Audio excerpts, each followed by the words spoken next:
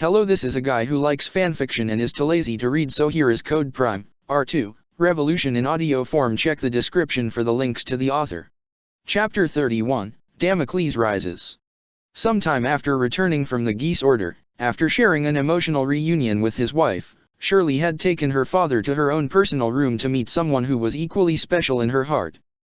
But the person in question was somebody that he never expected to see, one of the people that he and the rest of Code R had conducted experiments on, and now that same young man was sitting next to his daughter and holding her hand.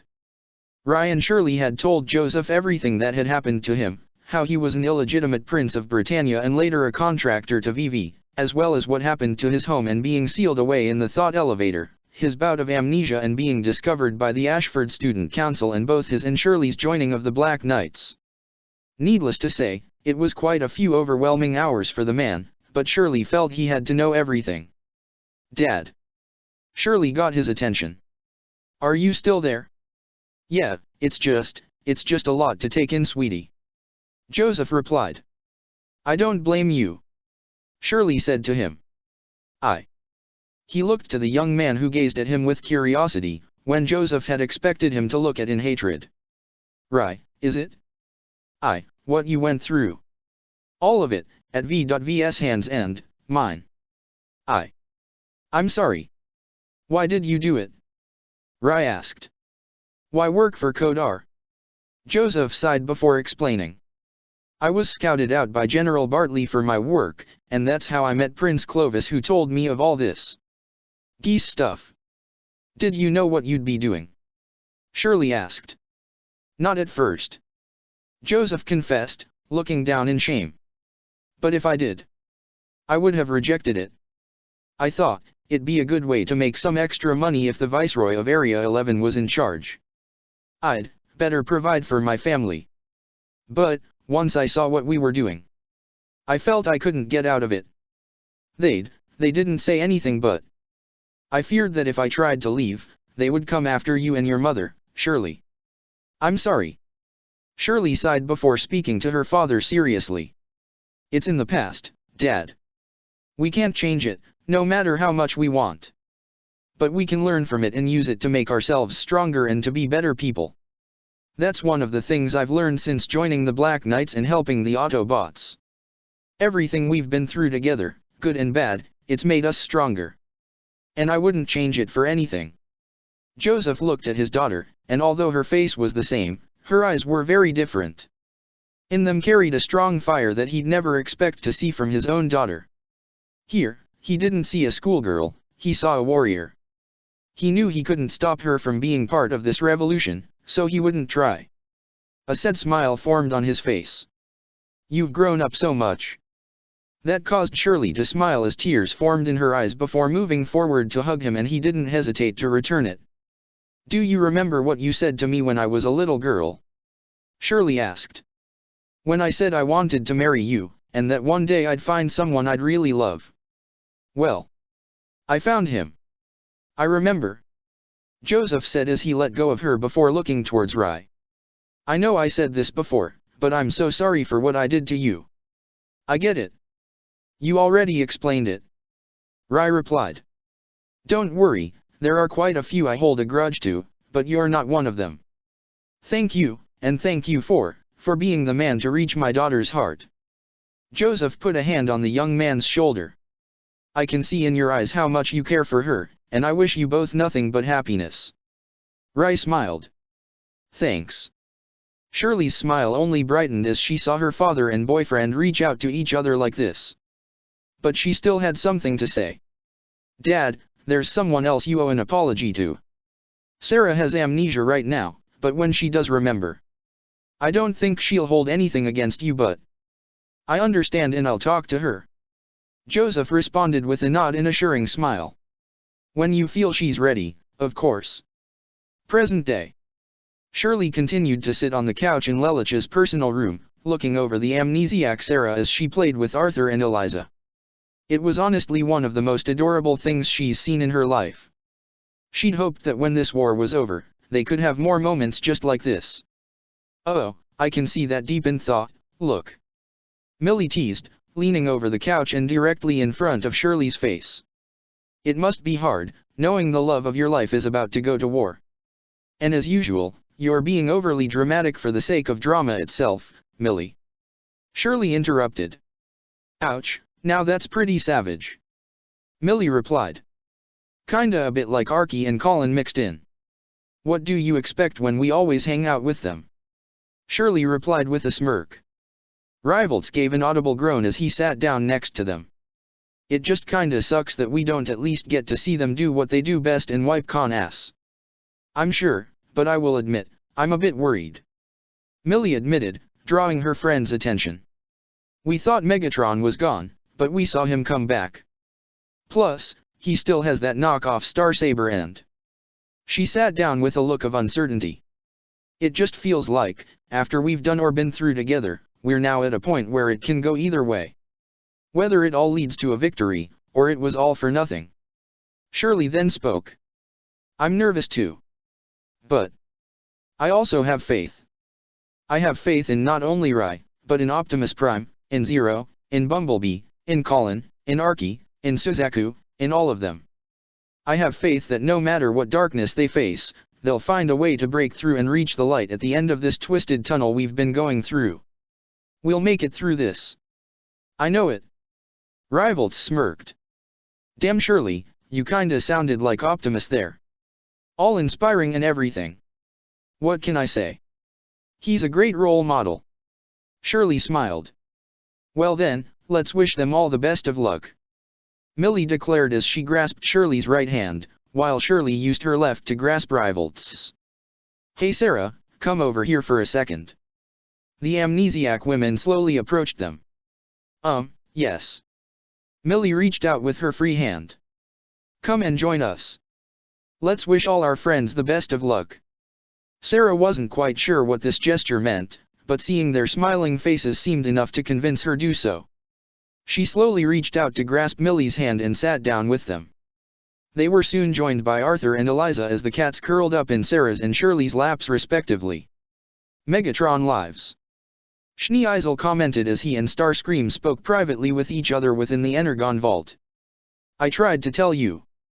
The head of the Seekers said. More than likely it was that blasted Soundwave, and Shockwave probably had a hand in it as well. Those two follow him, as you humans say, like lovesick puppies. Their loyalty though is commendable. Schneeisel admitted. Still, perhaps we need not change the plan. In fact, we may be able to eliminate him entirely along with Prime and Lelich in one fell swoop. After all, with the Autobots and Black Knights solely focused on Megatron, that'll prompt many of his most loyal followers to come to his side and fight beside him. They'll be in one place, and we'll sever the head of both beasts. Starscream chuckled. A most inglorious and ceremonial end for so many thorns in our side.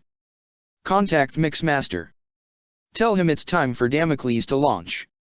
Within the area of New Kaon, specifically the perimeter of Darkmount, the Constructicons had gathered near a large metallic plate that was built into the ground. The 6 Decepticons watched as the plate opened up, prompting them to take a few steps back as a large device slowly began to rise from the ground. The more it ascended, the more it was revealed. It appeared to be a massive floating station made entirely out of black metal.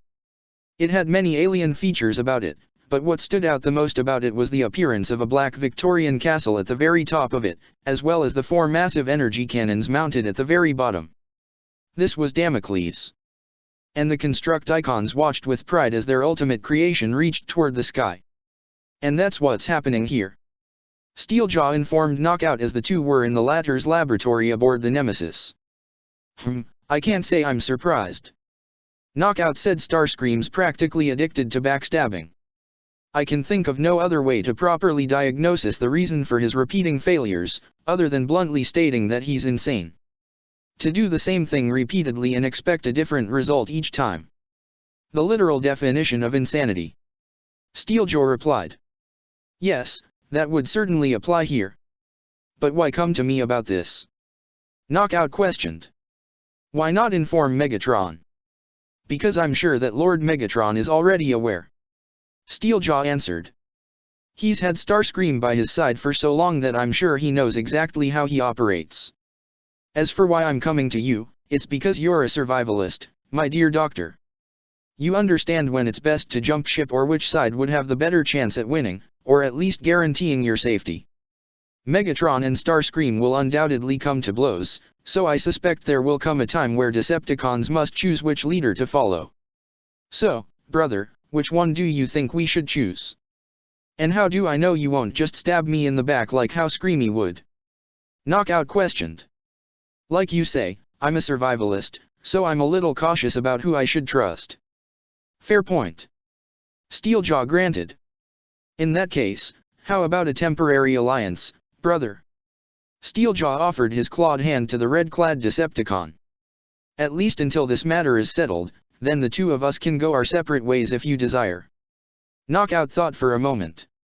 Steeljaw was no doubt conniving and deceitful, yet at the same time, it wouldn't hurt to have someone like that close in order to best keep an eye on.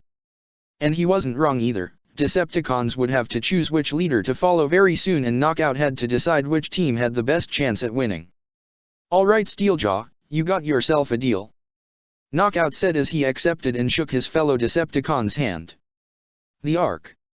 Lelich, Optimus Prime, Ratchet, Fix-It, and Elita 1 had gathered on the bridge of the Ark as they accessed the communications channel to all ships and docking bays, addressing all their forces that would participate in the coming battle. Listen up everyone, here is the plan. Lelich began. The moment we enter the borders of the Decepticon-occupied continent, all heavy artillery on their defensive wall will be concentrated on the Ark. The vessel's shields should be able to sustain enemy fire, but only for a short time. That said, we'll have two teams deployed to neutralize the cannons and the wall itself. Drift and the majority of the wreckers will consist of one unit as they are deployed onto the top of the wall. Optimus explained. Their goal will be to destroy the cannons however they can. At the same time, Grimlock and the irregular unit will be deployed directly underneath the wall. Ratchet took over. Based on the data supplied by Starscream while he was under the effect of a geese, we have learned that at the bottom of the structure lies a power generator that serves as a means to power at least that portion of the wall. Once it's destroyed, it should power down and create a breach in the defenses of the entire continent, which we will later use to allow the UFN's conjoined military to invade. We can also expect a possible aerial attack on the Ark, or a means to try and enter the vessel from above. Elita spoke up. So, the Black Wyvern unit, along with Sideswipe, Grindcore, and Strongarm will act as the guard to prevent any breaches from happening. From there, we will conduct two major offensive surges, one in the air and the other on the ground. Lelich continued. The air assault will be led by the Akariga and Grandberry Mk2 aerial carriers and will be escorted by Wizard, the aerial bots, and the Black Dragon unit. The ground assault will be led by myself and Optimus commanding the Zero Squad with the Elite Guard and Crimson Knights taking part in the attack. But before the assault commences, Smokescreen will deliver the Spark Extractor with assistance from the Phase Shifter device to neutralize a majority of the enemy army. Optimus went on. Though we can't expect it to destroy all the enemy force.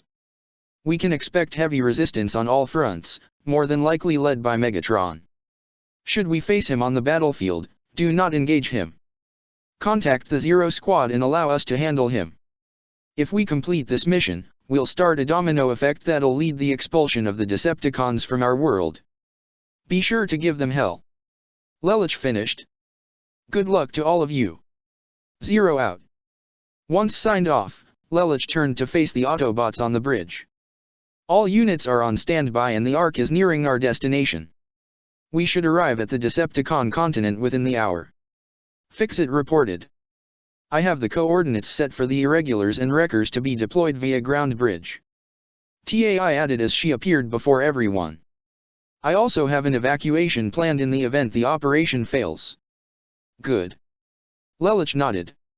We know that Schneeisel and Starscream are plotting to betray Megatron, with his return likely pushing them to enact their plan sooner. This would be the ideal time to use it. We've covered all possible bases, and this is the best plan we can come up with. Ratchet said. All we can do now is hope that it's enough. It must be. Optimus vowed. Megatron must be stopped, no matter the cost. Elita looked towards him for a moment before speaking. Optimus, may I have a word? Of course. Optimus nodded as he and Elita walked out of the bridge and spoke more privately outside. Is something the matter? No, nothing at all. Elita said before smiling. I just wanted to say, I'm really proud of how much of an impact you've had on him. Lelich. Optimus understood. I may not have met him when you first did, but I can tell how much he's grown because you were there for him. Elita continued. I see a lot of him in you, not all of you of course, but that's not a bad thing. I know things haven't worked out for us and I understand why, I've already come to terms with it, but despite becoming that leader that Cybertron needed, you also became something that Boy needed.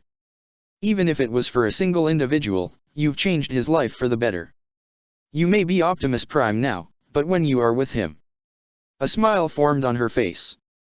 I still see a bit of Orion Pax in those optics of yours. A smile formed on his face too.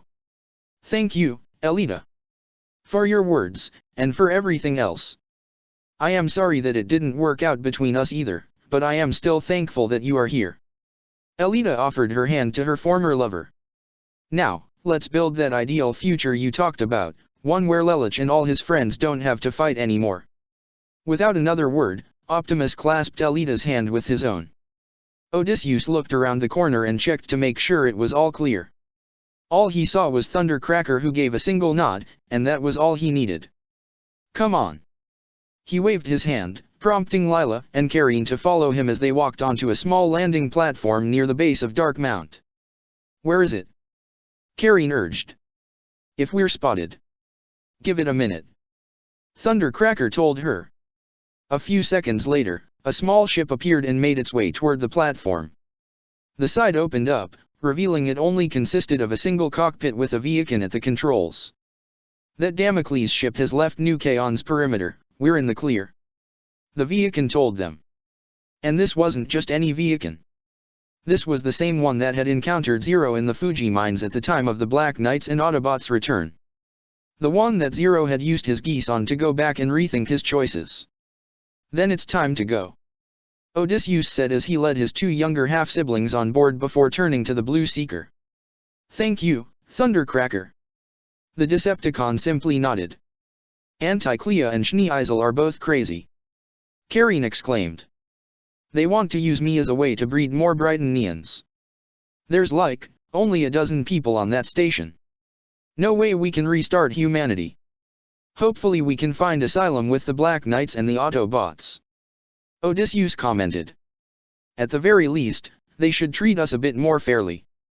Lila turned toward Thundercracker. You could come with us. I can't. I have some things I need to look into here, find out what Megatron's end goal is. Thundercracker replied.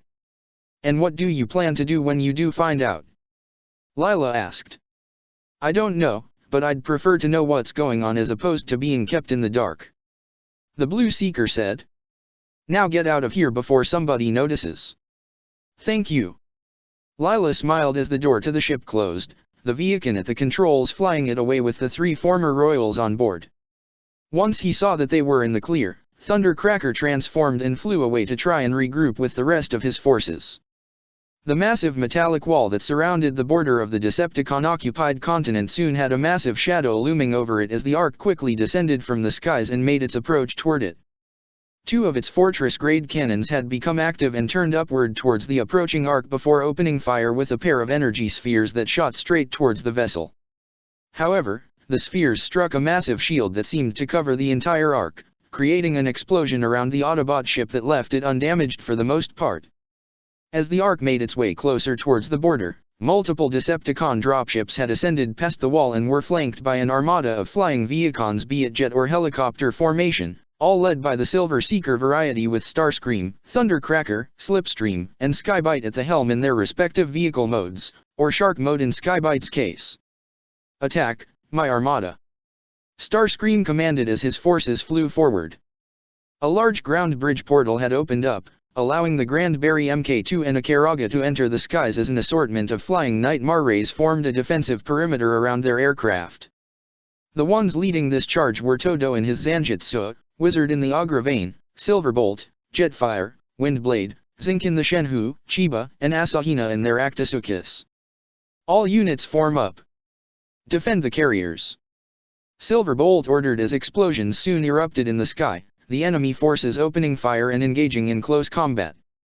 Back at the wall, the two active cannons continued their bombardment at the Ark, but the vessel's shields were able to hold for the time being.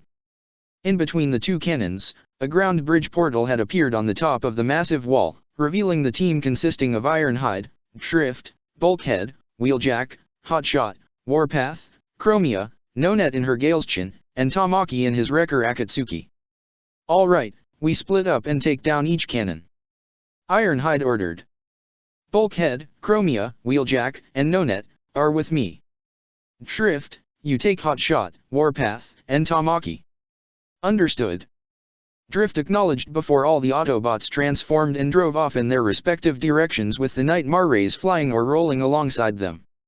Ironhide and his team were approaching the westward cannon when a series of explosions erupted in front of them, prompting them to stop and transform in order to confront the threat. "Fools! None shall pass," Lugnut declared as he and Blitzwing hovered in the air with the cannon being guarded by two heavy Decepticon soldiers wielding ion displacers. Likewise, Drift and his group found their way barred as the eastward cannon was being protected by Barricade, Demolisher, and two more heavy Decepticon soldiers. "This is the end of the line for you, Autobots," Barricade told them. "We shall see," Drift said as he deployed Safeguard and Jetstorm while the rest of his team readied for battle. Meanwhile, above the Ark, a ground bridge, one under Decepticon control, had appeared as the ones exiting from that and dropping aboard the vessel included Steeljaw, Knockout, Thunderhoof, Fracture, Underbite, and last but not least, the Thanatos.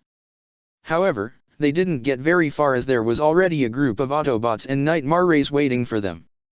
Well, looks like Lelich was right on the money as usual," Gino commented. "He wouldn't be Zero if he weren't." Grindcore pounded his fist into his palm. "Steeljaw." Layla's eyes narrowed at the wolf-like Decepticon. "Today you will face justice for your crimes." As she made that vow, her eyes lit with her blue geese, the enigma of combination attached to the chest of her Alexander glowed in unison, as did the blue rings that lit in the eyes of Akito, Yukiya, Ryo, and Ayano. "Black Wyverns, form Hercules," Akito commanded as the five Alexanders leapt into the air and begun their dramatic transformation sequence. Akito and Ryo's units had transformed into the arms as Yukiya and Ayano's Nightmare rays converted into the legs, all linking up to Layla's Alexander, thus forming the combiner model known as the Hercules. "Oh, I never get tired of seeing that," Sideswipe commented with a grin as he drew his sword. "Now let's go kick some con ass." The Hercules, Sideswipe, Grindcore, Strongarm, and the Tristian all then charged forward to engage with Steeljaw and his team. "All forces are engaged," Toto reported from the bridge of the Grand Barry Mk2 with several operators, including Lloyd, Cecile, Claus, Diet Hard, and Nina monitoring various aspects of the battlefield. Aerial units appear to be holding their own, but the Wreckers have encountered resistance at the cannons.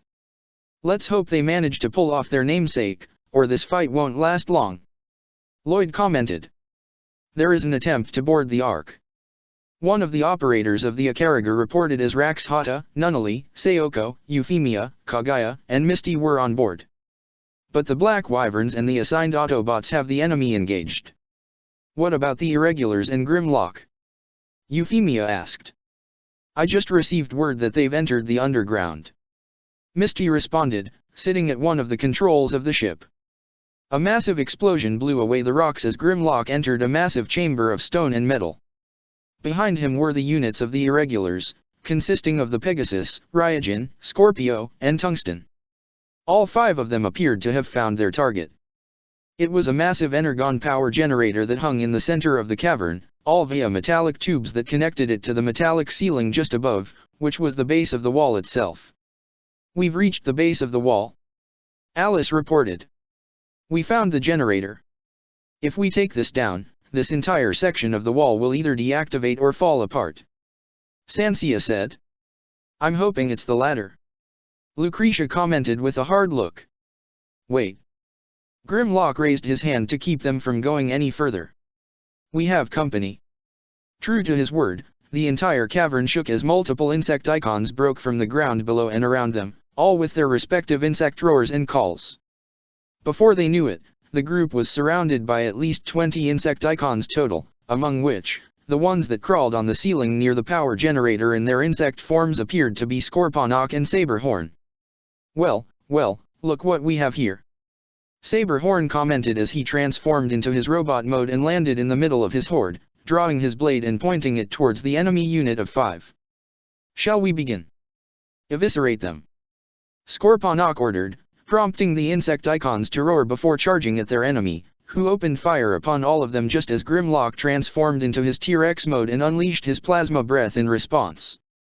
Meanwhile, on the ground, a massive ground bridge portal had opened, allowing the vehicle modes of Optimus Prime, Bumblebee, Archie, Elita 1, Ultra Magnus, Jazz and Prowl to exit, with the Shinkiro, Lancelot, Gurren, and Raiden flying just above them. Behind that line were the Night Marrays that belonged to Ogai, Cornelia, Guilford, Chigusa, Monica, Anya, Orpheus, Maribel, Aldrin, and Ashley, with an entire army of Black Knight Night Marrays behind them. This army soon found themselves charging directly at the army of ground Viakin troopers of various types as they opened fire at one another.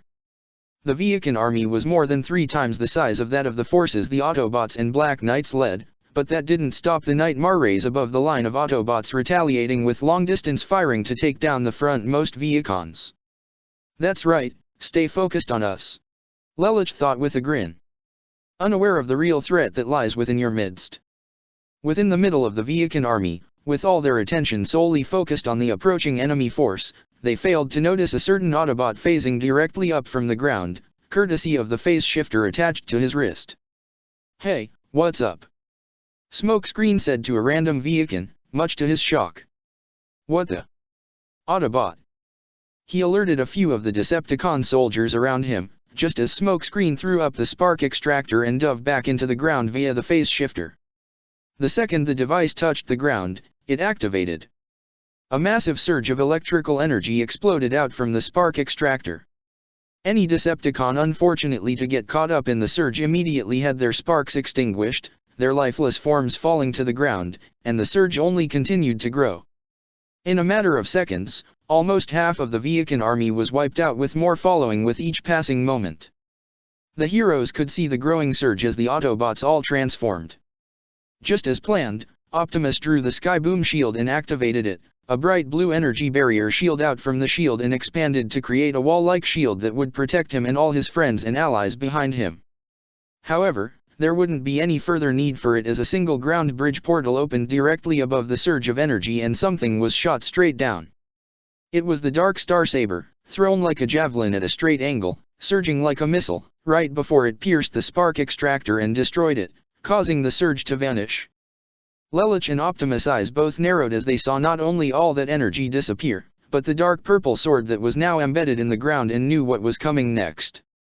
Flying out of the ground bridge portal that closed right behind it was a certain Cybertronian jet before it transformed in midair to reveal the Decepticon leader, who fell and landed dramatically on his feet and one hand next to his own sword. All eyes and optics in the invading army set their sights on him as he slowly stood up. Whether they were lined with fear or anger, all they could do was stare at the monster as he gripped the Dark Star Saber and pried it from his ruined device and pointed it towards the army. Well, don't stop on my account. Megatron encouraged with a grin. This is it. Zero ordered his forces. Ogai, Magnus, Maribel, go around and lead the rest of our forces and push back what's left of the enemy. The rest of us will deal with Megatron. Understood. Ogai responded. Acknowledged. Ultra Magnus nodded. Be careful. Maribel said before their army split in 2 separate directions to move around their allies and the enemy leader. This left only Zero, Optimus, Suzaku, Bumblebee, Colin, Archie, Rai, Elita, and Anya, and Marianne, to face against the Decepticon leader. 9 against 1. That hardly seems fair. Megatron mused, snapping the fingers in his free hand, signaling 5 additional Decepticons to approach from multiple directions.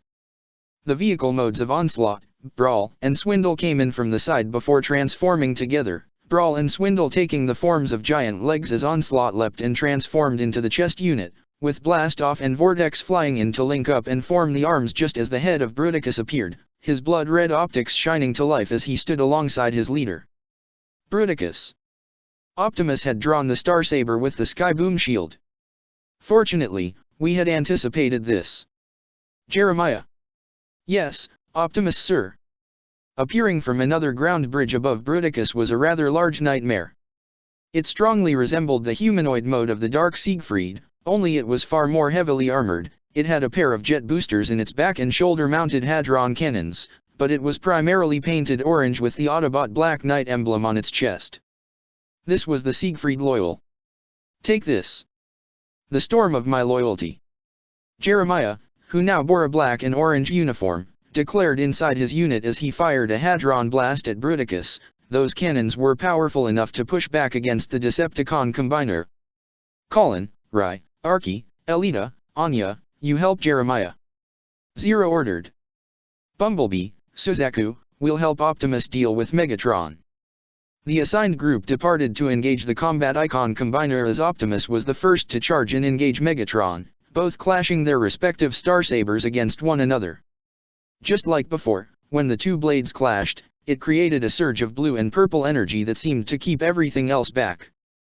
With a roar, Megatron slashed at Optimus, who blocked the Dark Starsaber with the Skyboom shield but pushed forward to knock Megatron back as Optimus swung the Starsaber, which Megatron blocked with his twisted and unholy blade. He kicked Optimus in the leg to knock him down and tried to swing downward, prompting Optimus to roll out of the way and avoid not only the slice but also the resulting vertical dark energy wave. Just then, Megatron was attacked from behind as Bumblebee leapt up, wrapped his arms around Megatron's throat. Hey, guess who's back? Bumblebee spoke, surprising Megatron and leaving him open for Bumblebee to flip over, grab around Megatron's arm that held the Dark Starsaber and kick both his feet into his face. You can speak. Megatron said in a low growl. You took my voice, but I took it back. Bumblebee glared. And we'll make sure that you never rob anyone of anything ever again. Suzaku vowed as the Lancelot and Shinkiro flew towards Megatron, who swung the Dark Starsaber to send a horizontal energy wave at the pair of Nightmare rays. Both flew around it as they came back together and did something truly unexpected. Suzaku, link up. Form the Silver King. Zero stated. You got it. Suzaku said. The Shinkiro and Lancelot then underwent a transformation. The Black Nightmare's head folded down into the chest as the arms were withdrawn and merged with the legs, creating a pair of heavily armored legs attached to a lower body. The White Nightmare's own legs were folded inward and then outward towards the sides to merge with the arms. The central chest unit then linked up with that of the Black Nightmare as both the Lancelot and Shinkiro combined. They linked up and their paint job faded from the initial black and white of the separate two units to turn almost completely silver in color, aside from the bright red emblem of the Autobot Black Knight Alliance that shined on its chest as well as the glowing blue optics, as well as the shining blue energy wings that appeared from its back. As for the pilots themselves, their own separate cockpits became one with Suzaku sitting below up front and Lelich in the back just above him, not too dissimilar from the original Gawaine's two-pilot cockpit. This was something Megatron did not expect. His stunned silence was what left him vulnerable for the Silver King to draw both its MVS blades, which shined red and attacked with the combined Nightmare to fly directly at Megatron and bring both its blades down on him, who instinctively used the Dark Starsaber to block. But then the Silver King fired its central chest cannon, scoring a direct hit on Megatron and blasting him away, sending him up in an explosion. Looks like we're really fighting together now, thanks to the power of the Forge. Suzaku said. I just wish we had a chance to properly test this. Circumstances aside, it is a nice feeling, to be fighting together like this. Lelich smiled to his oldest friend, who smiled back at him. The Silver King regrouped alongside Optimus and Bumblebee as they all saw Megatron step out of the smoke and flames from the explosion, the Dark Starsaber in his hand as he glared at all of them. Looks like you might have been right, Optimus. Bumblebee commented. The reason we found VV dead was because Megatron stole his code. Optimus glared. So, he is immortal now. The idea of Megatron being unable to die really made Suzaku's blood boil. But he's not invincible. Lelich said as his Zero Mask activated. We'll capture him and subject him to a cortical psychic patch. We'll learn how he escaped and everything he knows about Neo Ragnarok. He is not getting away this time. I agree. Optimus vowed, wielding both the Starsaber and Skyboom shield. He then led the charge, Bumblebee and the Silver King right behind him as they engaged their conjoined enemy. The Siegfried Loyal flew all around Bruticus as the combat icon combiner tried to swing his massive arms at him but was unable to land a single hit. Jeremiah piloted his Nightmare up some distance and fired his Hadron cannons again, which Bruticus blocked with the helicopter blades on his arm serving as a shield before he retaliated with his flamethrower. But Anya flew her newly upgraded Mordred and retaliated with her own Hadron blasts to collide with Bruticus' flamethrower and create an explosion between them. Anya's new Mordred was essentially the same build as the Dark Mordred, just without the built-in explosive failsafe as well as the dark paint job. Now it was a bright magenta color with hints of black. Bruticus glared before swinging his rotating helicopter blades at the pair, both flying backwards to avoid the deadly blades. Archie and Elita both ran around the giant and fired their respective energon blasts at him, but this only seemed to irritate Bruticus, who moved to try and stomp on them. But when both female Autobots moved out of the way, Bruticus raised his arm to deliver a seismic strike to try and obliterate them, only to feel multiple explosions across his back and turned to face the Gurren and Raiden that hovered together. "You want a piece of me, human garbage?" Bruticus exclaimed. "Yeah, but maybe you should pick on someone your own size," Colin stated. "Right, time for Firestorm." "With pleasure." Rai grinned as the Raiden and Gurren flew together and underwent a transformation all their own as well. The Gurren's legs folded and merged together to create a larger leg unit while its chest folded in on itself, making something a bit bulkier and larger, while the left arm combined with the Surger attached to the right arm for the same effect. The Raiden mirrored its transformation with its legs merging together, the chest and body reconfiguring into something larger as its own right arm combined with its own Surger attached to the left arm. Both units combined together, like two separate halves. Unlike the Silver King, however, this combined unit's paint job didn't change as the right half remained red with the left half was still blue. The head units combined as a pair of energy wings shined to life, both the wings and eyes of this combined unit turned purple. Just like with Lelich and Suzaku, their cockpit had merged together with Colin up front and Rai in the back. This was the Firestorm. "What?" Bruticus exclaimed. "Looks like we got a special trick up our sleeves too." Rai grinned. "Wanna see what this badass mother can do?" Colin also grinned. The right Surger Claw activated and shined with a bright red energy surge, as the left Surger Claw did the same with a cluster of electricity. Both claws came together, transforming and configuring to form a single cannon-like weapon that unleashed a massive beam that combined red energy and electricity together. Even when Bruticus attempted to block the blast with his rotary shield, the resulting explosion of energy and electricity was powerful enough to blast and push him down to the ground. "Impressive, well done you two." Elita nodded. "That's my girl." Archie smirked with approval. "Well done." Anya was impressed, as was the spirit inside her. Lelich has found himself quite the woman, Marianne thought. "Ready to break in our new toys, Orange Boy?" Rai asked Jeremiah. "Orange, you say?" Jeremiah chuckled. "That is the name of my loyalty. And I plan to engrave it into the memory of any Decepticon who dares to challenge our righteous cause." "I'll take that as a yes," Colin commented as they all saw Bruticus stand back up. "I'll crush you all," Bruticus shouted before charging forward. More explosions continued to light up the skies as the aerial forces shot one another down. Nightmare rays gunned down Viacon in their flying alt modes, said Viacons returned fire and obliterated many Nightmare rays and their pilots inside, one of which happened to be Honggu as he was shot down by Slipstream in her jet mode before transforming to watch his burning Nightmare fall. "So, amusing to think that insects can fly."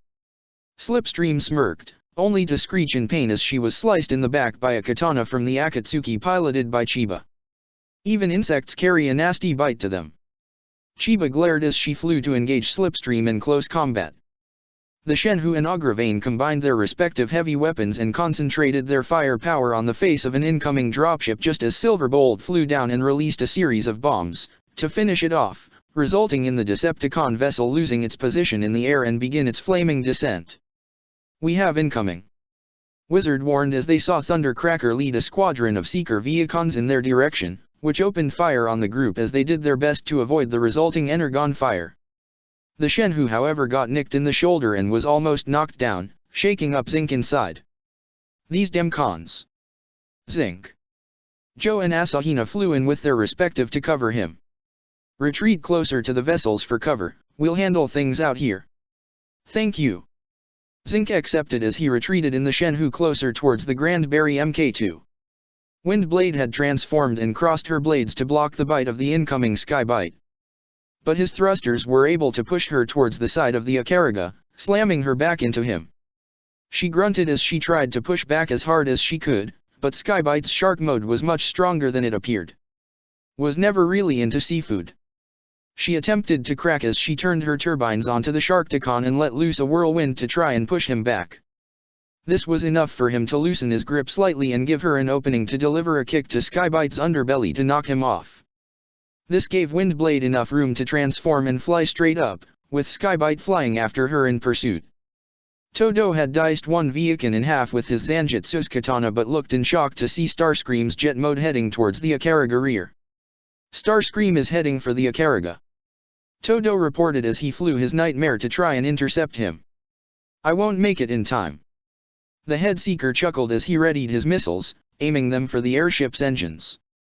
Time to show these humans who the true master of the sky is. However, right as he opened fire, the missiles were quickly shot by rapid energon fire from his right side, forcing Starscream to fly up and avoid the resulting explosion.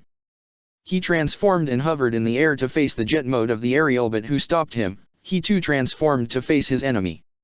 You're not the only master of the sky here, Starscream. Jetfire told him. The Seeker growled. If you had shown this kind of backbone, maybe we could have pushed Megatron back during the war, and he wouldn't have gained access to the Dark Enegron. You sided with him to save your own skid plate. Jetfire pointed at him. When all is said and done, you're only in this for yourself. That emblem on your chest is nothing more than a convenience for you. Let this be my final word of advice to you, my former friend. Starscream aimed his missile wrists at him. Look out for yourself, because the only one you can truly trust is yourself. Spoken like a true coward. Todo's Zanjutsu came straight toward him from above, bringing his katana downward with a slice, which Starscream barely avoided with a slice before transforming and flying away, with the Aerialbot and Black Nightmare flying in pursuit. We have a clear shot on one of the enemy drop ships. Cecile reported from the Grandberry. Then let's take it. Fire the main cannon. Toto ordered. The Grandberry's central mounted cannon began to light up before it unleashed a powerful energy blast, one that pierced right through a Decepticon dropship, which quickly exploded. Two dropships were quick to retaliate by firing a series of homing missiles at the Grandberry. Though the Blaze Luminous shield was able to protect it for the most part, the impact shook up the ship and the occupants inside. Well, that rocked our world. Claus commented as he held onto the nearest console for support. Shields have dropped to 65%. Nina exclaimed. We can't afford to advance too much. So, we remain on the defensive and let the others try and take down as much as they can. Lloyd commented. Must be hard with all those flying cons around. They know what will happen if they lose this battle. Diet Hard stated. That's why they're throwing everything they have at us. Yeah, figured it wouldn't be a walk in the park. Claus said. Meanwhile, on the top deck of the Ark, even as the wall cannons continued to pound at its underbelly, the Black Wyverns and their Autobot companions appeared to be holding their own against Steeljaw and his pack. The wolf-like Decepticon himself had transformed into his vehicle mode to avoid the slash-harkins of the Tristan Divider that shot towards him, but as they recoiled, Steeljaw gunned for Geno's Nightmare and transformed with a leap, using the gathered momentum to close the distance, grapple onto the Tristan's shoulders and slam it back down onto the ground. Steeljaw proceeded to slice at it, but Geno slammed his Nightmare's arm into the face of Steeljaw to push him back, allowing him to quickly draw one of the Tristan's swords and slice at Steeljaw, who caught the blade with his claws and grabbed Geno's unit by the shoulder and threw him away. Grindcore and Underbite charged at each other and grappled against one another, but Underbite appeared to have the advantage as he used his massive jaw to flip Grindcore over himself and send him crashing to the ground. Underbite then proceeded to bite down onto the metallic floor beneath him and swallow it to fuel himself. "You ready to get stomped, Autobot?" Underbite challenged.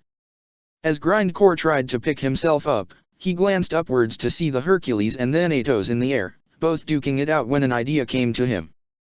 "Hey, Yuki-ya. Get ready for a little kickball, Khan style." Grindcore contacted him as he positioned himself just right with Underbite charging him at full speed. Right as the Chompazoid got to him, Grimlock had ducked under the bite and picked up Underbite by his jaw and used his own momentum against him to flip him over and send him flying into the air. Yuki-ya, who had picked up Grindcore signal, saw Underbite get tossed and realized what was going on. "Guys, we need to move down now." Through their shared connection, the rest of the Hercules pilots knew what Yuki-ya was thinking and followed along. The Hercules disengaged battle with the Thanatos and quickly flew down towards the flying Underbite, prompting Yuki-ya to pull at the controls, causing the left leg to stick out in the form of a powerful kick to the side of Underbite's jaw, causing it to cave in slightly and send Underbite in a certain direction that caused him to bounce and slide off the side of the Ark before falling off the vessel completely and to his death on the ground. "Nice kick." Ayano grinned. "Thanks." Yuki-ya smirked as he glanced down to Grindcore, who gave a thumbs up and a grin.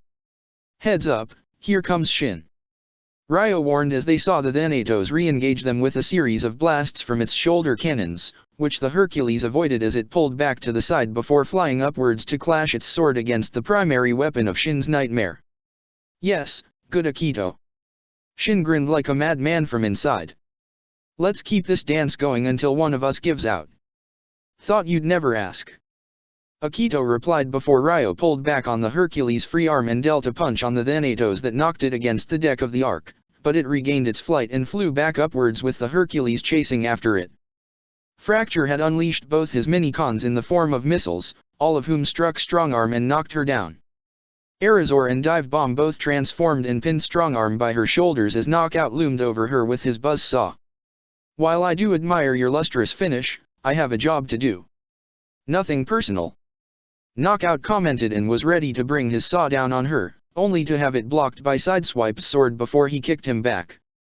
He then swiped his blade to knock off the two wicked mini-cons as he helped Strongarm back up to her feet. "Thanks, Sideswipe." She smiled. "You looked like you could use some help." He smiled back as the two came back to face the recovering Knockout as well as Fracture. Thunderhoof tried to get in on this as well as he tried to charge both Autobots from the side and ram them with his antlers, only to get tackled by Grindcore and pushed down to the ground. "Nice antlers," Grindcore said as he grabbed the aforementioned attachments to Thunderhoof's head and pinned him down with his foot before ripping them off, causing him to yell in pain. He didn't give much of a response because Grindcore jammed one of the broken antlers into Thunderhoof's chest and the other into his face. The Decepticon was dead in a matter of seconds after that. The Ark itself shook even further, much to the concern of the Autobots on it and their Black Knight allies. "Somebody's gotta take care of those cannons," Gino muttered before focusing on Steeljaw again. Down below, as the cannons continued to pound away at the Ark, Bulkhead gave a yell as he pounded in the face of Lugnut with his mace, who retaliated with a strike from his axe to knock him back. "Fool. Nobody challenges the will of Megatron." Lugnut delivered a kick to Bulkhead to knock him down to his front and jumped to land on top of his back and pin him down as he raised his axe executioner's style. "In the name of the glorious Decepticon race, I." Suddenly, he was sniped in the eye by Chromia with her rifle, who had hung back slightly. This caused Lugnut to cry in pain and forced him to drop his own axe to Bulkhead's side. The green Autobot noticed this as the blind Lugnut backed off him, prompting the green Autobot to reach and grab the axe before giving a loud yell as he slammed it right into Lugnut's face, obliterating his head and killing him right then and there. "You talk too much." Bulkhead spat out some energon before looking towards his fellow wrecker. "Thanks, Chromia." "No problem." She nodded in response. The two heavy Decepticon soldiers fired their ion displacers at Ironhide and Wheeljack, keeping them from advancing closer to the cannon as they tried to return fire with their respective blasters, but there was a reason this class of Decepticon was referred to as a heavy soldier, because their heavy armor was hard to crack through, even with Ironhide's cannons. At the same time, Blitzwing hovered in the air near the cannon and continued to fire his shoulder cannons at the flying Galeschin. "Coward! Come down here and face your inevitable fate," Blitzwing called out in his hot-headed persona. "Why don't you come up here and make me, Three-Face?" Nonet challenged. "I will crush you, meat piece by meat piece." Blitzwing transformed into his flying alt mode and flew directly at the Galeschin as Nonet had hoped. She drew her Nightmares MVS and was quick enough to slice off Blitzwing's blasters, but not quick enough to avoid being grabbed as he transformed and pushed her down to the side of the cannon, close to the lip of the cannon just as he switched to his logical persona. "I've enjoyed our repeated bouts, Black Knight. But I believe we have reached the end." Nonet glanced towards her side and saw that the cannon was ready to fire its next shot onto the arc, and that's where she smirked. "Yes, we have." Pulling on her triggers, the Galeschin fired its slash Harkins at Blitzwing, forcing him off right as the Galeschin gave a kick to knock Blitzwing right into the path of the cannon just as it fired. "Now that's going out with a bang." Blitzwing laughed in his maniac persona right before he was obliterated by the blast. The Galeschin then flew directly in front of the cannon and fired her Varus repeatedly down its hole until multiple explosions erupted from the inside. "Cannons down. Clear out now," she called out to her teammates. "You heard her, fall back." Ironhide ordered as he, Wheeljack, Chromia, and Bulkhead transformed and drove away from the exploding cannon just before it went up and took out the two heavy Decepticon soldiers with it. At the base of the eastward cannon, Warpath grappled with Demolisher as they tried to press their strength against one another, but Warpath was able to deliver a headbutt to push back Demolisher and fired a point-blank shot from his chest cannon to blast a hole through the Deception. But Warpath soon found himself shot at by the two heavy Decepticon soldiers, forcing him to fall back as he was gunned in the side, feeling the energon already leaking. "Eat hot lead, Khan!" Tamaki exclaimed as he fired a volley of missiles from his Wrecker Akatsuki towards Barricade, who had transformed and drove past the resulting explosion and closed the distance to strike down his Nightmare upon transforming back. Only for Barricade to quickly find himself on the defensive from the sword slashes of Drift as he sliced toward him, which Barricade avoided before slugging Drift in the face. Hotshot moved in with his vehicle mode, hoping to close the distance between himself and the cannon, but the two heavy soldiers directed their ion displacers at him and opened fire. "All right, I got their attention. Now it's your guys' turn." Hotshot transformed and leapt into the air, revealing the disc modes of Safeguard and Jetstorm attached to his arms before they deployed from him and launched themselves at the heavy soldiers. Safeguard had drawn his Naginata and used it to impale through the face of the heavy soldier he was launched at, while Jetstorm flailed his Nunchucks all over the face of the second. Though it didn't kill that one, it did distract him as he was forced to let go of his ion displacer, which Hotshot was quick to grab and turn it on its previous owner, firing and killing him. With both soldiers down, Hotshot turned his newly acquired weapon towards the only remaining Decepticon and fired upon Barricade. He grunted and yelled in pain as he was gunned down from behind, allowing Drift to finish him off with a decapitation slice. "All enemy forces are down. Destroy the cannon. Aim at the base," Drift ordered. "With pleasure." Tamaki grinned as he fired his Wrecker Akatsuki's missiles at the base of the cannon, Warpath doing the same in his tank mode, and Hotshot adding fuel to the fire with his ion displacer. After several seconds of sustained fire, explosions and flames erupted from the base of the cannon before it ceased operations and was shut down. "Kablom!" Warpath said with a nod. Not long after that, Ironhide and his team were quick to join up with them. "I see you guys are all wrapped up here," Wheeljack noted. "Now let's join the main party." "Got that right." Ironhide accessed his comms. "TAI, the wall cannons are down, we need ground bridge so we can help Optimus and the others." "Perfect timing. Grimlock and the Irregulars are finishing up things below, so you really don't want to stay on that wall for too much longer." TAI responded just as a portal opened up in front of them, in which they wasted no time in entering the vortex just before it closed. Insecticons hollered as they attacked the Irregulars, but they seemed to be more than holding their own against the bulky insect-like Decepticons. Two of which attempted to leap towards Lucretia's Tungsten, but she was quick to fire her double Gatling Energon guns to mow them down quickly enough. A third tried to grapple and bite at her from the side, but she brought up her right gun to block its bite before aiming her left gun at its throat to fire and tear the head clean off. The Scorpio had decapitated one Insecticon with one of its dual blades before flying up to meet 3 more in their flying insect modes that charged and shot towards her. But using her own geese ability, Sansia was able to detect the exact positions and trajectories her enemy would take and flew directly at them. Using her ability and skills as a nightmare pilot, the Scorpio had cut off the wings of one to send plummeting to the ground. She then crossed and sliced both her blades in an X formation to cut through the face of the second before delivering an airborne kick to the third's face, and when it fell on its side, she sliced that one's head off as well. Dalk's Ryujin thrusted its arms forward to activate a pair of flamethrowers to burn the Insecticon in front of her alive.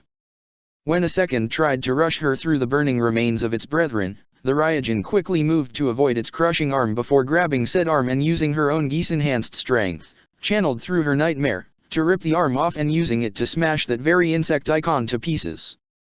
Alice's Pegasus moved with such speed and grace, using a single sword to slice past 2 Insecticons, both falling apart the moment she moved past them. Though she was quick to react and block the sword thrust from Saberhorn, who smirked at her as they locked blades. Ah yes. Another chance to duel. He thrusted and lunged his sword at Alice, but she quickly parried all his strikes. Ha! Tally-ho! With one attempted thrust, the Pegasus moved to the side to grab the arm with her nightmare's free hand and used her own sword to completely cut off his arm, much to Saberhorn's shock and pain. He tried to swing his other sword in his remaining arm, only for the Pegasus to leap up and avoid the slice and kick him down.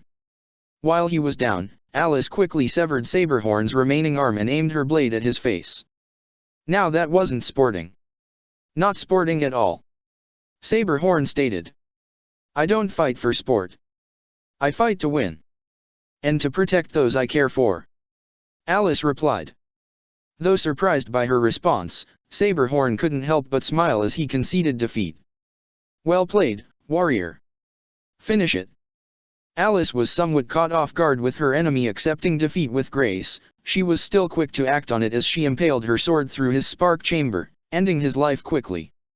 Even with his life ended, Saberhorn still smiled, having met his end at the hands of a true warrior.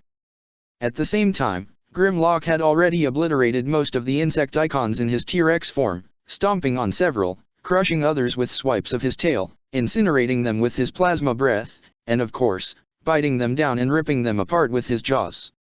Yet, Grimlock didn't seem to notice Scorponok's scorpion form digging up from the ground underneath him and leaping into his leg, quickly crawling up and around his body, lashing out with his tail and stinger, doing some damage to Grimlock's body and even drawing Energon. However, this only seemed to irritate the Dinobot as he transformed back to his robot mode with Scorponok clinging to his back, prompting Grimlock to ram his back into the wall and repeated the process until Scorponok was knocked loose. Forced to transform back, Scorponok tried to crawl away, only for Grimlock to grab him by his tail, haul him up and grab his body with his other hand before ripping his tail out. Scorponok didn't have the time to scream in pain before Grimlock raised him up and slammed him on the ground so hard he was completely crushed. Ugh. I'm done with bugs.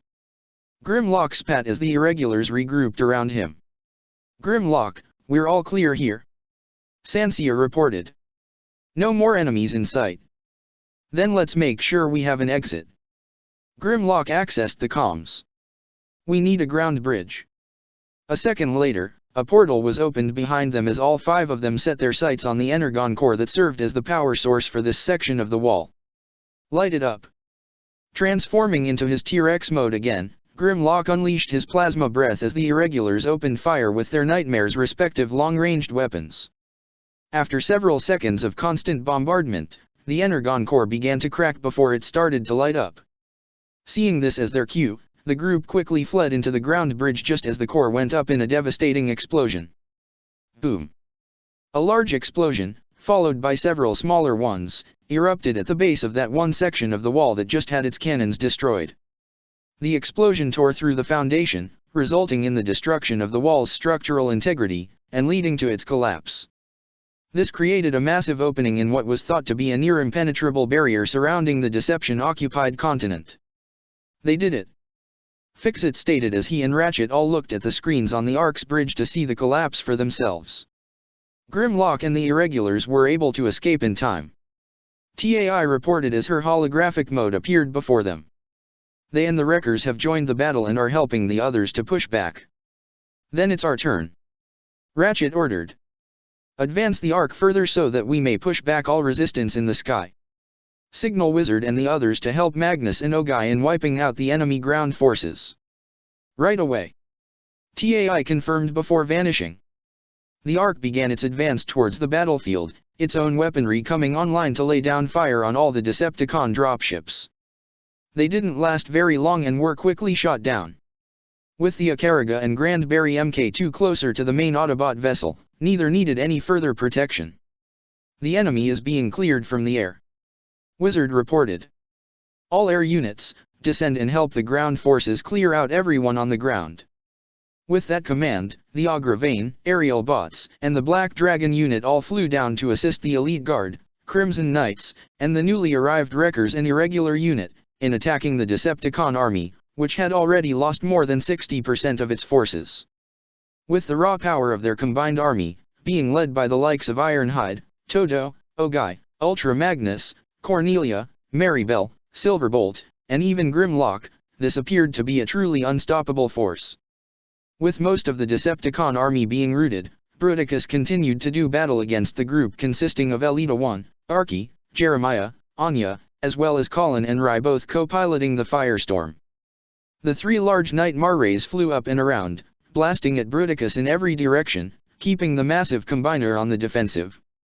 When the Firestorm brought its claws together again to shoot another combined energy beam, Bruticus attempted to defend himself with his rotary blade shield. However, this only left him vulnerable for the Siegfried Loyal and Mordred to fire its own heavy artillery at Bruticus' back, bringing him down to his knees. Useless bugs. Bruticus attempted to stand, only to feel his arms being enveloped by a strong magnetic force. He looked in surprise to see Elita 1 directly in front of him, with the active the Polarity Gauntlet in her hands, which she used to keep him pinned as she forced him onto his hands and knees. I got him. Finish him now. Elita ordered. Archie moved in first in her motorcycle mode before transforming and sliding on the ground underneath him on her back, firing 2 precise shots from her Energon blasters as she slid into Bruticus' eyes to blind him before transforming again and zipping past him. He's blind. Colin, Rai. Archie stated. We're on it. Rai responded as Elita lunged the Polarity Gauntlet forward, sending a repulsive force that knocked the blinded combiner on its back. With him down, the Firestorm lunged at him and plunged both of its claws into his face, piercing through its metal. Think we're bugs, huh? Colin said to the giant. Just remember it was these bugs that sent you to hell. Colin and Rai activated their respective surgers, sending a combined surge of radiation and electricity all throughout Bruticus' body. It was too quick for him to even begin disassembling as trails of fire and lightning went to all of the 5 combat icons that made up Bruticus before he finally exploded. Boom. What was once one of the strongest walking weapons of mass destruction in the Decepticon army was now nothing more than a pile of molten and fried steel. The combat icons were no more. At the same time, Megatron had clashed the Dark Starsaber against the Skyboom shield wielded by Optimus, who attempted to strike with the Starsaber, but Megatron pushed forward to knock Optimus back slightly and grabbed the arm that held the glowing blue sword while attempting to bring the Dark Starsaber on him. However, the Silver King fired an energy beam from its central cannon right at Megatron, pushing him back. With him disoriented, Lelich and Suzaku flew their combined nightmare directly at him, delivering a spinning kick to his face and send him rolling back, though Megatron drove the Dark Starsaber into the ground to skid to a halt. Lelich smirked. I can see why you enjoy that kick of yours, Suzaku. It's actually kinda fun. Tolda. Suzaku smiled back. Megatron attempted to get back up, only to be bombarded by Energon blasts as Bumblebee ran around the side. Megatron swung the Dark Starsaber to send a wave of dark energy towards the Scout, but Optimus was quicker as he swung the Starsaber to send his own bright energy wave to cancel out Megatron's attack. Smoke. Now! Bumblebee exclaimed. Suddenly, smoke screen phased up from the ground behind Megatron via the phase shifter and rushed him. Think fast. With a leap, Smokescreen phased partially through Megatron's hand and quickly swiped the Dark Star Saber from his grip before landing on his back, holding the evil sword in his hands. What? Megatron was more than a little surprised. Hey, cool-looking sword. Smokescreen commented with a grin as he stood up with the Dark Star Saber. But I don't think you'll be needing it anymore. The Lord of the Decepticons growled as he would have advanced upon the young Autobot, only to have Optimus stand in front of him and point the Star Saber directly at his face. The Silver King hovered just above the Prime and had its weapons trained on him. It didn't take long for Megatron to be completely surrounded as the Firestorm landed behind him, Archie and Elita on its flanks as they aimed their Energon blasters. Bumblebee was on his left with his own blasters, the Mordred landed on his right with her Hadron cannons primed and ready, and the Siegfried Loyal positioned above the Firestorm from above. It's over, Megatron. Optimus told him. Your army is being routed, your defenses are breached. Surrender. You will be coming with us. We have a lot to talk about. Lelich said with his eyes narrowed. Megatron looked with a scowl in all directions at first, before glancing amusingly at the Siegfried Loyal. Jeremiah Gottwald. You were arguably the first Brighton-Neon enemy that Zero and the Autobots made, and so thoroughly humiliated by them at that. Yet you stand with them. I did, yes. Jeremiah acknowledged. But that was before I knew who he really was, and the purpose of their mission. And by serving them, I am now serving Lady Marianne. Megatron chuckled. Oh, if you only you knew. They were fortunate enough that Megatron didn't know of Marianne's true predicament, but that didn't stop Anya from casting a glance at her own reflection in the glass of her screen in her cockpit, where she saw the image of Marianne's face with a guilty expression. We may indeed have much to talk about, Lelich. Megatron mused towards the young revolutionary in his combined nightmare with Suzaku. However, I do not believe we have the time. We've received confirmation that Bruticus has been destroyed. Misty reported. And, it looks they've captured Megatron. Really? Euphemia exclaimed in surprise. They've captured Megatron. Optimus, Zero, and the others appear to have him surrounded. The screen popped up to reveal the Decepticon leader was surrounded on all sides with no way out. They even separated him from his weapon. Now isn't that quite the sight? Rax Hata mused in her typical manner with a smirk. It must be quite humiliating for him. They did it. They did it. Kagaya cheered as she wrapped her arms around Nunnally and Euphemia. We've won. We won, we really won, didn't we? Nunnally couldn't help but feel emotional as she and Euphemia shared teary-eyed smiles with one another. Sayoko placed a hand on Nunnally's shoulder and looked towards her with her own smile and a nod. Lelich. Optimus. Suzaku. Bumblebee, all of you, we did it. Nunnally couldn't feel any happier. Wait, we're detecting a large object entering the airspace. That got all their attention as the monitor zoomed in to see something descending from the clouds in the sky. Something incredibly massive. The minute everyone on the Icariga saw it, their excitement vanished and was replaced with an ominous sense of fear. What, in the Allspark? Ratchet stuttered as he and Fixit saw the massive object from the Ark's bridge as well. It appears to be a space station of sorts. Fixit observed, but he couldn't help but feel a tad bit scared. What the hell is that thing? Claus questioned as everyone on the Grand Barry Mk2 also saw the station. Scanning now. Toto had already brought up the information they could get from a long-ranged scan as the scientists on board were already reading it. Heavily armored, long-ranged, fusion cannons. Nina exclaimed. But, they're not like those wall cannons we just took down. These energy readings, they're stronger. Cecile was already terrified. Oh dear. Lloyd gulped as Diet Hard looked in genuine fear. The fight on the Ark's deck came to a halt as all Autobots, Black Knights, and Decepticons saw the station's approach. While most of them looked in shock with an unsettling sense of fear sweeping over them, Steeljaw smirked. Soundwave, we need a ground bridge.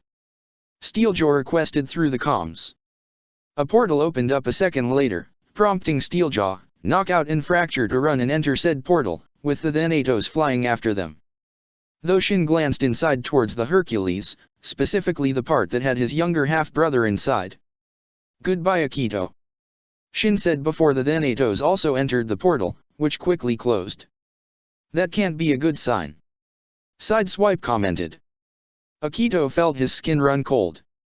The way his brother talked to him, and the appearance of this station, every instinct in his body told him that death was approaching.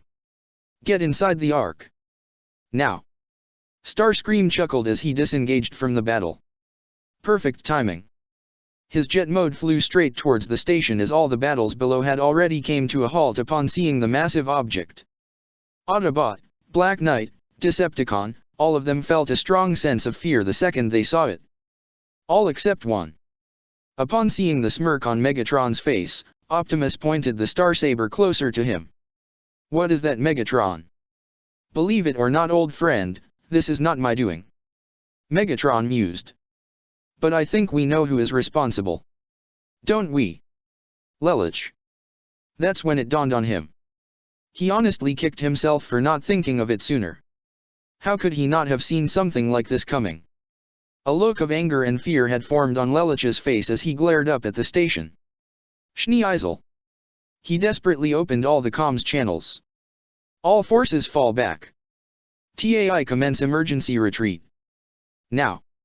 From the very top of the fortress that sat atop the Damocles station, sitting within the confines of his own personal control chamber with Kanan by his side, Schneeisel grinned evilly as he gazed upon the battlefield via a large monitor in front of him.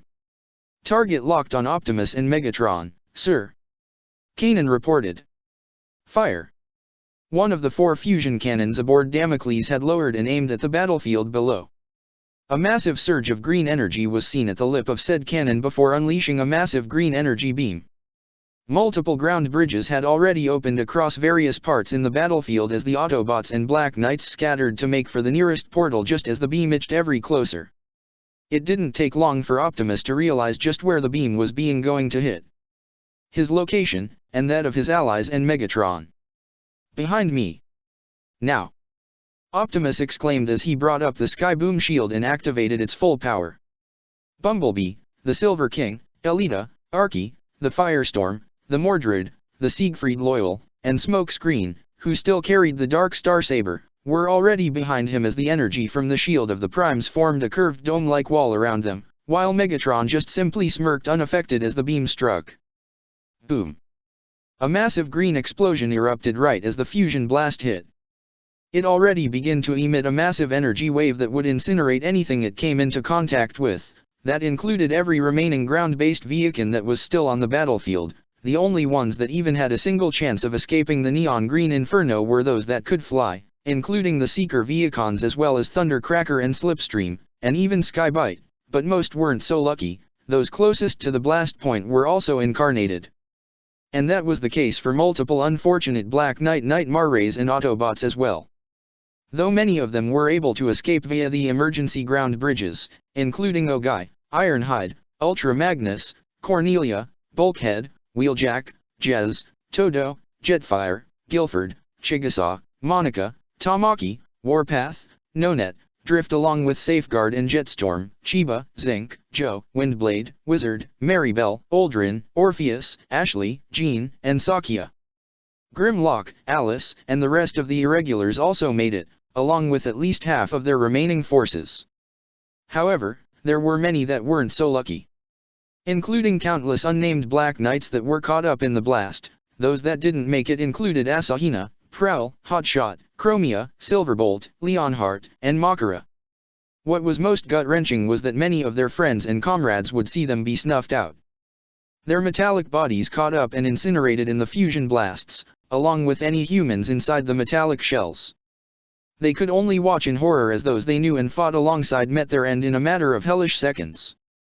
The Grandberry Mk2 and the Icariga were close enough to the Ark that when the main Autobot vessel expanded its shields, both flying carriers were encompassed within the protective barrier of the much larger ship.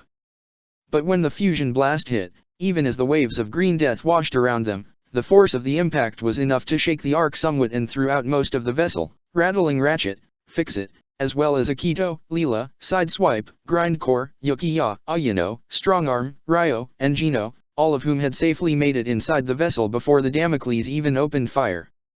However, the smaller vessels were more than a little shaken as everyone inside the Ikaruga and Grand Barry Mk2 were knocked down to the floor rather hard.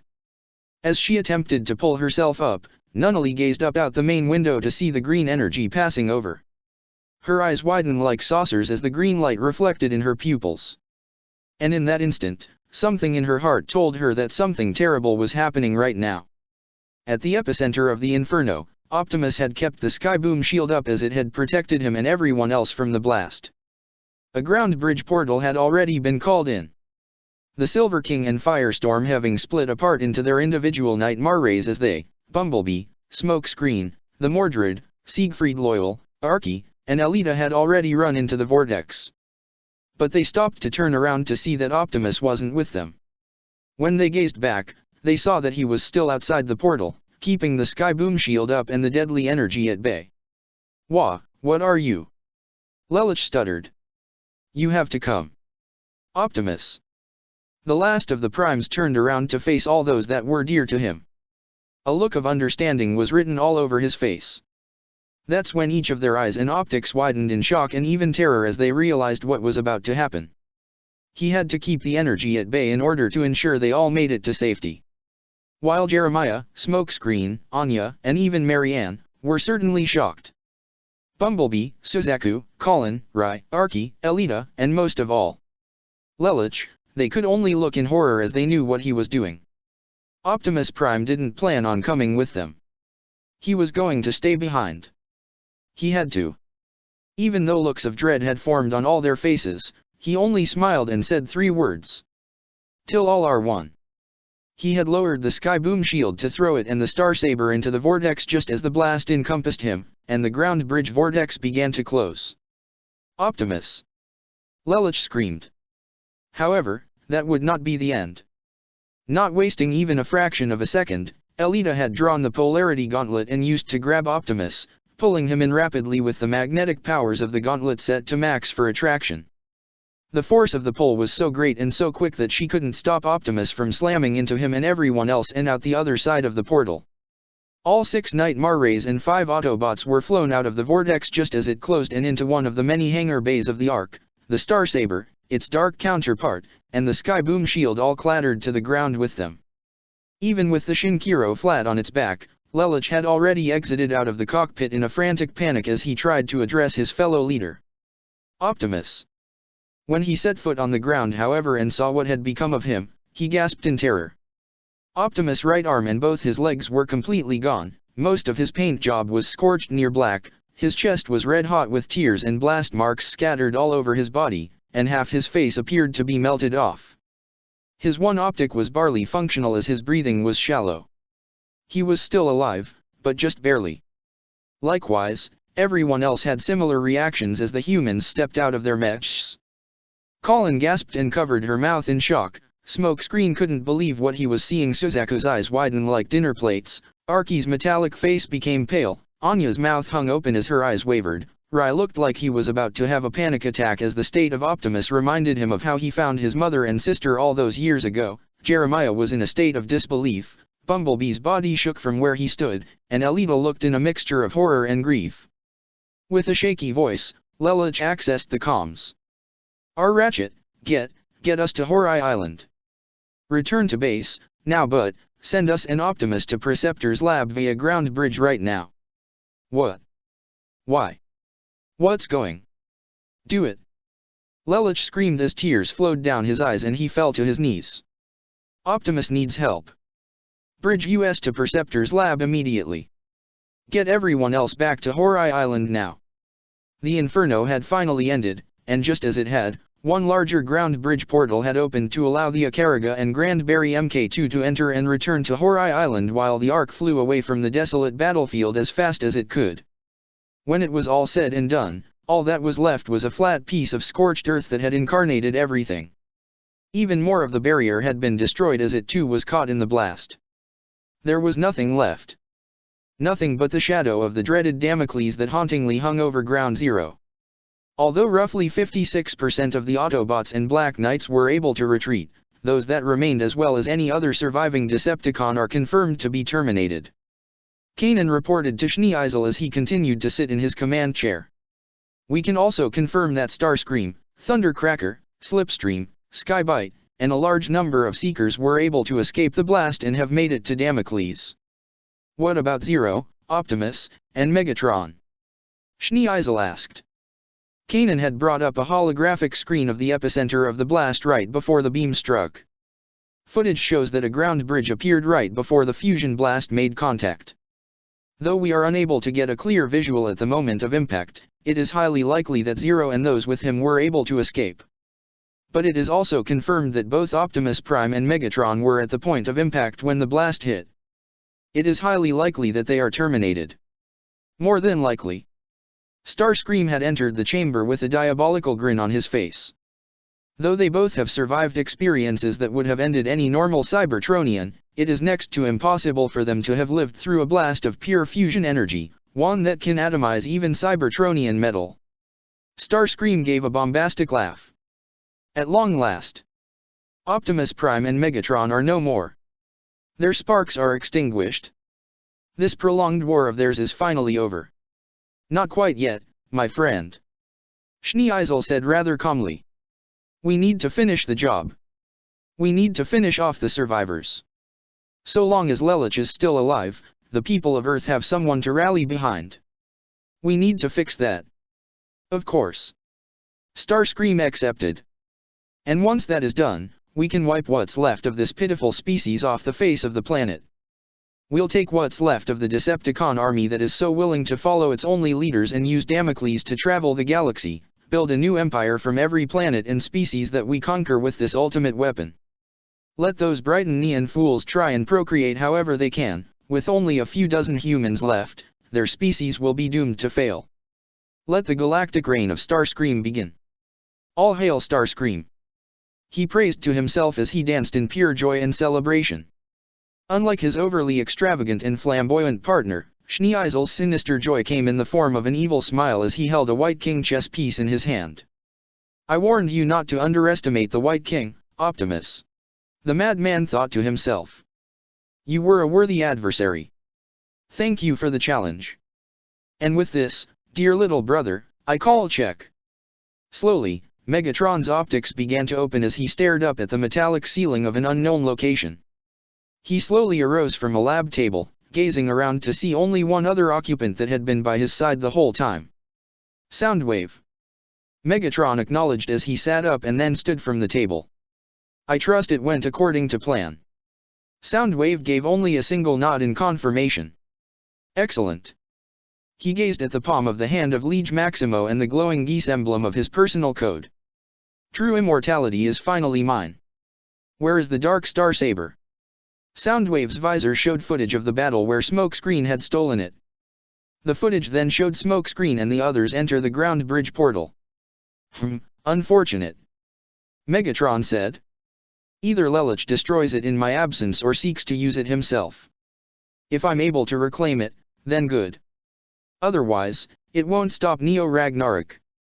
The silent Decepticon then opened a space bridge portal, revealing Steeljaw, Knockout, and Fracture, and even the Thanatos that had Shinhyaga Shang, as they stepped out and into the laboratory. More for our inner circle? Megatron asked Soundwave, who nodded once more. Welcome to Fold, Steeljaw, Knockout, Fracture, and Shang, is it? Indeed. The Thanatos cockpit opened as the cybernetic Shinhyaga Shang stood up. This is the first time we've met face to face, Megatron. And it is a pleasure to finally make the acquaintance of the one who will end everything. He grinned evilly with his cybernetic face. A pleasure it is, Lord Megatron. Steeljaw bowed. I heard what Starscream and Schneeisel were planning. While those two are certainly conniving and ruthless, I think I'd feel a bit more secure if I was on the side of the strongest. A smart move. Megatron nodded. Yeah, that's great and all. Fracture rubbed off. Now, where in the scrap are we? Welcome back to Cybertron. Specifically, Shockwave's personal laboratory. Megatron replied. It is from here that we will launch our counterattack. With Starscream and Schneisel both believing me to be gone, they will be unsuspecting as we make our move to take Damocles from them and use it to strike the Autobots and Black Knights while they are weak and claim the last thing that I need to achieve our ultimate victory. Take that flying monstrosity. Knockout questioned. With all due respect, Lord Megatron. US and what army? The doctor shouted. Those two lunatics have all but wiped out 2/3 of our own forces. Anyone left is going to side with them. What can we possibly have that can so easily turn the tables? Rather than feel insulted or angered by the outburst, Megatron merely smirked. Follow me. He gestured for the Decepticons and their cybernetic companion to join him as he turned around and walked through a metallic door that led to another part of the laboratory. In this chamber was Shockwave, who worked at a console that was connected to his latest experiment. At the very center of this lab was a giant glass tub filled with a yellow fluid and something within. Something massive and made out of metal. And it was alive, albeit in a state of suspended animation. It was curled up so it was hard to make out any distinctive features, but there was something about it that seemed very beast-like. Is it ready? Megatron asked. Yes, Lord Megatron. Shockwave confirmed. The specimen is fully cultivated and need only activate upon my command. Then let us awaken our new pet. Megatron urged with a sinister grin. Shockwave then pressed a series of commands on his console, activating the devices on the ceiling that was attached to the tank. This sent an electrical current to activate the internal systems of the specimen inside. Just as the fluid began to drain from the tank, a pair of yellow eyes opened as the creature emitted a low growl. Chapter 32, The Demon and Dragon Cometh. All hail Starscream. The head Seeker, now de facto leader of the Decepticons, uttered in sinister glee before his Seeker Vehicon forces repeated the chant, this time rather loudly. All hail Starscream. They chanted as they raised their fists. I can't hear you. Starscream encouraged, placing his hand to his audio receptor, encouraging his forces to chant once more. All hail Starscream. The Seeker Vehicons chanted. One more time. He pointed forward in jubilation. All hail Starscream. All hail Starscream. All hail Starscream. They chanted over and over, the narcissistic, self-loving, Decepticon dancing to their chants as if it was his jam. Of course, there were only two Seekers that didn't join in the cheering and chanting. Is he serious right now? Slipstream questioned. Unfortunately. Thundercracker replied as they continued to watch Starscream bask in his own praise. How much longer do we have to put up with this? Slipstream muttered. Hopefully, not too long. Thundercracker answered. And as if that wasn't enough, Starscream's own dance was being broadcasted all throughout the Damocles station that he was residing at, being witnessed by everyone on board, including all the Decepticons that were stationed under his newly appointed command. Among them were the Constructicons. Remind me again why we decided to side with Starscream and not Megatron. Longhaul questioned. Because the whole reason we even joined the Decepticons was because Megatron promised us a better future than just being construction workers. Mixmaster stated. And we got Devastator because of that, right? Scrapper put in. We did, and we certainly became stronger, but we're still just builders. Scavenger replied. If anything, Devastator is just another weapon for Megatron to point at his enemies. Exactly. Mixmaster agreed. The combat icons were given all the better missions, while we just hung in the back, building more weapons for him. But no longer. We're done being just builders and weapons. With the combat icons and Bruticus all gone, we're now the strongest Decepticon force alive. Megatron may have used us as weapons, but who's to say Starscream will treat us any better? Hook questioned. We all know how much of a lying backstabber he is, and that human he's with isn't all that different. Well, it was either that, or get blown up like everyone else. Bone Crusher replied. That, and we're the only ones that know how to properly maintain Damocles. He needs us. Mixmaster said. If Starscream does plan to stab us in the back, he can't maintain this place on his own. It'll fall apart. If we go, he goes with us. Unbeknownst to them, Skybite was around the corner and heard everything. Wretched cowards. He muttered to himself as he clenched his fist in anger. At the same time, Schneeisel continued to sit in his command chair with Kanan by his side as usual as the doors opened up and a certain former Brighton consort entered. "Ah, Anticlea. I trust you are satisfied with the results?" Schneeisel queried. "Very." The former empress sneered. "Not only have we finally rid ourselves of that accursed Megatron, but we've also even struck a critical blow to those damned Black Knights and their Autobot abominations who started this whole thing. You're not even upset that your own son, along with Karine and Lila, are now missing?" Kanan asked. "That boy is a coward. I could care less what happens to him and those little brats." Anticlea dismissed. "But, with the remaining Decepticons now under our control, we can rebuild Britannia. Now spacefaring empire. We're no longer limited by our own planet, the time has come for us to take the stars. After, of course, we finish the job." Schneeisel replied. "We've dealt a blow to the Autobots and Black Knights, but they're not quite destroyed yet.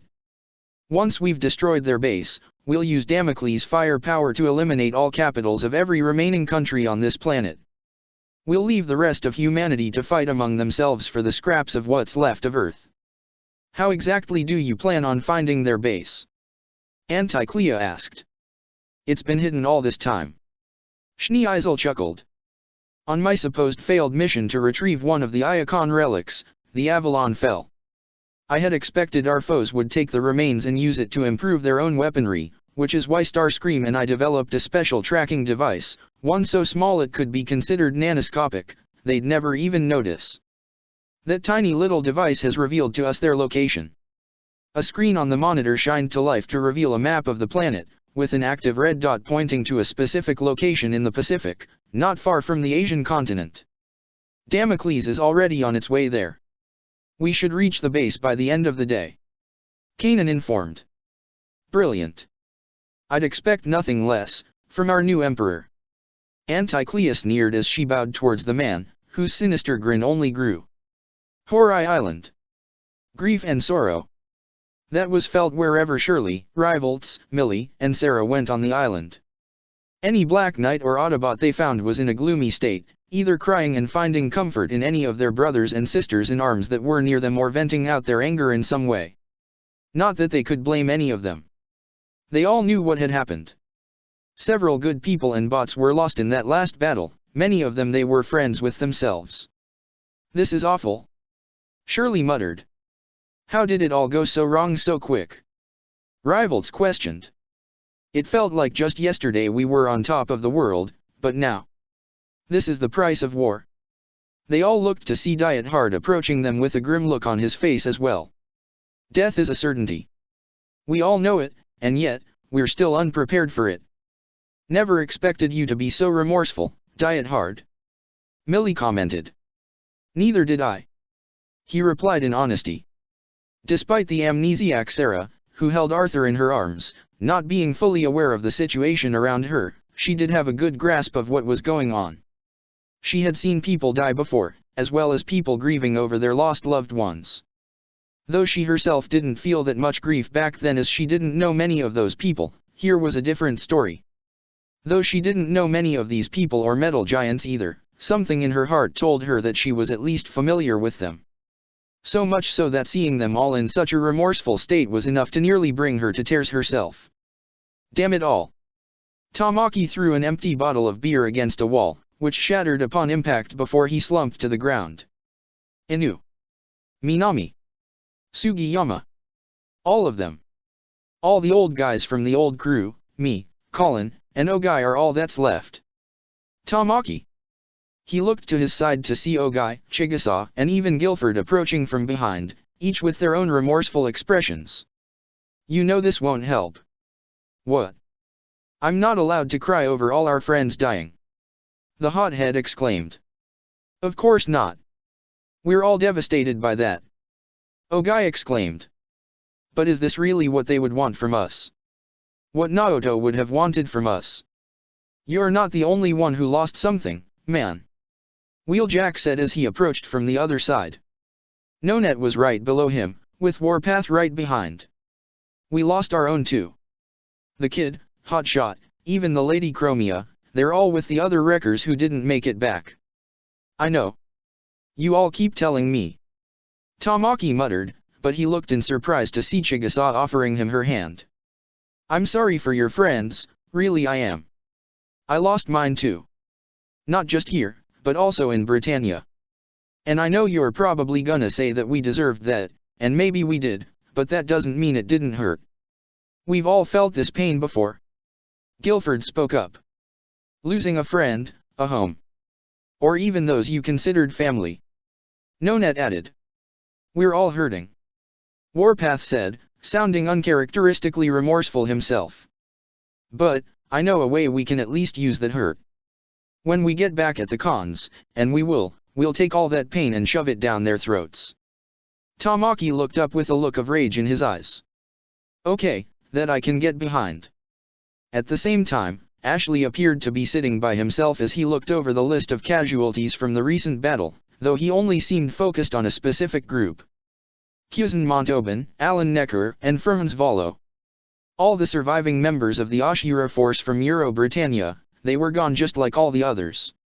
Now he was the only one left of his own squad. And it hurt. I'm sorry. The one who spoke that was none other than Maribel, with Aldrin, Orpheus, Jean, Sakia, Toto, and Monica. You're friends. I really am. Same to you. Ashley said. They were supposed to get married, yeah no. The teary-eyed Sakia said. Marika and Leonhardt.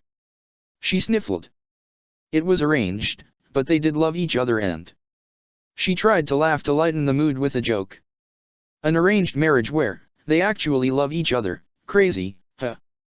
She couldn't finish, prompting Toto to hold her hand in comfort, causing Sakia to fall down as she cried her eyes out, and Toto was quick to hug her, with Maribel doing the same.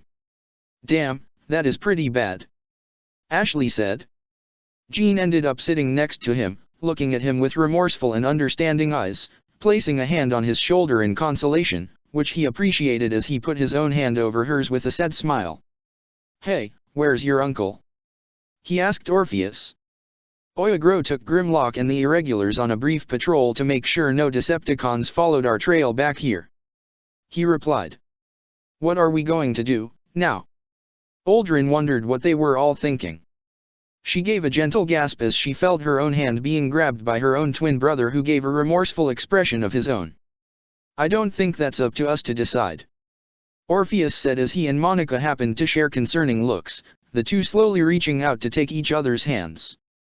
Meanwhile, Chiba found herself alone as well as she stared at a group photo of herself and the other 4 Holy Swords during their time in the JLF. But now, she was the only one left other than Toto. Urabe, Senba, and now Asahina, they were all gone. Excuse us, Chiba. She glanced to her side to see Jetstorm and Safeguard approaching, the former being the one to speak and get her attention. Our deepest condolences for your loss. Asahina was a good soldier, and we considered him a friend. Safeguard added. But it is clear that you had more of a history with him and the rest of your old team. Our condolences might not be enough, but we still offer them. Jetstorm said as they bowed their heads. Chiba sniffled before smiling. Thank you, but just because I have more of a history, doesn't mean that they meant any less to you than to me. And I'd appreciate it, if I had someone to mourn alongside me. The 2 Minicons gave her sad smiles of their own as they moved to sit down beside her, the young woman in between them as she placed her hand on her face and cried. Jetstorm placed a hand on her shoulder while Safeguard did for her back, and they provided what comfort they could. Not far from their spot were Drift, Zinc, and Joe, all of whom had understanding and sorrowful expressions of their own. And yet, there was some form of pride that Drift felt for his students as they expressed empathy alongside their comrade, something he didn't exactly teach them, but a quality he valued nonetheless. Diet Hard, the former student council, and Sarah all continued to observe these moments of mourn and grief with similar feelings building up inside. Yeah, real sad, isn't it? Claus commented as he walked up with a flask in his hands, and beside him were the Black Wyverns with Sideswipe, Strongarm, and Grindcore. Leela, Akito, all of you. Shirley said. How are all of you doing? You were all, yeah no, there. It's hard to put into words. Leela couldn't find the way to express her feelings as Eliza curled up to her legs in comfort, prompting Arthur to jump from Sarah's arms and snuggle up to the fellow cat. "It's a damn joke, that's what it is," Ryo exclaimed as he kicked the ground in anger. "We were winning that damn fight. Then the cons show up with whatever the hell that damn thing was, and blew it all to hell. Damn it all. Ryo." Ayano grabbed him by the arm. "That's not gonna change anything and you know it." He looked away with misty eyes and tried to pull himself away, but Ayano wouldn't budge. She kept a firm grip and looked to him with watering eyes of her own, which ultimately caused him to give up as he sighed hard and let some of his tears flow. Did you know many of those guys?" Rivals asked the bots present. "Weren't you all on the same team with many of them?" "Yeah." Grindcore confirmed. "A couple wreckers. One of which was Ironhide's girlfriend." Sideswipe added. "Poor guy. Can't imagine what he's going through. I didn't know Prowl, at least not on a personal level." Strongarm confessed. "But, seeing a comrade in arms lose his life, it's not something I was prepared for. I don't think anyone could be prepared for something like that." Akito said. "This coming from the ghost of Hannibal," Millie put in. A scoff and a smirk briefly formed on Akito's face. "Funny in that I was used to it all a long time ago." Leela looked toward him with a set expression as he continued. "But when I met all of you I guess that all just faded. But the thing with being able to actually feel again, is that you feel all the grief that comes from something like this." Leela wasted no time in wrapping her arms around him as she too shed some tears of her own. "I know something we can do," Yukiya said darkly. "We can hunt down and wipe every single con off the face of this planet. No less than what they deserve. I'm sure many people here are thinking the exact same thing." Diet Hard said. "But we'll need to get organized first. We need proper leadership." How are they doing?" Sarah spoke up. I heard that one of them was hurt, but what about Lelich?" Shirley replied with a sad sigh. "Knowing him, he's not taking it very well." The beeping of a monitor. That was the only noise that was heard as all of them had gathered together in the medical bay. While Ratchet, Perceptor, Lloyd, Rax Hata, Cecile, and Nina all did everything they could and worked the machines that he was attached to, Lelich, Bumblebee, Suzaku, Nunnally, Colin, Arky, Rai, Bulkhead, Todo, Ironhide, Cornelia, Jez, Yuffie, Elita, Kagaya, Ultra Magnus, Jeremiah, Sayoko, and Anya had all gathered around the large metal bed where their broken and fallen leader laid. Where his missing legs and right arm were, they were connected to tubes and cables that kept the flow of energon going. The rest of the scars and openings across his broken body were either hastily patched together, or connected to cables that were attached to various monitors and machines that hung above him. The mighty Optimus Prime, a great warrior they all knew and respected, or loved in some cases, now appeared to be knocking on death's door. Such a sight was something that none of them could comprehend or even accept. And yet, it was happening right in front of them.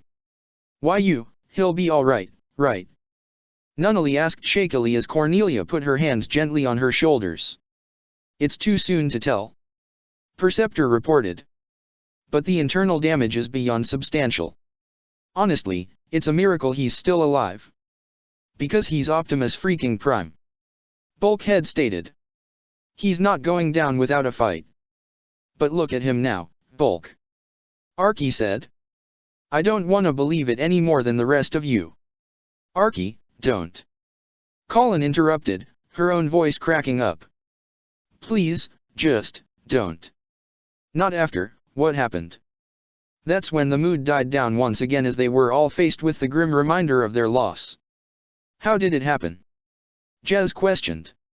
"Where did that thing even come from? Starscream never mentioned it when he was our prisoner and under Lelich's geese," Elita added. "Because we only asked about the defenses surrounding New Kaon and the Decepticons' home turf," Suzaku responded. "We should have been more thorough. I knew Schneeisel was planning something." Cornelia growled. "That is so typical of him. Hanging back with a secret weapon while everyone else was fighting. Just like back on Shakeen Island." Yuffie remembered. With the Avalon. Memories. Lloyd recalled that as well, only to get nudged in the side by Cecile. Having all your enemies gathered in one place to deal a deadly strike and eliminate most if not all of them. Anya said. It's clever and devious. Given Starscream retreated from the battle just before it occurred, it's reasonable to believe that he and Schneeisel have been working together. Todo spoke up. That's no surprise. Ultra Magnus said. Starscream's always wanted Megatron's position for himself. No doubt he is using his newfound weapon as a means to force the other Decepticons to submit to him and his new partner. So, what do we do now? Rai asked. How do we stop something that big? We weren't able to get a full scan of that station at that time, but the sheer amount of firepower that it displayed there. Cecile shook in her spot. And I have a sneaking suspicion that's only scratching the surface. Rax Hata put in. We may have lost many of our own, but the rest of the UFN's military is still at our disposal. Kagaya said. We can find a way to counter. Most looked towards Lelich, who stood the closest to Optimus' side as the Autobot leader remained unresponsive. His head was hung down as his hair covered the upper part of his face, making his eyes impossible to make out. It was clear that out of everyone here, Lelich was taking it the hardest, and it wasn't difficult to see why. They all knew how close he was to Optimus. Ratchet. Lelich muttered, getting the medic's attention. Give it to me straight, will he live? I don't know. Ratchet confessed honestly. We'll try, but, even when Bulkhead was exposed to toxin, I've never seen anything this extreme. The internal damage, even if Optimus does survive, he may never be fully functional again. Lelich's fists clenched at his sides, his teeth ground together as so much anger and grief flowed through his body. Though it seemed like he was struggling to keep it all in. It felt as if he might explode at any given moment. Marianne, from Anya's eyes, saw her son in so much grief and wanted to reach out and comfort him, but she stopped herself when a certain scout stepped forward. Lelich. Let's talk outside. Bumblebee said. The young revolutionary and his Autobot partner were out in the hallway just outside of the medical wing and appeared to be alone for the most part. And yet, neither of them said anything. It was almost like one was expecting the other to say something. Getting tired of the silence, Lelich spoke up. What? He questioned, keeping his face hidden as he held his head down. Bumblebee shook his head. You've never been really good at keeping your emotions in check. You're angry. Of course, I am. Lelich practically screamed as he shot a look of pure rage and ire at Bumblebee. His face was red, not just from the anger, but from all the tears that were now flowing down his eyes like a waterfall. How else am I supposed to feel after that? We lost. About half our ranks were wiped out in an instant by those cowards. Optimus. He's not. I refuse to accept this. I refuse to accept that Optimus' life might end at the hands of Schneeisel and Starscream. Despite Lelich's vengeful screams, Bumblebee didn't lose composure. He just stared at Lelich and let him get it all out. And then he spoke. You don't want his life to end. Period. Bumblebee said. None of us do. You're not the only one who's devastated by this. I've known him longer than you have. Then how are you not enraged by this? Lelich questioned. I am angered beyond reason, Lelich. Bumblebee raised his own voice, causing Lelich to look at him in surprise. After being so used to hearing the monotone beeps, it was surreal to hear real and emotional voice of the first Autobot he could call a friend. I want nothing more than to pound Starscream into scrap and stomp on Schneeisel like a bug. But we can't do that as we are now. Yeah. We lost. We lost big. But we didn't lose everything. He kneeled closer to Lelich's level. We still got about half our own forces, not to mention all of humanity's military. We're not dead yet. But more importantly, we're not without leadership. Optimus. Bumblebee paused for a moment. We can't count on him right now. It hurts. I know it does, but it's the truth. But you know what's also true? You're still here.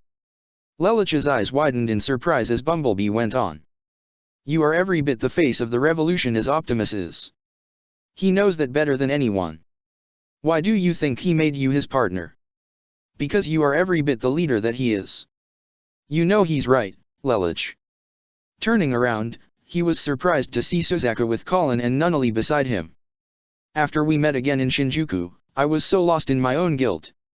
I wanted to die because I felt it could atone for what I did to my father, or maybe I just wanted to run away from it all, and I buried that all under a sense of self-righteousness. But despite that, despite me literally attacking you and everyone else, blaming you for every single bad thing that had happened since then, you never gave up on me. So you don't have the right to give up on yourself either. I won't let you. None of us will. Colin spoke up next. You know that I know exactly what you're going through, Lelouch. Naoto and Cliffjumper, I lost a brother twice over. And yeah, it hurt so much, but I didn't fall because I knew I still had others around me to help pick me back up. I had Arky and I had you. So even if you're falling apart right now, I'll help put you back together. Because you're going to put the rest of us back together too. And when we're all back on our feet and we've finally won this damn war. She had walked up to him to grab his hand as she looked into him with eyes of fire and love. We're going to put the whole world back together. Big brother. Nunnally had stepped up to gently grasp his other hand. Optimus is a father to me too. And I am hoping beyond hope that he makes it through this, just as much as you are. But, so many other people have lost people they'll never get back again. They need someone to make them believe there is still hope for a better future, one that we can all laugh and smile together. And the one who will make that future possible is you. I believe in you with all my heart. Lelouch almost couldn't believe what he was hearing. But then he reminded himself of just the kind of people he had surrounded himself with. Optimus Prime was the father he always wanted and he had hoped that he would indeed pull through. But Optimus wasn't all he had. He had the rest of his family and loved ones here with him. He wasn't alone anymore. We need Zero right now, Lelouch. The world needs Zero. Bumblebee said. And I know you're going to deliver, in the flashiest way possible. He joked. That earned a laugh from the young revolutionary, but that laugh turned into a sob as he broke down and let all his emotions all flow out at once. Nunnally was the first to embrace him as he fell to the ground with Colin right behind him. Suzaku also kneeled to his level and did the same with Bumblebee being by his side the whole time. The four of them would see that Lelouch let this all out, and when he was ready, they would help him stand back up on his feet so that he could be the leader they all knew he would be. After a few minutes, Bumblebee received a call on the comms. Bumblebee, this is TAI. Wizard, Grimlock, and the Irregulars just finished their patrol and what? Cons? B questioned. Well, sort of. TAI answered. Just one, and a few former Brighton Neon Royals. Grimlock, Wizard, and the Irregulars, all within their respective Nightmare stood on a small island off the coast of the Chinese Federation, having spotted the vessel that was flown by a random Viacan, who had Odysseus, Karine, and Lila inside. Wanting to avoid drawing any potential spies, the ship was brought to an island where the four defectors were currently surrounded by the towering machines who maintained constant watch over them. Though this made them more than a little nervous. Why you were in the Chinese Federation, trying to save Tianzi? Odysseus said to Grimlock. I'm hoping she's alright. The only response he got was a growl from Grimlock, causing Odysseus to sink in fear. Sorry. Yeah, these guys don't seem like they want to talk to us. Karine pointed out. A ground bridge portal then opened before them as Bumblebee's vehicle mode drove out. All four of the doors opened up as the masked Zero and Nunnally stepped out from the driver's and passenger seats respectively with Colin and Suzaku from the back seats, allowing Bumblebee to transform. Alice was surprised to see Nunnally here, but given how Lelouch, Colin, Suzaku, and Bumblebee were all present as well, she was confident that Nunnally was safe. And Nunnally. Odysseus didn't expect to see her here, neither did their half-sisters. Odysseus. Karine. Lila. Nunnally greeted somewhat coldly. So cold I see. Karine commented. Not what I expected from you of all people. Why are you here? Zero questioned, getting to the point. What do you want? We seek sanctuary. Lila answered. We escaped from the Decepticons and we want a place to stay where we're safe. Just you? Colin questioned before looking at the Viakin. What about him? I don't want to be a Decepticon anymore. The Viakin himself responded. I deserted. He then glanced down towards Zero. I'm sure you don't recognize me, but we did meet. You had a chance to execute me, but you told me to walk away and rethink my life. So, I did. Lelich gasped in surprise underneath his mask as he recalled that instance. You're from the Fuji mines. Really? Suzaku questioned, looking just as surprised as everyone else. Are you sure? I'm certain of it. Zero confirmed. He remembered using his geese on this Viakin and telling him to rethink his life. But he never expected to meet him again, much less under these circumstances. Who are you? What's your name? Bumblebee asked the Viakin. ST3V3. The Viakin replied. What? Colin questioned. I don't have a name. Most Viacons are given identification codes and that's mine. ST3. Colin tried to say it, but couldn't even remember the whole thing. You know what? I'm just going to call you Steve. Makes it easier. Steve. Karine questioned. You're naming an alien robot, Steve. I kinda like it. The Viakin himself admitted. It's better than just remembering some random numbers. Lila added. Why should we trust you? Bumblebee questioned. Any of you? Why come to us? Schneeisel has lost his mind. Odysseus began. The rest of our family isn't all that far behind. That flying fortress that you saw? It's called Damocles. He and Starscream want to use it to basically destroy all life on the planet and then travel the rest of the universe to build a new Brighton-Neon empire that'll stretch across the stars. All the rest of the Brighton-Neon royal family and nobility are there with the intent of restarting humanity. That's probably a dozen people at most. Suzaku said. You can't repopulate all of humanity from that. Tell that to them. Karine stated. They even wanted to use me as reproduction. Lila too. Schneeisel should be smart enough to see something like that won't work. Nunnally said. He'd be condemning humanity to extinction. I think that's exactly his intent. Zero assumed. He believes humanity is violent by nature. The initial reason he joined the Decepticons was to bring order to the chaotic humanity. But with all the recent victories we have, he's probably deemed our species too far gone and is sentencing us to extinction. Talk about a god complex. Colin scoffed.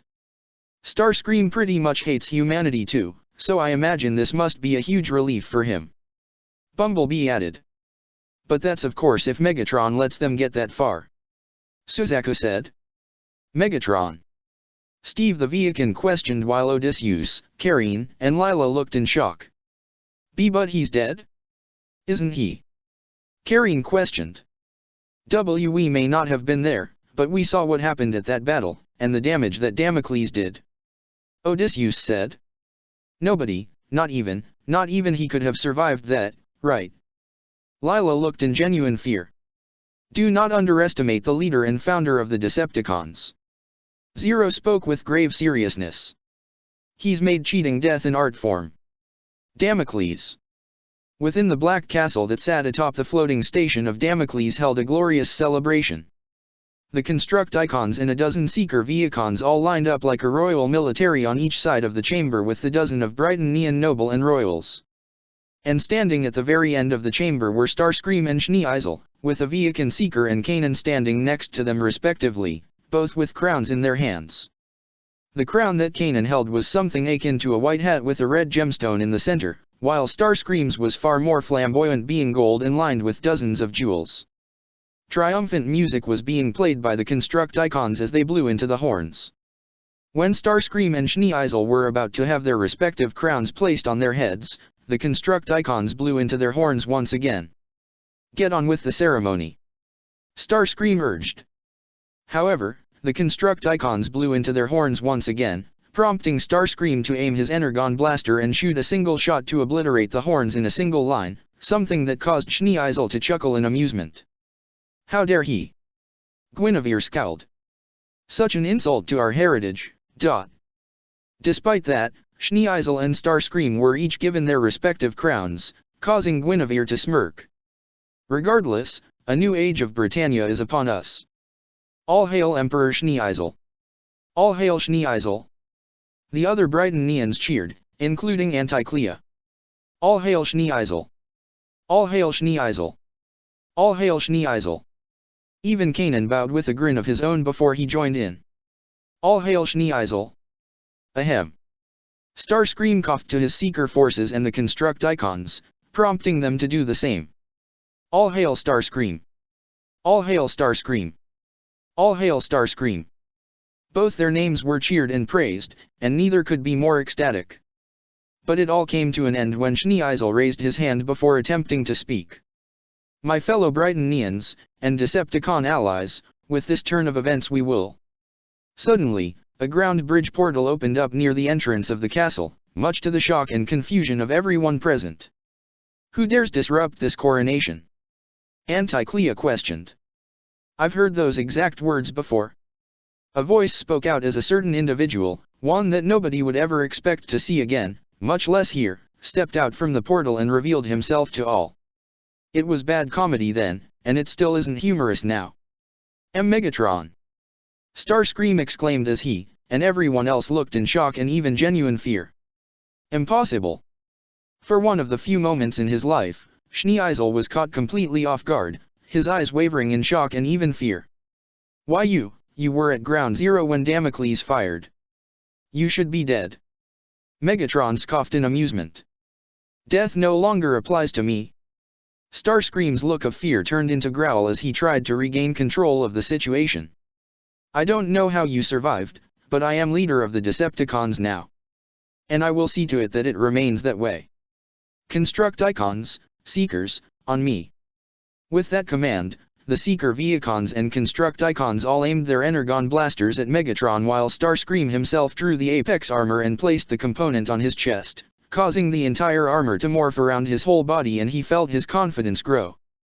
Even Schneeisel sat back in his command chair to press a button on the arm, causing a dome-like shield to form over himself and Kanan, with several more forming over the Britannians gathered around, keeping them safe. I'm not much of a fighter, one of my very few flaws, but I am content to sit back and watch as my friend beats you to death. Schneeisel commented as he relaxed. As you can see, my former master, you are outnumbered and outmatched. Starscream boasted. It's unfortunate that you lost your precious Dark Starsaber, otherwise you might have stood a chance. Then I suppose it's fortunate I brought along my pet to play. Megatron stepped to the side, away from the still active ground bridge portal that he had arrived in as something else began to emerge from it. Something much bigger. A large metallic claw stomped out first onto the ground, as the rest of its massive body followed. The moment they all saw it, be they Decepticon or Britannian, their expressions morphed into pure terror. Even Schneeisel was rendered speechless at what he saw. It was a massive metallic dragon-like beast covered head to toe in an outer armor that looked thicker and more imposing than any other Cybertronian creature. It stood on 4 legs and had a massive tail behind it, along with a set of enormous wings on its back. But what was its most terrifying feature was its face, 4 tendrils attached to its jaw, and burning yellow optics that seemed to have an ever-burning fire raging behind them. It let loose a massive and ear-splitting roar that forced all the humans to cover their ears. What in the all's park? Mixmaster stuttered. A Predacon. Starscream recognized it. But they've been extinct since the beginning of Cybertronian history. Not anymore. Megatron sneered. Shockwave has always been one to tamper with creation. Now then, time to play, my pet. Megatron ordered the Predacon.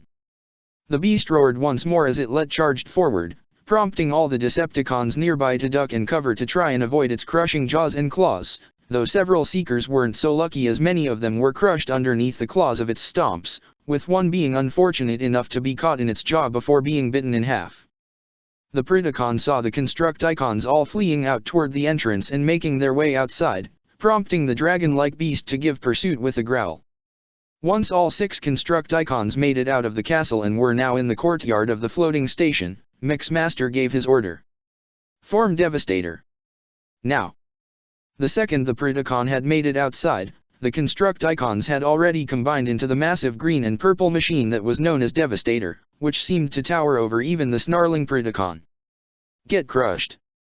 Devastator raised his foot to try and stomp on the Predacon, but the beast had spread out its wings to take to the air and avoid the stomp. An orange glow was seen in the Predacon's chest, which traveled up its throat into its mouth, right before it blasted a concentrated stream of fire at the Constructicon combiner.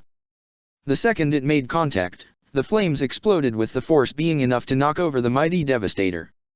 Back inside, while many of the Brighton remained protected inside their shields, they were all helpless to watch as Megatron easily snuffed out the remaining Seekers in the chamber with nothing more than precise shots from his cannon. Within minutes, only their armored leader was left as he and Megatron faced each other. With a furious growl, Starscream had stood up. "No matter, I've always wanted to beat the spark out of you with my own hands anyway."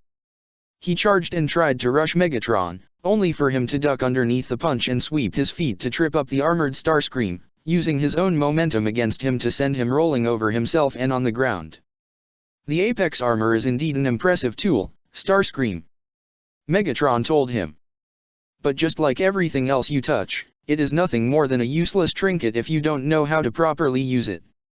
That only seemed to aggravate Starscream further as he stood up and attempted to charge his former leader once again. Back outside, the Predacon continued to fly around Devastator as the Combiner attempted to swing his massive arms to try and knock the beast down, but the Predacon proved too quick for him to catch and too strong as it flew in for a headbutt to Devastator's side and knocked him down to his knees.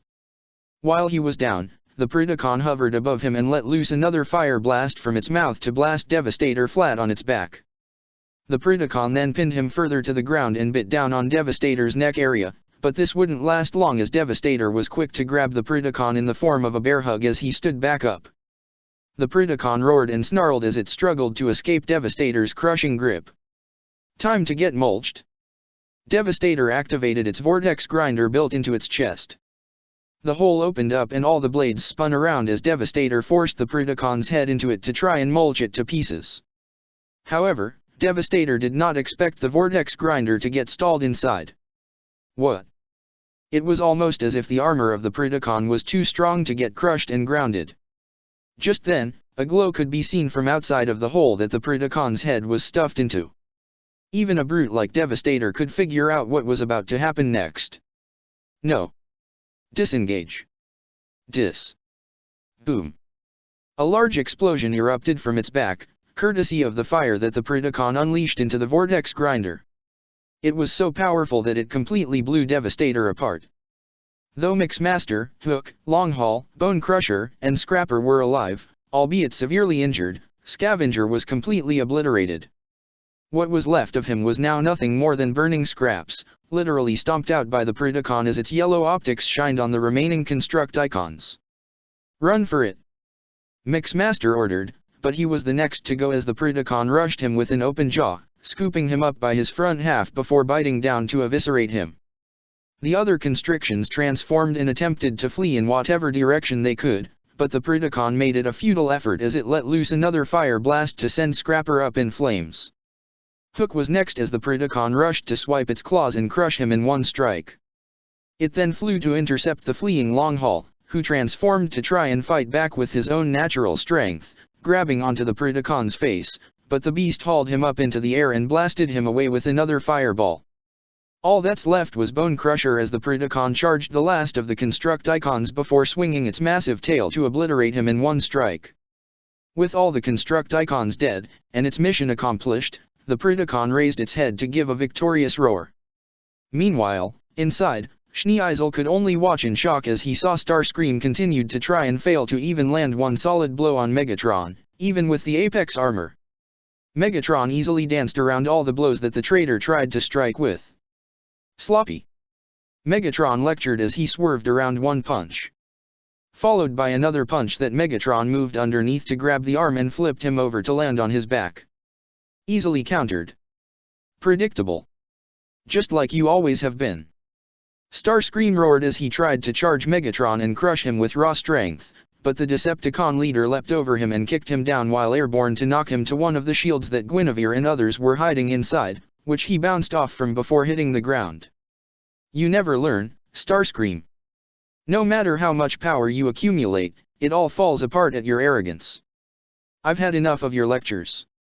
Starscream exclaimed before throwing out a punch, one that actually landed usefully and sent Megatron flying to the wall. He pushed himself up as he found Starscream already up and above him before grabbing him and slamming him down on the ground. I've had enough of your abuse. He pounded his face in with his armored fist. I've had enough of you altogether. Another pound. I have had enough of you. He shouted with every pound that would seem to render Megatron to scrap metal. Schneeisel continued to watch, and this time, and for the longest time, he was hoping that this would work. Never once did he ever imagine he'd hoped an outcome would fall in his favor. Everything he did, he planned for with the utmost of planning and strategy which would lead to the desired outcome he envisioned, even if it was in the long run. But it seems that this may go in his favor after all. Starscream could pound Megatron into oblivion. But there was still the matter of this so-called Predacon. But perhaps Damocles itself could. Suddenly, the shield around himself and Kanan had deactivated, much to their shock. What? And it wasn't just his barrier. All of the barriers in the chamber that had protected the Brighton royal and nobles were shut down, leaving them all completely exposed, much to their terror. No. Where are the shields? Anticlea exclaimed. Schneeisel. What is happening? Guinevere screamed. I don't know. He couldn't understand how this was happening. This even drew the attention of Starscream, who stopped his assault on Megatron to gaze around in surprise as well. Thundercracker, Slipstream, Skybite, what is happening? Starscream tried to make contact with them. What's happening is that we're done with you. Thundercracker revealed as he, Knockout, Fracture, and Steeljaw had managed to secure the power core for Damocles fusion cannons in one separate area of the station. Why you betray me? Starscream exclaimed over the comms. Oh please, any leader has to be an improvement over you. Slipstream scoffed as she, Shockwave, and Shin, once more piloting the Thanatos, had eliminated any remaining Seeker Vehicons that had attempted to flee from one of the docking ports on the station. I'm not one to stab people behind the back. Skybite added as he, Ravage, and Laserbeak guarded Soundwave, who was currently patched into Damocles systems via one of the monitors in the hallway, as it was he who deactivated the shields that had been protecting the Brightonians. But that's all the more reason to see you and Schneeisel removed from our ranks. Soundwave then worked his usual magic, his visor showing the situation currently taking place with Megatron and everyone else before activating a single yet larger dome barrier to encompass everyone inside. Starscream and all the Brightonians were further shocked to see all of them trapped inside the large barrier, with Megatron himself still with them.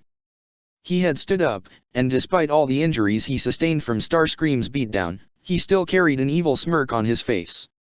I've enjoyed deconstructing your little game Starscream, Schneeisel, but this is where it ends. He took out a sealed container with a rusty brown vapor inside. What is that? Starscream questioned. A synthetic version of the Rust Plague, courtesy of Shockwave. Megatron answered. He only had the resources to manufacture this single sample. As much as I'd like to unleash it upon the Autobots and the Black Knights, I believe my Predacon will be more than enough for that. So, let us see how this affects the Apex armor as well as human flesh.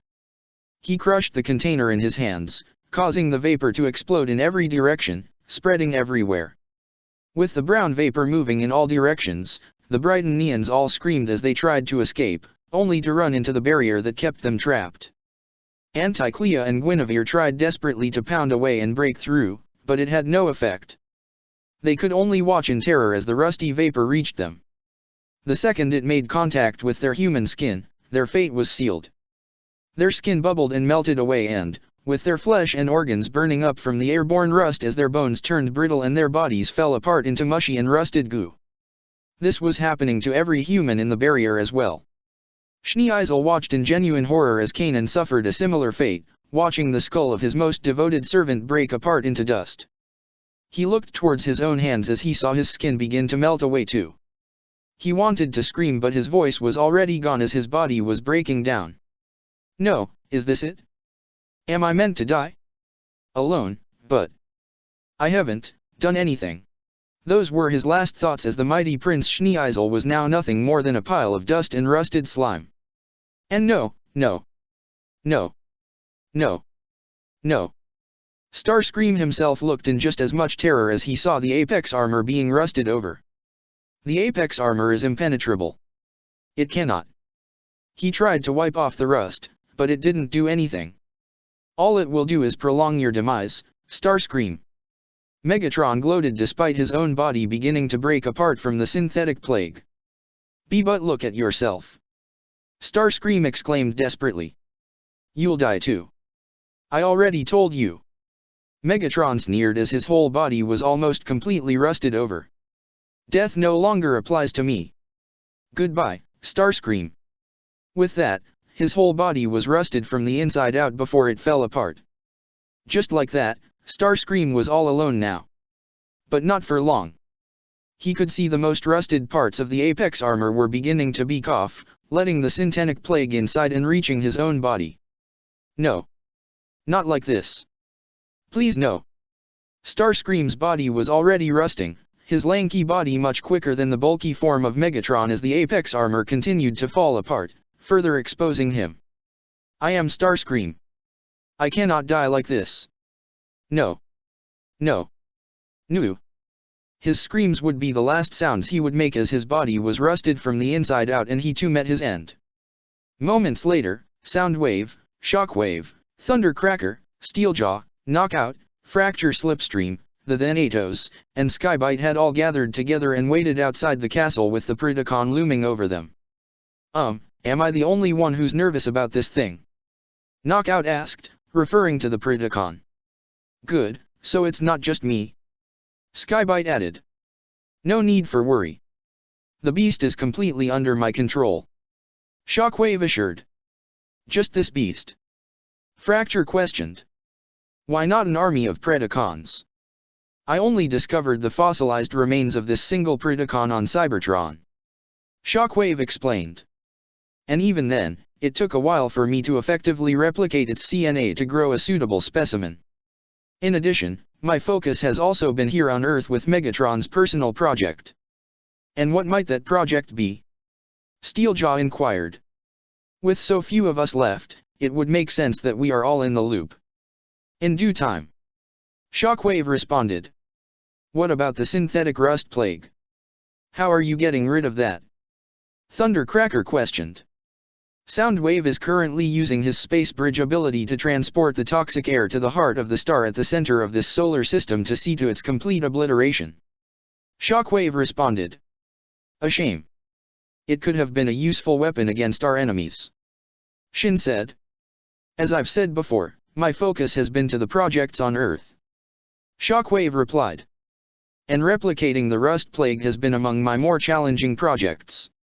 I could only create that one sample. And it served its purpose. All eyes set on the still-alive Megatron as he stepped outside, without so much as a single injury or patch of rust anywhere. So, it's true then. Steeljaw commented. You really are immortal, now. Indeed. Megatron showed the code emblem on his hand. And this is only the first step. Despite Starscream and Schneeisel's betrayal, they were able to learn the location of the enemy base. And now Damocles is under our control. All remaining Decepticon forces from New Kaon are being transported to the station as we speak. Thundercracker reported. Within the hour, we'll have an army ready to be deployed. Not to mention this big guy up here. Slipstream added, referring to the Predacon that gave a low growl. Megatron chuckled. Soon, the Autobots and their Black Knights will be no more, and I will finally have the key to my ultimate victory. Horai Island, Medical Bay. Ratchet and Perceptor continued to work on the gravely injured Optimus, doing everything they can to keep him alive. Though Lloyd and Rax Hata both left to meet with Lelich and everyone else in talking about a way to take down Damocles, Nina and Cecile both stayed to help out however they could, and Fixit had joined them as well. Ratchet. Perceptor got his attention. These readings, you know that. Perceptor don't, we can't give up yet. Ratchet stated as his metallic fists clenched in frustration. There has to be another way. Before anyone else could respond, the sound of an incoming vehicle got their attention. This was the vehicle mode of Smokescreen, who had his doors open as Shirley, Millie, Rivalts, and Sarah all stepped out before Smokescreen transformed. What are all of you doing here? Nina asked. We had to see this for ourselves. Millie said as she and everyone else gazed upon Optimus fall in unresponsive form for the first time. Oh my god. Rivalt's face paled while Shirley covered her mouth with both her hands. To see someone they admire so much in such a state was nothing short of heart-wrenching for them. Sarah couldn't even describe what she was feeling right now. She remembered seeing this metal giant for the first time with her new master, and despite such an imposing figure, the words of those who were kind to her said that this metallic being was among the most kind that she'd ever meet. And something deep inside her heart believed them. But now, seeing this giant in a state that appeared as if he were knocking on death's door, before she even realized it, tears flowed from her eyes automatically, much to her own confusion as she touched her face and looked to her own tears in surprise. What's the damage?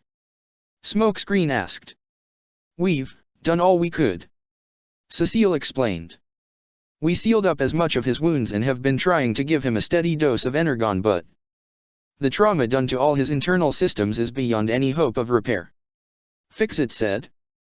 But we saw you guys do amazing things. Shirley exclaimed. You're all geniuses. Having the most intelligent mind doesn't automatically give you the answer to every problem. Perceptor said. And sometimes, there isn't an answer. He can't die though. He's Optimus Prime for crying out loud. Rivalts stated. Come on Ratchet. You gotta have some kind of special thing to at least patch him up, right? If I had, don't you think I would have used it? Ratchet shouted, surprising everyone present. You think this is easy for me? I've known him far longer than any of you have. Long before he was even a Prime, before even the war. I would give anything to see my oldest friend walk again right now. But I just don't. Once again, the mood turned sorrowful as Ratchet turned away with a frustrated and devastated look on his face, earning expressions of sympathy and pity from all those present. While many of them knew Optimus Prime for the hero that he was, Ratchet was among the few that knew him before he was even Optimus Prime. He was a friend. Excuse me. Sarah slowly and nervously raised her hand to get everyone's attention. I might have an idea, if you want. What is it, Sarah? Millie asked in a mellow tone, not wanting to shoot her down and hurt her feelings, so she was humoring her, despite thinking what ideas she might have may not work. Well, it's just. I heard a few times about something called a forge, one that is supposed to have magic powers. Sarah explained. I don't know all that much about it, and I wasn't trying to eavesdrop. But I heard that it could fix anything and make it better, so could it do the same for him? She gestured to Optimus. The Forge of Solus Prime, but Smokescreen thought for a minute. Wait, if he had it, he could fix himself up no problem. Power of the Primes. An excited smile formed on his face. Could that work? Rivalts asked just as excitedly. Well, the Forge was able to upgrade many of our Nightmare rays and even improve our weaponry. I don't see any reason why it couldn't be applied here. Fixit said, becoming just as hopeful as everyone. Sarah. Shirley quickly ran up to the amnesic girl in a hug, much to her surprise. You're a genius. I could kiss you. Kiss me? Sarah asked in confusion and her cheeks turning pink. Hey, why didn't we think about that before? Millie questioned happily. Let's do it. I'll retrieve the forge. Perceptor had already transformed and drove away. Looks like the big guys still got a chance. Cecile smiled. Ratchet too smiled, very happy at the thought of his friend being able to pull through this. But at the same time, he mentally kicked himself for not thinking about it sooner. How could he have overlooked the Forge of Solus Prime? One of the relics of the original 13. We're all distraught here, Nina spoke to him, getting his attention as she placed her hand on his leg in comfort. "Don't blame yourself, especially since it's your oldest friend," she said with an assuring smile. It was almost as if the girl could read his mind. But this was enough for Ratchet to smile back in appreciation. Suddenly, a groan had drawn them all to their fallen leader and friend. Optimus' optics slowly opened as he seemed to regain consciousness. Optimus. Ratchet was the first to be by his side with everyone else moving around him. "Please, save your strength. You're going to be okay, Optimus," Shirley assured, standing by his face. "Preceptor's going to get the forge so we can fix you up. You'll be back on your feet in no time." "Lelich," he muttered. "Where is Lelich?" "He's with everyone else, trying to make a plan to take down Damocles. The Khan's newest weapon," Millie explained. Call him, here," Optimus requested weakly. "Why?" "Hey, it's gonna be okay," Rivalts said. "You don't have to." Please, bring him, here," Optimus requested once more. Everyone looked towards each other in confusion, but Smokescreen was the first to get up straight. "I'll go get him, hang tight." He transformed and drove away, leaving everyone else to keep the weakened and injured Optimus company. Meanwhile, the group consisting of Zero, Nunnally, Bumblebee, Elita, Colin, Archie, Suzaku, Bulkhead, Rai, Jez, Ultra Magnus, Cornelia, Euphemia, Todo, Ogai, Lloyd, and Rax Hata had met up on the bridge of the Ark with the Viakin now named Steve as he explained everything he knew about the Damocles station with a large hologram of it being present for all to see. Odysseus, Karine, and Lila were escorted to a different room to be isolated and monitored for a time. "All right, Damocles is basically a flying fortress," Steve explained. "The Constructicons lead the project. I was brought in for extra labor. I don't know everything about it, but I do know one thing. It's not your typical fortress." "What does that mean?" Bumblebee questioned. "For one thing, it has 3 different power cores," Steve said. 3 cores. Archie wondered aloud as everyone looked towards one another. "Why 3? One to keep it airborne, one to power the shield generator, and the other for the fusion cannons," Steve answered. "That does seem pretty clever," Rax Hata commented. "One would do best not to keep all their eggs in one basket," Lloyd added. "Do you know where these power cores are?" Ultra Magnus asked the defected Viakin. "No. But I do know that the shields are completely impenetrable, and there's a special feature that keeps the enemy from ground bridging inside," Steve replied. "Bet the Starsaber could cut right through it," Rai said darkly. "But Optimus, he's the only one that can wield it, and he's not in fighting condition right now," Bulkhead commented with remorse. "But we do have a similar weapon. One that was wielded by someone who clearly isn't a prime," Cornelia reminded. "The Dark Starsaber is not an option," Zero said immediately. "I agree that is powerful, but given that it was forged by Megatron, I wouldn't put it past him to at least adapt a similar feature from the original sword so that only he could wield it and nobody else." "Do you know that for certain?" Todo asked. "Even if that weren't the case, it's made from raw dark energon, and we've all seen how dangerous that is," Zero reminded. "It raised an army of robot zombies," Lloyd said bluntly. "Even in the most desperate of situations, I will never use that weapon. I would rather die than wield it," Zero said with every bit of seriousness. "I have to agree with Zero," Suzaku spoke up. "The Dark Starsaber is too much of a wild card.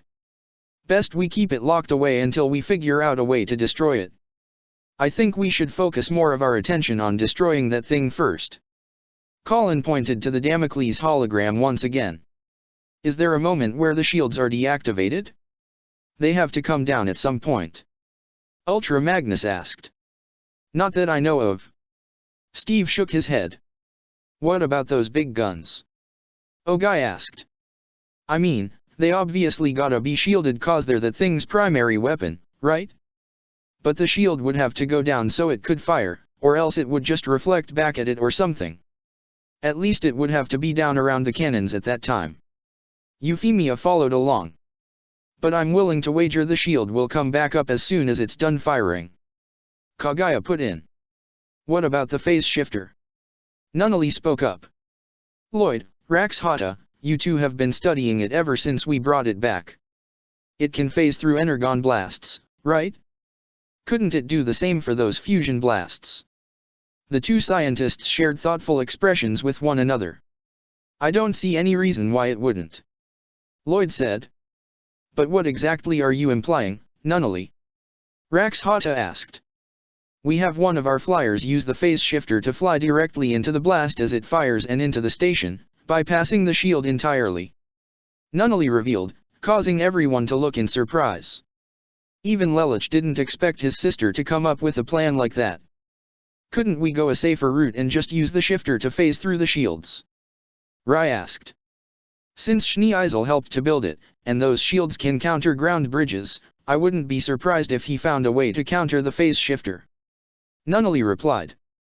That would sound like a Schneeisel move. Cornelia agreed. But if it works, and someone is able to get inside with the phase shifter, they'd be able literally go anywhere they want, and nobody could stop them. Bumblebee said. They could even find the power cores and disable them. At least if they take out the shields, we'd be able to mount a full assault and blow it out of the sky. Bulkhead stated. Why not the guns? Colin asked. If the shields are down, we can attack and disable the guns from the outside. Archie replied. But if they do manage to find the power core for the cannons, they should take it out. Something that big and powerful has gotta have a time to cool off, though. Bumblebee said before looking to Steve. They can't fire rapidly, can they? No. The former Viakin answered. Even if it's just one cannon, firing off that much power would cause the core to overheat and they would need time to cool down. I'd expect maybe an hour, at most. Only an hour? Ogai questioned before a smirk fell on his face. I think we can make that work. He looked towards Zero. Windblade would be our fastest flyer. The Black Knight leader said. We'll give her the phase shifter and she'll enter Damocles to disable the shields, maybe the other two cores if she gets the chance, but the shields are top priority. The rest of us will attack Damocles and draw out as many of the enemy forces as we can and give Windblade more time. Sounds like a plan. Todo agreed as everyone was already on board. Steve. Zero got the former Viakin's attention. Thank you for this. You may have just saved a whole lot of lives. He nodded in return, a feeling of joy came to him as he, probably for the first time in a long time, got some gratitude. I'm just glad I'm finally doing something right for a change. Everyone, we got a problem. Tai suddenly appeared in front of them in her hologram form. Satellite surveillance shows that Damocles is on its way toward Horai Island. They found us. Yuffie exclaimed in surprise. Of course, they did. Bumblebee scowled. We're also getting hailed. Somebody is calling for us. For you, Zero. Tai said to the young revolutionary, whose expression hardened underneath his mask as he had a good idea who it was. Zero had walked to the center of the catwalk that was in front of the main screen before giving the order. Bring him up. The central monitor activated, revealing the smirking face of their enemy, earning glares and scowls from everybody present. None of them said a word however, this was only between their enemy and their leader. Hello, Lelich. Megatron greeted, surprised to see me? No. Zero replied. I take it Schneeisel and Starscream are dead. I'm certain you would have loved to end their lives with your own hands, but I hope you take solace in the fact that their demise was excruciating. Megatron sneered. Tell me, where is Optimus? Don't tell me that the last of the Primes has finally met his end. It would be such an unemotional demise. You should be more concerned with your own well-being. Zero stated. Should I? Megatron queried as he showed the code emblem on his palm. I take it you recognize this, do you not? You've stolen V.V's code. Zero wasn't surprised. They all suspected this. I'm immortal now, my boy. I cannot die, no matter what weapons you've acquired or built. Megatron continued. But the same cannot be said for you, or all your precious friends. I'll get to the point. I know exactly where you're hiding, and Damocles is now under my control. You have a choice. Surrender, and your comrades will live. Or you can fight, in which case all of you will die. We both know that's not true. Zero reached for his mask and pulled it off, revealing the determined face of Lelich 6 Britannia as he glared Megatron down. Even if we accepted, you would kill everyone anyway. We will fight, and you will lose, immortality or not. I will see that Damocles burns, and that you will never harm anyone again. So come, Megatron. Come and face us. We'll be waiting. Megatron's smirk only grew. Spoken like a true leader. I will see you soon. The transmission cut off, leaving Lelich and everyone else as he turned to face all his friends, family, and allies, human and Autobot alike. He could see in each of their eyes that they would stand and fight beside him no matter what. But there was still something he had to do. Tai, I want you to transmit to every communications device on Horai Island. I wish to address the troops. All of them. I'm on it. The holographic girl nodded. Tamaki leaned against a nearby wall when he felt his own personal communications device turn on. He took it out and was surprised to see the image of Lelich, clad in his Zero outfit, except without his mask. And it wasn't just with Tamaki, nearly every person on Horai Island, be they part of the Black Knights military, or someone working in medical or maintenance, as well as every Autobot was now drawn towards the image of the unmasked Zero, which was revealed to be a video as he soon spoke. I suppose I should start. He began. For those who don't know, my name is Lelich 6 Britannia. I was once a prince of the Britannian Empire before my sister, Nunnally, and I were exiled following an assassination attempt on our mother. We were sent to Japan initially as bargaining tools, before being outright discarded when Japan was invaded, and its fall soon after.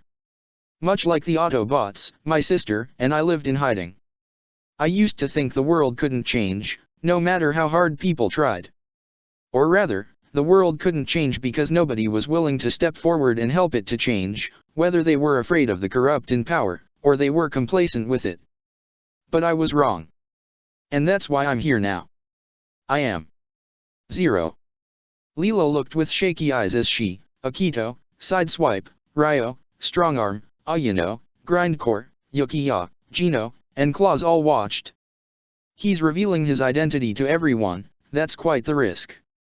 Yukiya commented. You can always count on that guy being as dramatic as possible. Claus smirked. He knows what he's doing.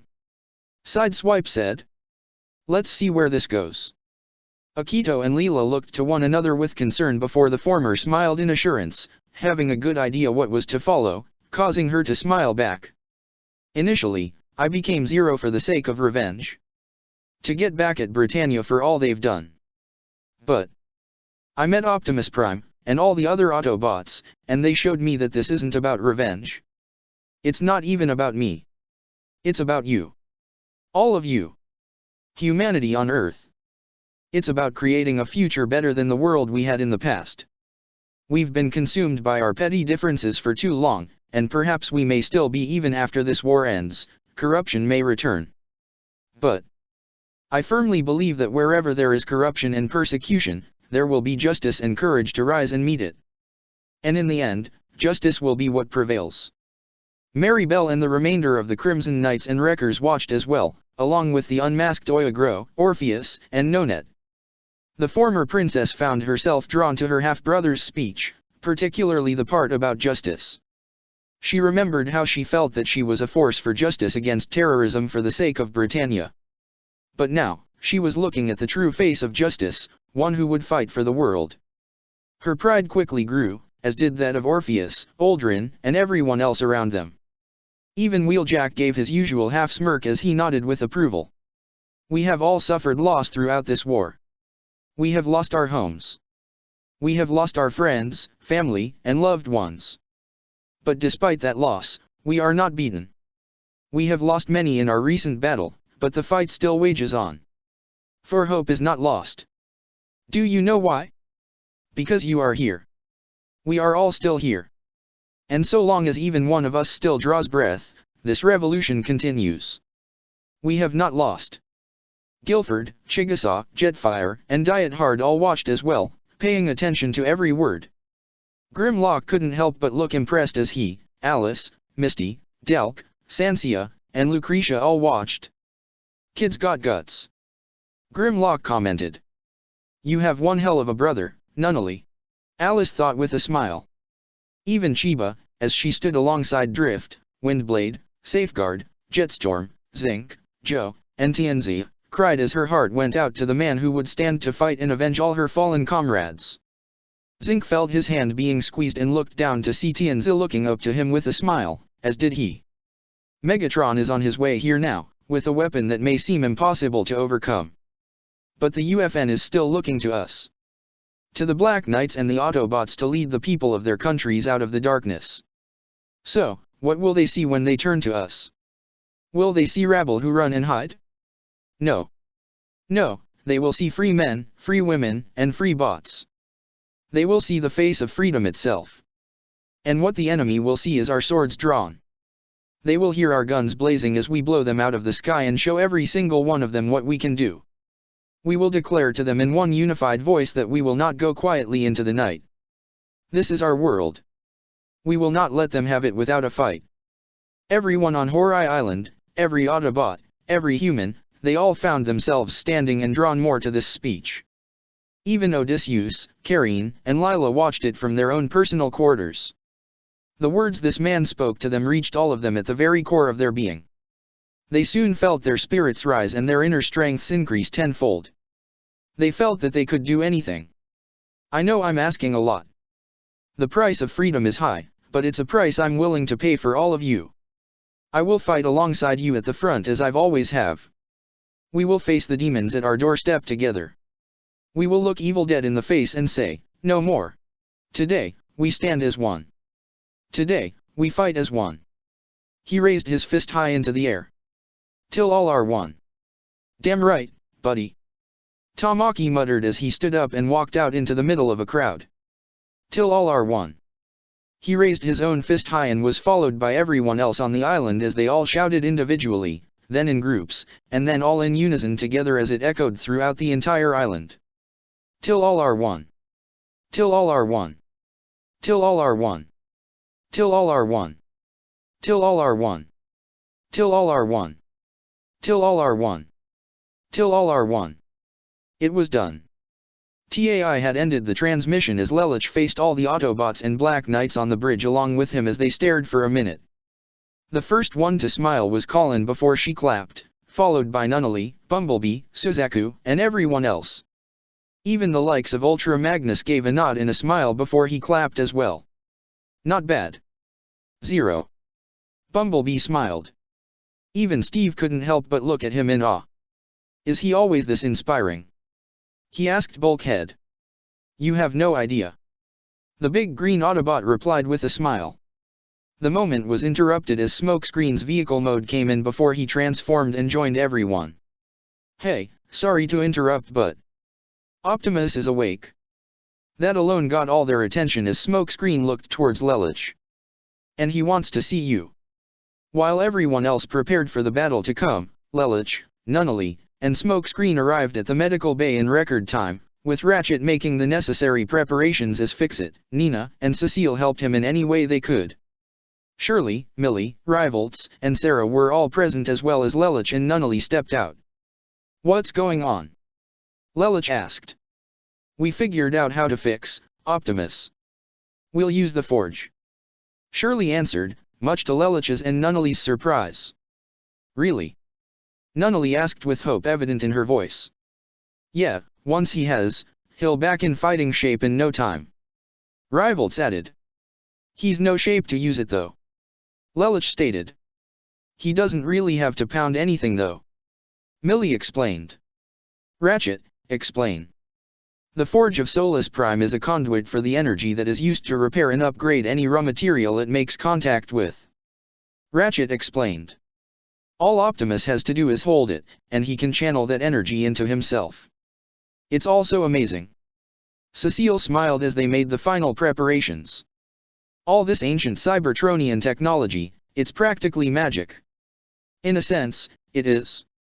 Fix-It said. The power of the original primes is considered mysticism even among modern Cybertronian principles. Perceptor should be here any minute with the forge. Smokescreen added. In fact, it was all Sarah's idea. She gestured to the still amnesiac immortal. Well. It was just a thought, think nothing of it. Sarah was caught off guard as Nunnally ran up to her in a hug. Thank you. Sarah. Thank you. Nunnally was already crying tears of joy. Sarah even felt a grasp on her shoulder and looked towards Lelich, who said nothing, but the emotional smile he had on his face may as well have been worth 1,000 words of thanks. This only caused Sarah to smile with childlike innocence. Oh, and here he is now. Millie smiled as Perceptor arrived in vehicle mode with the Forge of Solus Prime in tow. He transformed and laid the hammer down. Is everything ready? We're ready. Ratchet confirmed as they heard Optimus groan. His optics were dim and fading, but it wouldn't be that way much longer. Lelich. Optimus. He was already near his face. I'm here. We have the forge, we'll have you fixed up in no time. Don't worry. Everything's going to be okay. Nunnally added as she walked up and placed her hand on Optimus' face with a smile. That is not why you were called here. Optimus stuttered, which caused everyone to look at one another in confusion, especially Lelich. What? I don't understand. All of you, listen, the power of the forge is not unlimited. The weakened Optimus revealed. Its energy has already begun to ebb. It's running low on power? Is that even possible? Cecile asked, mostly to Ratchet. Well, mystic or not, energy has to come from somewhere. It would make sense. The Autobot medic seemed to understand. Well, let's just get it recharged. Rivalts suggested. Can't we plug it in somewhere? None of the technology we have at our disposal would be adequate enough. Perceptor said. Is there anything we can do about that? Nina asked Fix-It. I'm sorry, but I don't think any of us are well versed in the knowledge of the ancients. The Minicon said. So, what if it's running a little low? Smokescreen questioned. All we need is enough juice to get Optimus back into fighting shape. No. Optimus muttered. Whatever power remains must be used to repair the core to Cybertron and restore our home. But that would mean. Nunnally's hope slowly faded as she and everyone else knew what that meant. She looked towards her brother and saw his eyes widen in fear. What about you, though? Shirley questioned. You need help, Optimus. The fate of all our kind is more vital than any one of us, including me. He weakly said. Just like that, any kind of hope they had was replaced with dread and fear. While it would make sense for Optimus to want to use the forge to fix Cybertron's core, even if it was low on power, it would help immensely and possibly get the planet closer to being restored. But that would come at the cost of Optimus himself, and that was something none of them wanted. No. No. Lelich stated. That can't happen. We can't do that, Optimus. Lelich is correct. Ratchet kneeled to his friend's level. You of all people have to understand that the forge can only be used by a prime. And you are the last. There is nobody else who can use the forge but you. There will be a new prime. Lelich shook his head, trying to shake off any sense of doubt or negativity that was draining his hope. We don't have time for this. Megatron is on his way here right now with a station armed with weapons that can destroy entire cities, and he means to kill every single one of us. We don't have to use all of the forge's remaining power, just enough so that your life is no longer in danger. The rest of us can handle Megatron. Once that's done, and you're fully recovered, we can talk about fixing Cybertron's core.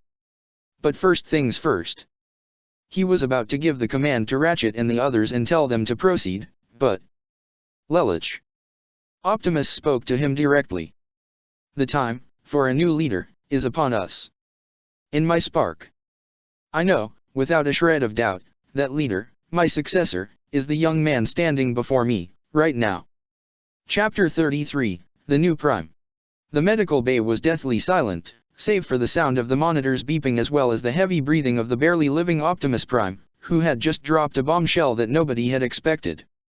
Smokescreen, Perceptor, and especially Ratchet were completely stunned. Millie, Shirley, Rivolts, Nina, and Cecile appeared to be just as shocked as everyone else. The amnesiac Sarah seemed more confused than anything, not completely knowing what was going on, but still rather surprised. Nunnally's eyes widened as she turned to look at her brother, wondering what he was thinking. Lelich's eyes were widened like dinner plates, his mouth hanging open as his face turned pale. Did he really just hear Optimus say that? Was he really planning to pass the matrix of leadership, the collective wisdom of the original Primes, the last remaining piece of Primus Vari Spark, onto him? Wait a moment. Cecile spoke up. Is that even possible? I don't fully understand how this matrix of leadership works, but can a non-Cybertronian even use it? She looked towards Ratchet. Yeah, I mean, the thing's gotta be bigger than Lelich's whole body, right? Rivolts added. Unless it gets plugged into his nightmare or something. I truly do not know. Ratchet confessed. Something like this has never happened before. The passing of the Matrix is one thing, but, to a human, there is no record in Cybertronian history that another type of life form ever wielded the Matrix. Perceptor said. And even if Lelich can use it? How's he supposed to use the forge? I mean, look at it. Smokescreen gestured to the forge of Solus Prime that laid on the ground near them. Unless he ends up growing really big or it shrinks some, I don't see how it's physically possible. Alien magic, I guess. Millie said with a shrug. Unless it really does plug into his nightmare. But wouldn't that make it easier to steal? Nina wondered. Optimus has the Matrix inside him, right? And it's not like Lelich is going to live in his nightmare forever. Guys. Shirley got all their attention. She gestured towards the young man and looked at all of them with a hard expression, silently telling them that they should think about how Lelich thinks about this, as he is literally the center of this topic, not to mention his own emotional state. Something they all picked up on and looked towards him with sympathy. Lelich didn't know what to say at first, clearly still trying to process it all. I can't. I'm not. He felt a gentle grip on his hand and turned towards Nunnally, who looked at him with an expression of concern and empathy, which seemed enough for him to at least get his thoughts somewhat in order and speak properly. I can't do it. I can't take it. He spoke to the gravely injured Prime. Optimus. I'm truly flattered, but even if the differentiating species argument doesn't apply, I'm not worthy of such a gift. I'm not Prime material. Lelich. Optimus spoke weakly, looking towards him with understanding and concern. The choice is neither yours nor mine to make. When it is time, the matrix of leadership will present itself only to one who is truly worthy. As its current wielder, I can feel the will of the matrix itself, and it calls to you. We may be of different species, and you may not believe you are worthy, but I do. You have grown so much, you are indeed worthy of the title of Prime. Under any other circumstance, Lelich would feel humbled and honored, but here, he only felt a cold emptiness forming in his heart. Well, if the Matrix has a will of its own. His fists clenched. Then I'm going to have to disappoint it. I reject the Matrix of leadership. While the humans present were certainly surprised to hear that, none were more shocked than Ratchet, Perceptor, and Smokescreen. Did they just hear that right? Did Lelich openly say that he rejects the Matrix? Who in the name of Cybertron would ever reject something like that? Not if it means I have to give up you in exchange. Lelich continued as his voice became much more emotional. Optimus, you're the closest thing to a father that I've ever had. I don't doubt the Matrix's power, but what makes you think I'll accept power in the place of someone I care about? I didn't give up on Suzaku, or Cornelia, or any of my other friends or family, and you encouraged me to do so. So what in the hell makes you think I am going to give you up just to wield some kind of godly power? Lelich exclaimed as his face was filled to the brim with emotions, tears flowing down his eyes. Over my dead body. Shirley had covered her hand over her mouth as she felt her eyes water. Millie, Nina, and Cecile were also on the verge of crying as Rivals tried to harden his face to avoid showing any emotional weakness, as hard as it was, with Smokescreen attempting to do the same.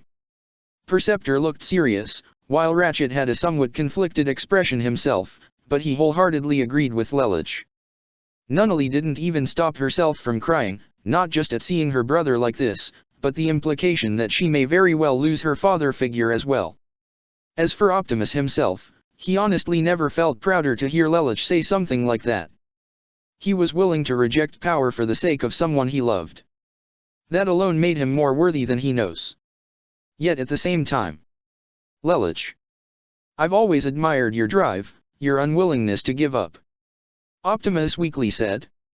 But, even you know, that you cannot save everyone, and, you also have to learn, when to let go. The young man's teeth gritted with rage and sadness. And right before he could yell back, Zero, Tai contacted him urgently through the comms. What? Lelich exclaimed, but quickly realized that he put his emotions into that response and tried to shove them down so he could speak more professionally, as best as he could anyway. What is it, Tai? Damocles is almost within our airspace. ETA, 15 minutes. Get all civilians underground immediately, just as we planned. Ready the shields to maximum power and mobilize all our forces. Lelich ordered before addressing everyone else. Megatron will be here soon. So, what do we do, then? Cecile asked. Anything you can to keep Optimus alive. Lelich stated firmly. Ratchet, if there are no other options, use the forge. But, if possible, try to use only enough to put him in stable condition. I'm not going to sacrifice any chance of restoring your home. You don't have to tell me, and, thank you. Ratchet said sincerely. Of course, the medic would do anything and everything in his power to save his oldest friend, but he was also grateful that Lelich was very considerate of Cybertron's future as well. The young man truly has grown since he first saw him. Is there anything we can do? Shirley asked. Help Ratchet and Nina, that's all I can ask for now. Lelich replied. Sure, leave it to us, buddy. Rivals said with an assuring smile. You just go and give Megatron some hellish payback from all of us. Millie stated with a determined grin. I don't know all that much about all of this, but I'll try and help in any way that I can. Sarah offered her services, trying to put on a determined expression herself. Thank you, all of you. Lelich nodded. Smokescreen, let's go. Right. The young Autobot transformed and opened his driver's seat for Lelich to get in. But before he could, Nunnally quickly ran up to hug him from behind. You come back, too. All right, Lelich. She cried. You come back to me. To all of us. She was already on the verge of losing a father, she couldn't bear to lose her big brother either. Lelich gently put his hands on Nunnally's and unwrapped himself so that he could look with an assuring smile. I'll be back. He wrapped his pink finger around hers. I swear to you, Nunnally. I will return. Nunnally smiled as she stifled back her tears. And you'll eat 1,000 needles if you don't. Lelich tried to push back his laugh at that before he let go and entered Smokescreen's vehicle mode, who drove off immediately, leaving everyone else to get to work immediately at keeping Optimus alive as long as they could. Pretty much the entire forces that consisted of the Autobot Black Knight Alliance had gathered outside on Horai Island, from nearly every Autobot to every single Black Knight nightmare. This large force appeared to be led by Ironhide, Ultra Magnus, and Ogai, as they stood alongside Jez, Undertone, Wheeljack, Smokescreen, Windblade, Warpath, Drift, Tamaki, Cornelia, Guilford, Chigusa, Ashley, Jean, Sakia, Joe, Grimlock, Alice, Delk, Sansia, and Lucretia, all the humans in their respective Nightmare rays, and even the former Viakin now known as Steve was present as well. Hovering just above them was the Ark, which was being operated solely by Tai. Standing outside on the deck were Zero, Bumblebee, Suzaku, Elita 1, Colin, Arky, Rai, and Bulkhead, along with the Jetfire, Todo, Leela, Akito, Sideswipe, Ryo, Grindcore, Yukiya, Strongarm, Ayano, Jeremiah, Nonet, Gino, Monica, Orpheus, Anya, Aldrin, Maribel, Chiba, and Zinc. All of the humans present were in their respective nightmare rays. It was deathly silent as they all gazed up at the presence of a dark shadow that would loom over Horai Island. Damocles had arrived. Its imposing figure caused everyone around to either shake with fear or look with hardened expressions. The Decepticon-built station may not be directly over the artificial island, but one of its cannons was already primed and aimed directly toward the gathered army, though it was likely to assume the main target was the Ark. The second he saw the energy beginning to build up in one of the fusion cannons, Lelich gave the order. All Horai shields up to maximum power. Windblade, smoke screen, the second that beam fires, you move in. You got it. Smokescreen nodded. Right. Windblade said as well. Shields are up at maximum power. Fixit reported as he, Rax Hata, Lloyd, Euphemia, Kagaya, Sayoko, Diet Hard, Toto, Misty, Claus, and several other scientists and operators were in the main control facility for the island. Let's just hope they hold up. Lloyd gulped. The cannon then opened fire. Just like when they first saw it, a massive beam of green fusion energy shot down at a diagonal angle towards Horai Island. Everyone braced themselves, expecting the absolute worst. Fortunately, the beam had impacted the shields that had expanded over the whole artificial island. Waves of fusion energy spread out in all directions over the island. While nobody was harmed, the force of the impact was enough to send a tremor that shook up the area as even waves of water were blown back. Let's go. Windblade transformed into her jet mode, prompting Smokescreen to jump and wrap his arms and legs around her just before she shot straight up. Better hope that thing of yours works, kid. Or else this will be short flight. Yeah, and you and me both. Smokescreen activated the phase shifter. They quickly flew through the shield together and into the beam, with Smokescreen closing his eyes and holding onto Windblade's jet mode as tight as he could. Fortunately, the phase shifter had worked. Even if he was the one wearing it, him holding onto Windblade at the moment of activation allowed them both to become intangible as they flew through the beam of deadly energy as if it weren't even there. Smokescreen even opened his optics to look in awe at what was the green neon energy that passed over them. Whoa! The beam had ceased its firing just as the pair had phased directly into the station. And that was when the shields all over Horai Island completely shattered. Shields are down. I repeat, the shields are down. Anna reported. How long until we get them back up? Claus questioned. Probably a day at least. Toto responded. Our shield generator overloaded the second the fusion blast ended. We were fortunate it happened when it did. Or else we would have been dealt with serious damage. Misty added. But we can't rely on the shields anymore. Do you hear that, Zero? Kagaya relayed the information to her leader. Those cannons have to be shut down soon. We can't take another blast like that. Understood. Lelich replied. Windblade, Smokescreen, tell me you two made it inside. Yeah, we're inside. No damage reported. The phase shifter worked like a charm. Smokescreen said over the comms. We're looking for the power cores now. Windblade added. Shields will take priority, but we'll disable any of the others if we see them. Good. Lelich was already relieved. Their whole plan depended on whether or not the phase shifter could work. If it hadn't, they would have been in real trouble. TAI, commence the attack. Move the Ark in, now. Moving in. The vessel was already quickly flying towards the hovering station. The Ark's weapons went online almost immediately as they all aimed at Damocles. Target locked. Firing now. Upon TAI's command, multiple heavy cannons opened fire while dozens of missiles. However, none of the explosive projectiles ever made contact with the station itself, thanks to the shield that surrounded it. Zero to all units, this is where we hold the line. Zero contacted all his forces. Todo, Jetfire, and Maribel will lead anyone on the Ark who can fly will intercept any Decepticon forces that are launched from Damocles. Sideswipe, Grindcore, Strongarm, and the Black Wyverns will protect the Ark itself from any intruders.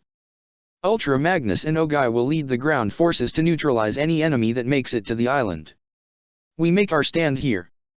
Bumblebee, Suzaku, Colin, Archie, Elita, Bulkhead, and Rai, you're all with me. Thanks to the schematics provided to us by Steve, we can get to the top of Damocles. That's where Megatron will likely be, and I'm certain he'll leave the door open for us, knowing him. Here they come. Bumblebee said as they saw a whole swarm of aerial vehicons pour out from the sides of Damocles and gun their way straight toward the airborne arc, which were being led by Thundercracker, Slipstream, and Skybite. Leave them to us. All aerial units, attack now. Todo ordered as the Zanjitsu was the first to take off, with Jetfire's jet mode flying next to them, and the small yet skilled team of chosen Black Knights flew from the arc to engage the enemy. Now it's our turn to move in. Let's not keep Buckethead waiting. Colin stated. Wait, something's coming from the top of the station. Elita pointed out. All eyes set toward what the blue female Autobot was pointing at. Something did emerge from the top of the station, though they couldn't get a good look at it from this distance. Is it Megatron? Archie asked. Nah, bigger. Bulkhead said, looking more confused than anything. Suzaku used the Lancelot's systems to zoom in on the unidentified flying object heading in their direction, getting a clear view on his screen, but he couldn't believe what he was seeing. Is that a dragon? It was the Predacon. The metallic dragon-like beast gave a roar as it hovered above the deck of the Ark, revealing its intimidating form to the 16 remaining individuals on board. Right before its chest began to glow, the orange light traveling up its throat before it unleashed a blazing inferno down onto them. Move! Lelich exclaimed as all the Autobots and Nightmare rays scattered to avoid the large fireball that struck the hull and exploded. They all gazed up once more to the roaring Predacon that circled around them in the sky. A dragon? Are you fucking kidding me? Colin shouted incredulously. Let's blow it out of the sky. Rai had his Raiden's Surger already charged with electricity. No, you all stay focused on Megatron. Akito reminded. Leave this to us. He's right. We can't get distracted. Elita agreed. Lelich gritted his teeth. He hated when an unknown variable appeared out of nowhere, but who could have expected a dragon? You'd think after everything he's seen up till this point, from alien godly magic to literal zombies, that he really wouldn't be surprised by anything anymore. Looks like he was wrong once again. But they still had a job to do. All right, we'll leave it to you. Let's move. Zero ordered as the Shinkiro picked up Bumblebee and flew forward, with Archie hoping onto the Gurren as it and the Lancelot, which had picked up Elita, flew next while the Raiden picked up Bulkhead. The group of 8 flew in the direction that would lead them to the top of Damocles. However, the Predacon also saw them and was about to fly in pursuit. We can't let that thing get in their way. Black Wyverns, form Hercules. Leela ordered as the blue geese sigil appeared in her eyes. Yeah.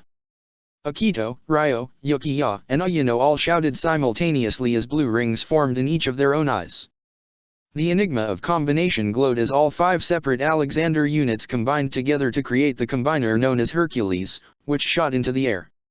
Find a way to bring it down here so we can help. Sideswipe contacted. Yeah, so we can introduce it to our fists. Grindcore pounded his fists together. The Predacon flew in pursuit of Zero's group and was ready to blast them out of the sky, only for the Hercules to fly up faster and draw its sword to slash up its side and draw its attention. Hey! Over here, you oversized lizard! Ayano shouted as the Hercules' left arm unveiled a large cannon to shoot the Predacon in the face, but this only angered the beast as it flew in pursuit of the Nightmare Combiner. Oh, I think we got its attention. Yukiya said. So, now what? Back to the Ark. We'll overpower it with Sideswipe and the others. Leela replied. Incoming. Ryo warned as the Predacon had tucked its wings in to dive towards the fleeing Hercules, catching it with its enormous body and falling straight towards the outer hull of the Ark, slamming down the combiner hard, and shaking everyone inside. The Predacon had pinned the Hercules down with its claws and was ready to incarnate it, but Grindcore had rushed to deck it across the face and shake it off. When the Predacon turned towards him, Multiple energon blasts were shot at its side as Sideswipe and Strongarm ran around it while firing with their respective long-ranged weapons, but the Predacon was quick to swipe its tail at the both of them to send them flying and crashing into a nearby wall. Grindcore tried to rush it again and grab it by the throat. "Hold still, you lousy." Grindcore held on as tight as he could, but the Predacon shook its head around in all directions before sending Grindcore flying off. But this gave the Hercules time to recover as it hovered above the metallic dragon and raised its sword high with both hands. Leela and her whole team gave mighty yells as they shot downward to bring the blade down hard onto the Predacon's skull. And it seemed that the blade had managed to cut through and even draw energon. "We got it!" Ryo cheered. "Headshot, baby!" Yuki-Ya exclaimed. "No." Akito's eyes widened in a panic as he saw the glow in the Predacon's throat. "We only scratched the surface." "Disband now!" Leela screamed, seeing what was about to happen next. The Hercules had separated itself into the 5 Alexanders that made up its form just as the Predacon unleashed a fire blast from its mouth. The resulting explosion sent all 5 of them scattered in various directions across the Ark's hull. Though for the most part, despite the intense heat and powerful blast, 4 of the Alexanders were still operable. "Leela!"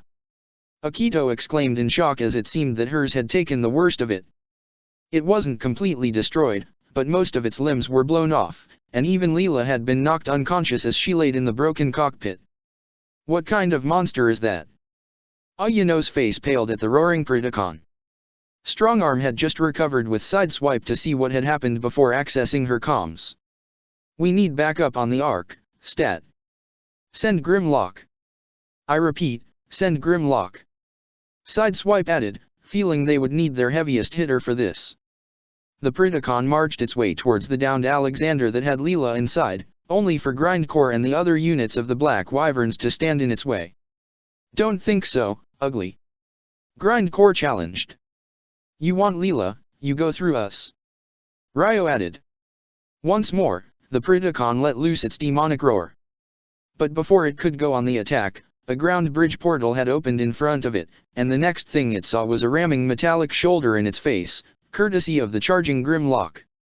As it was pushed back, Grimlock pressed on as he charged right at its belly, where he caught a brief look at the unfamiliar insignia on its chest before grabbing and flipping it over on its back. "Whoa!" Yuki-Ya's eyes widened. "Someone called." Grimlock asked as he turned to the others. "Thanks." Ayano breathed in relief. "What is that thing?" the Dinobot questioned. "We don't know, some kind of robot dragon." Ryo responded. "Or a Cybertronian reptile," Akito deduced. "But we can't overpower it. It's tougher than anything we have." Grimlock turned around to see the Predacon standing upright once more. "Nothing is tougher than me. I'll handle it." He yelled at the Predacon in challenging style, the beast roaring at him in response before they both charged at one another. Right as they were about to clash, Grimlock had jumped high into the air before falling and slamming both his arms and legs on the Predacon's back to knock it down. He then quickly grabbed it by the joints of its wings. "Come on. Let's go for a ride." He pulled up hard, causing the Predacon to roar as it took to the sky before attempting to shake him off, causing Grimlock to stomp down as he pulled even harder. This forced the Predacon to fall off the side of the Ark and back towards the ground. "Can he really take that monster on by himself?" Ao asked.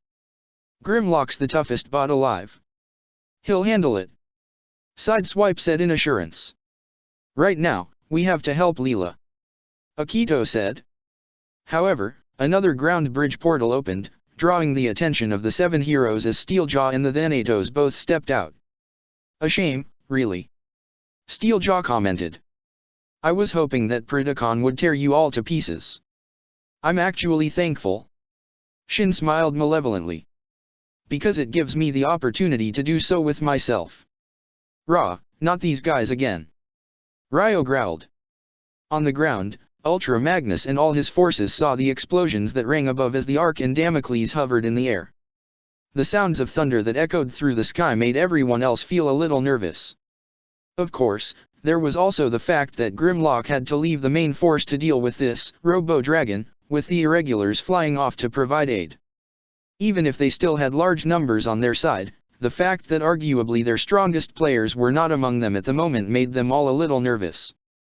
Cornelia happened to notice Steve looking rather tense, not that she could blame him.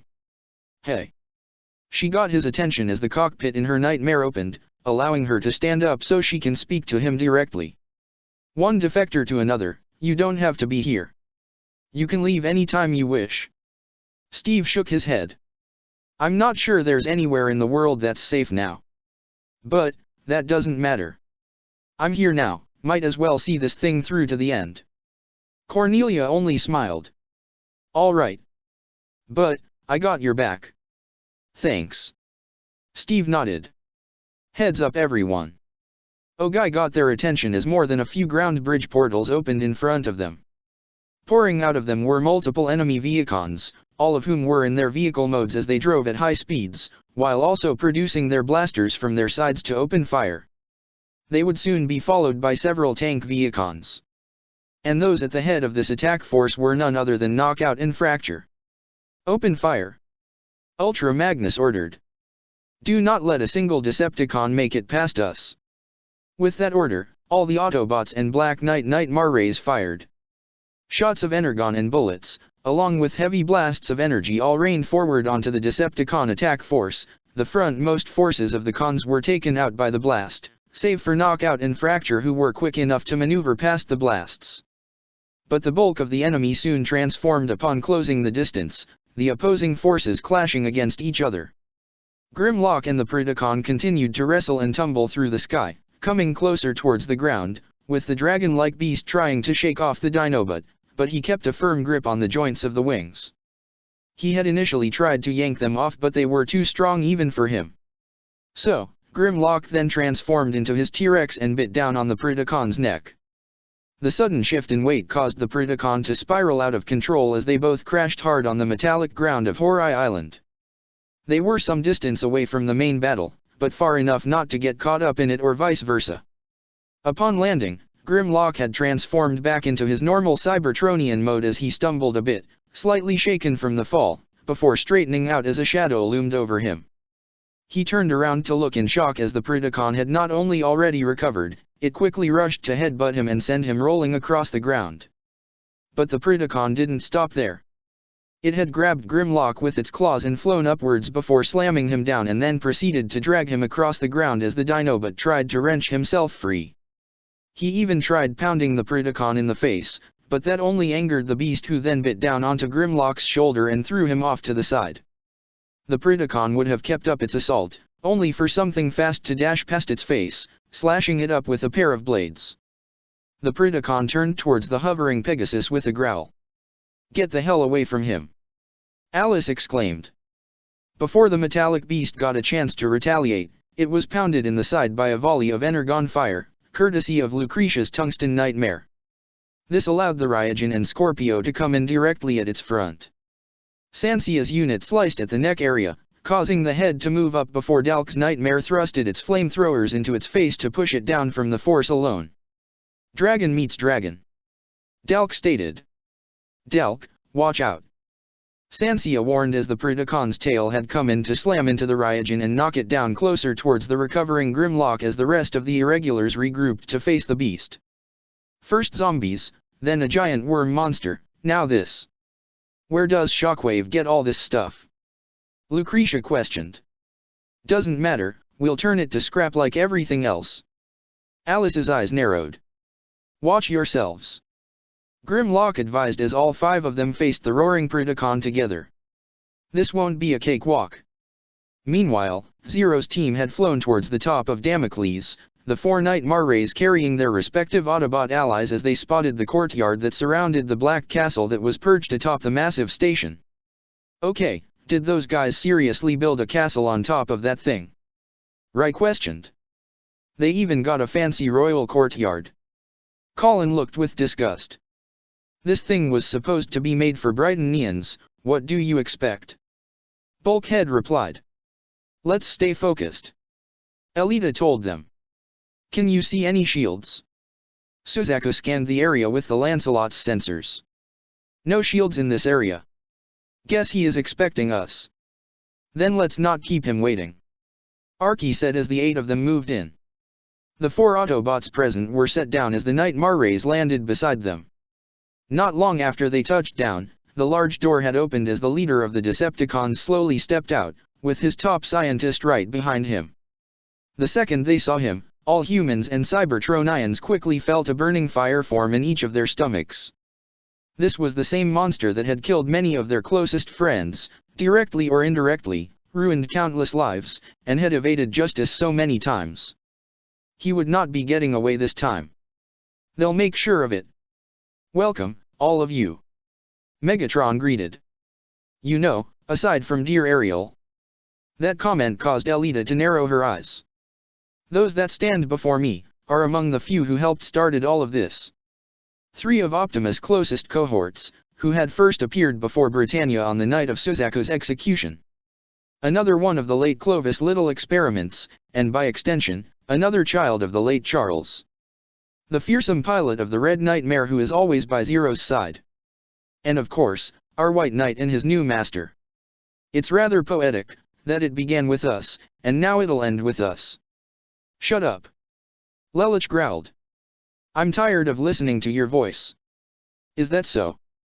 Megatron mused. Tell me, Lelich. How exactly do you plan to dispose of me, seeing as I am now immortal? How about I put you in stasis and drop you into a black hole? Let's see if that works. Lelich replied. Megatron's smile only grew as he drew his blade. Take your best shot. He was the first to charge forward as Shockwave provided cover fire with his cannon. The heroes scattered as it looked like Megatron was heading straight for the Shinkiro, only for the Lancelot to bar his path as Suzaku had drawn his MVS blades and swung one of them at Megatron, who blocked it with his own blade before throwing a punch into the Lancelot's stomach. But as the White Nightmare went up, the Black One fired a couple of Hadron blasts at the Decepticon leader. This pushed him back slightly as Bumblebee rushed to open fire with his own Energon blasters, prompting Megatron to quickly grab him by the head and slam him down, but this allowed Elita to come in with a jump and wrap her legs around his head before pulling herself down to yank him down as well, but he was quick to roll over and grab Elita and tried to throw her off the station entirely, but Suzaku quickly flew in to catch her before that happened. Bumblebee and the Shinkiro then charged in at Megatron from both sides.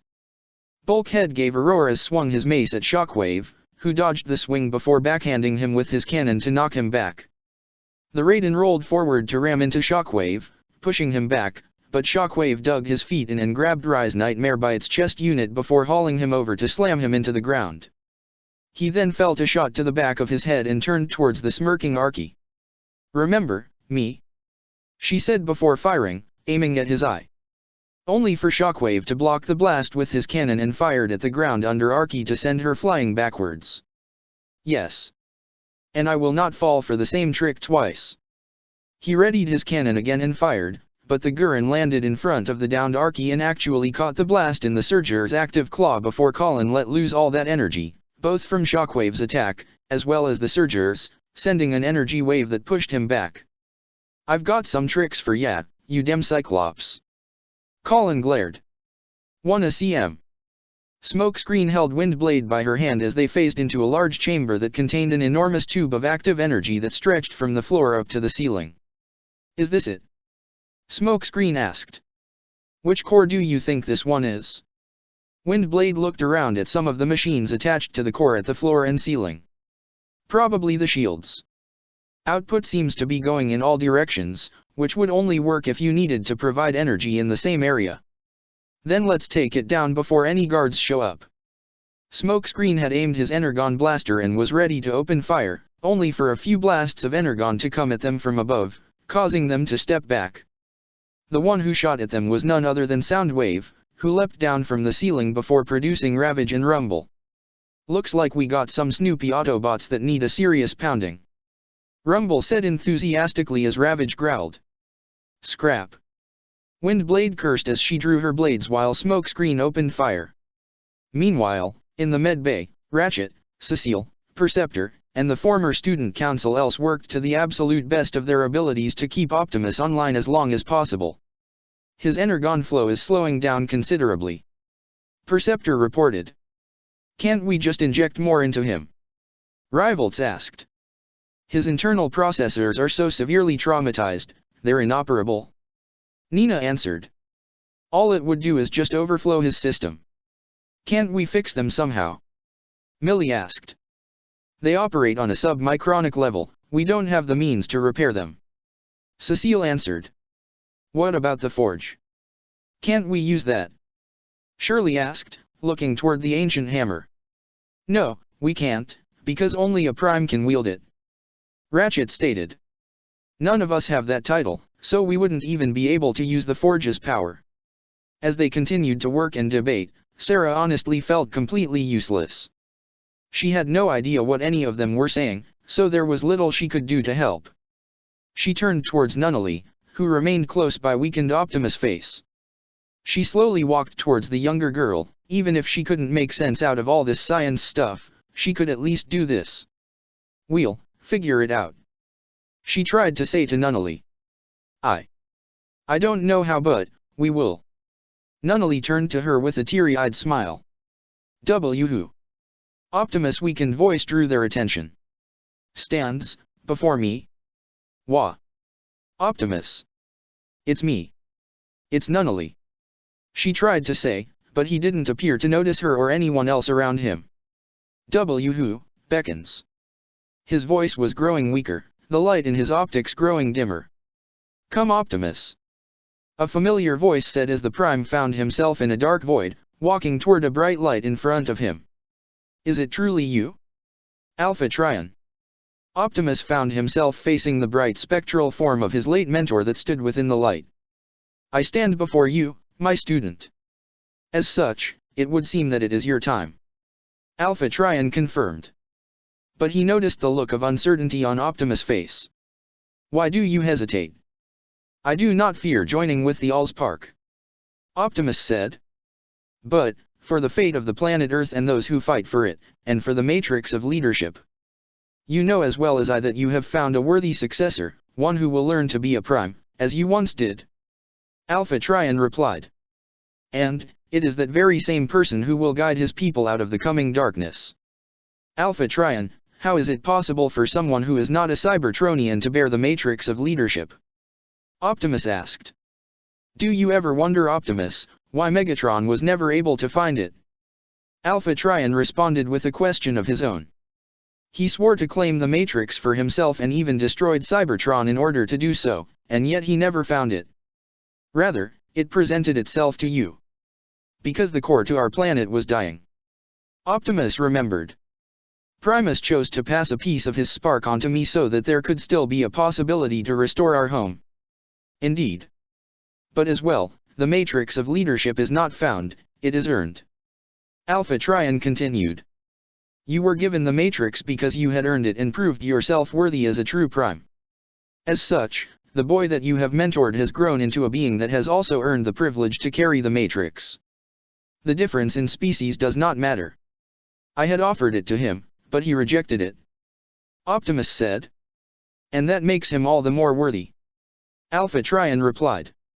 He chose to reject power for the sake of someone he cares for. That is why Megatron could never find it, because he only sought the matrix for the power it wielded.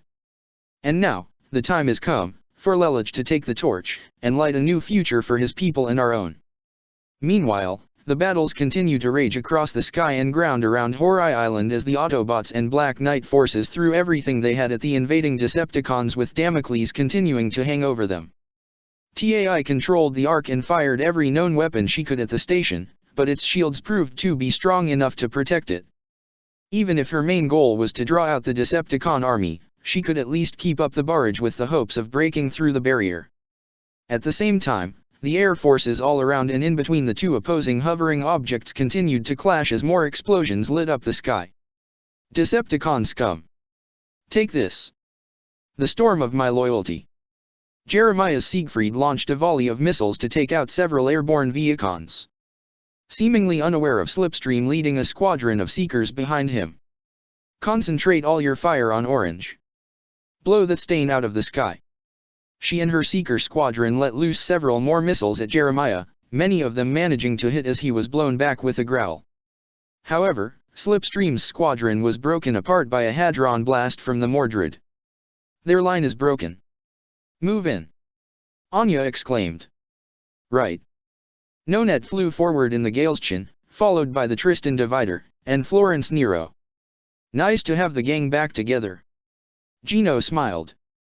Save it until after we win this. Monica stated as they engaged the scattered Seekers, blowing them out of the sky with their long-ranged weapons while the Galestine flew directly towards Slipstream's jet mode, who proceeded to transform and grapple with the Nightmare as the two glared at one another. Mary Bell grunted as the side of her Lancelot trial was rocked by an energon blast from a flying Viakin, but she was quick to retaliate and shoot it out of the sky. Aldrin and Orpheus were both quick to fly and surround her and provide covering fire. Weren't they just infighting? Where do these cons keep coming from? Orpheus questioned. Just keep firing. Aldrin told her brother.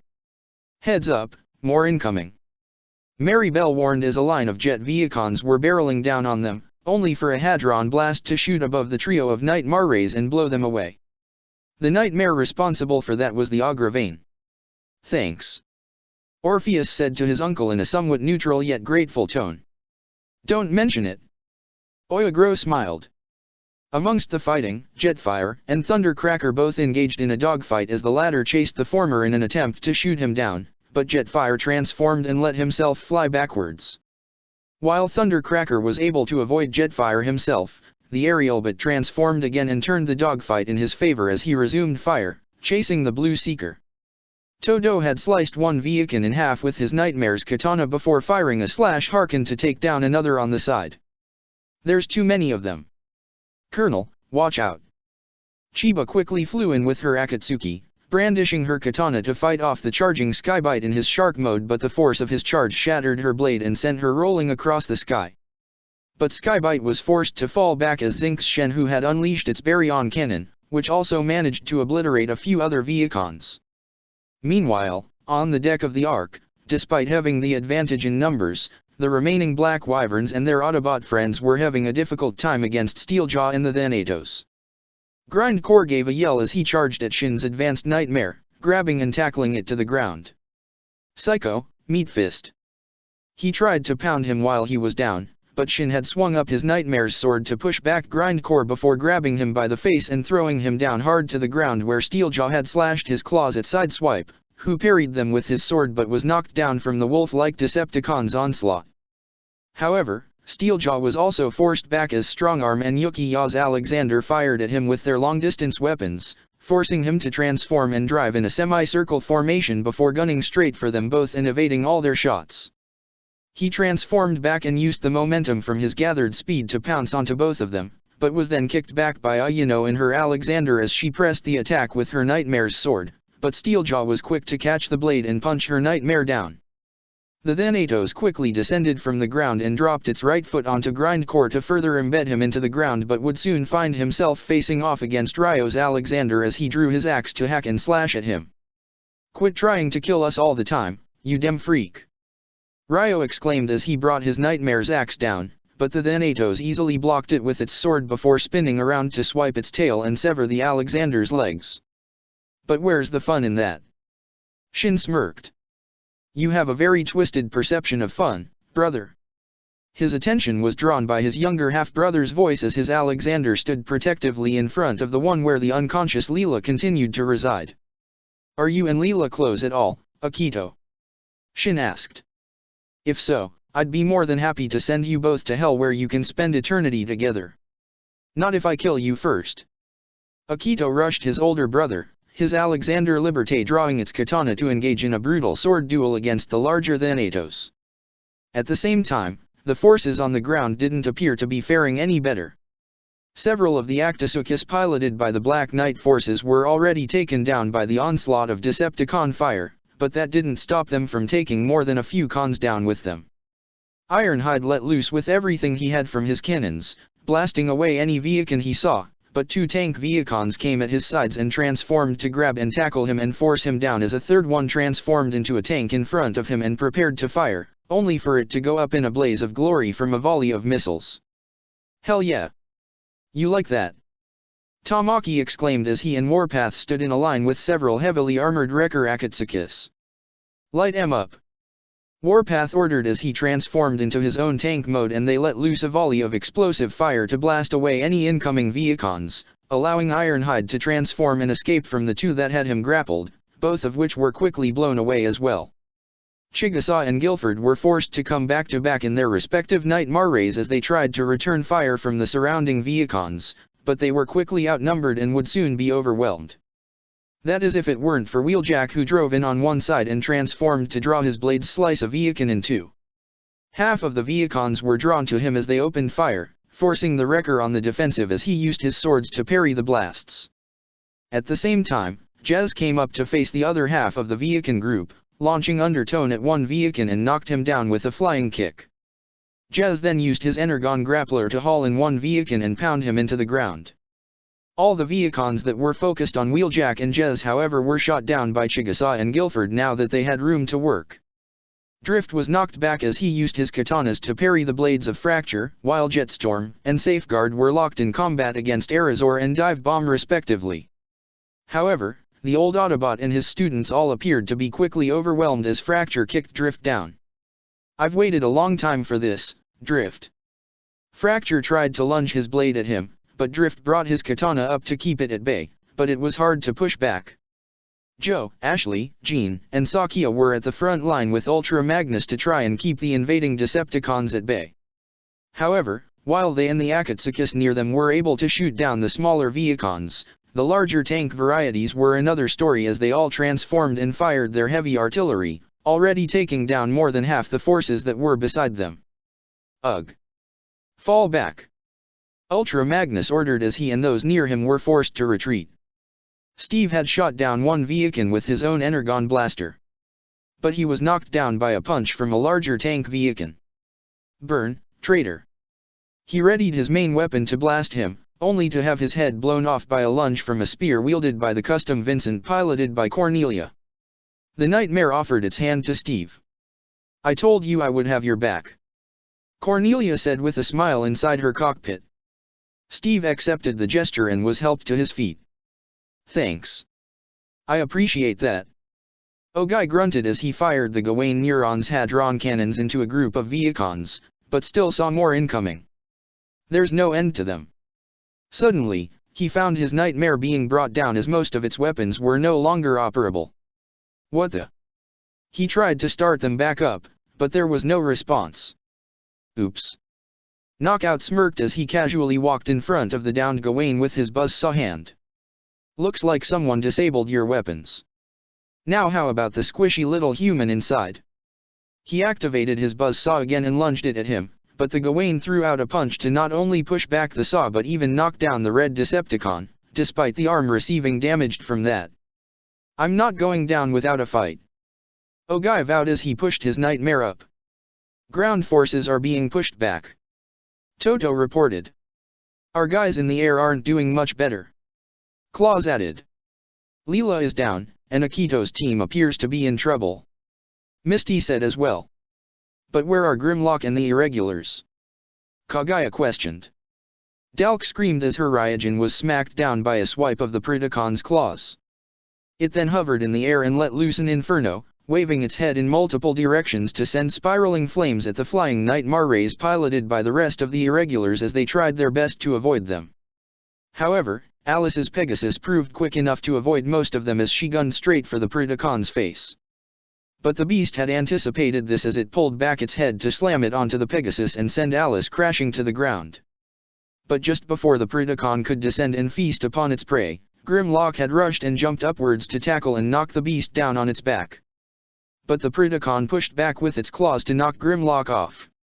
The Dinobot quickly transformed into his T-Rex mode and let loose a roar before blasting his own plasma breath at the Predacon, who retaliated with its own fire breath. The two blasts collided and pressed against one another in a heated struggle. Grimlock pressed with as much strength as he could, but when it seemed like his fire power was about to get an edge, the Predacon somehow increased its own power and its own fire breath became stronger and quickly overcame Grimlock's breath attack, blasting the mechanical T-Rex and knocking him down. The Predacon pressed the attack by flying forward to grab Grimlock with his claws and drag him hard across the ground. However, the tungsten flew in from above and fired its Energon Gatling guns at the Predacon's wings to bring it down. The Pegasus, Scorpio, and Ryogen came at the Predacon from its sides, only for the beast to pull its wings back and throw them outward to push all three units back. But this gave Grimlock a chance to stand back up, still in his T-Rex mode, and bite down on the Predacon's neck, causing it to roar in pain before it pulling up, forcing Grimlock to let go. He tried to swing his tail at the Predacon, only for it to retaliate with its own tail swipe at its feet to knock him down once again.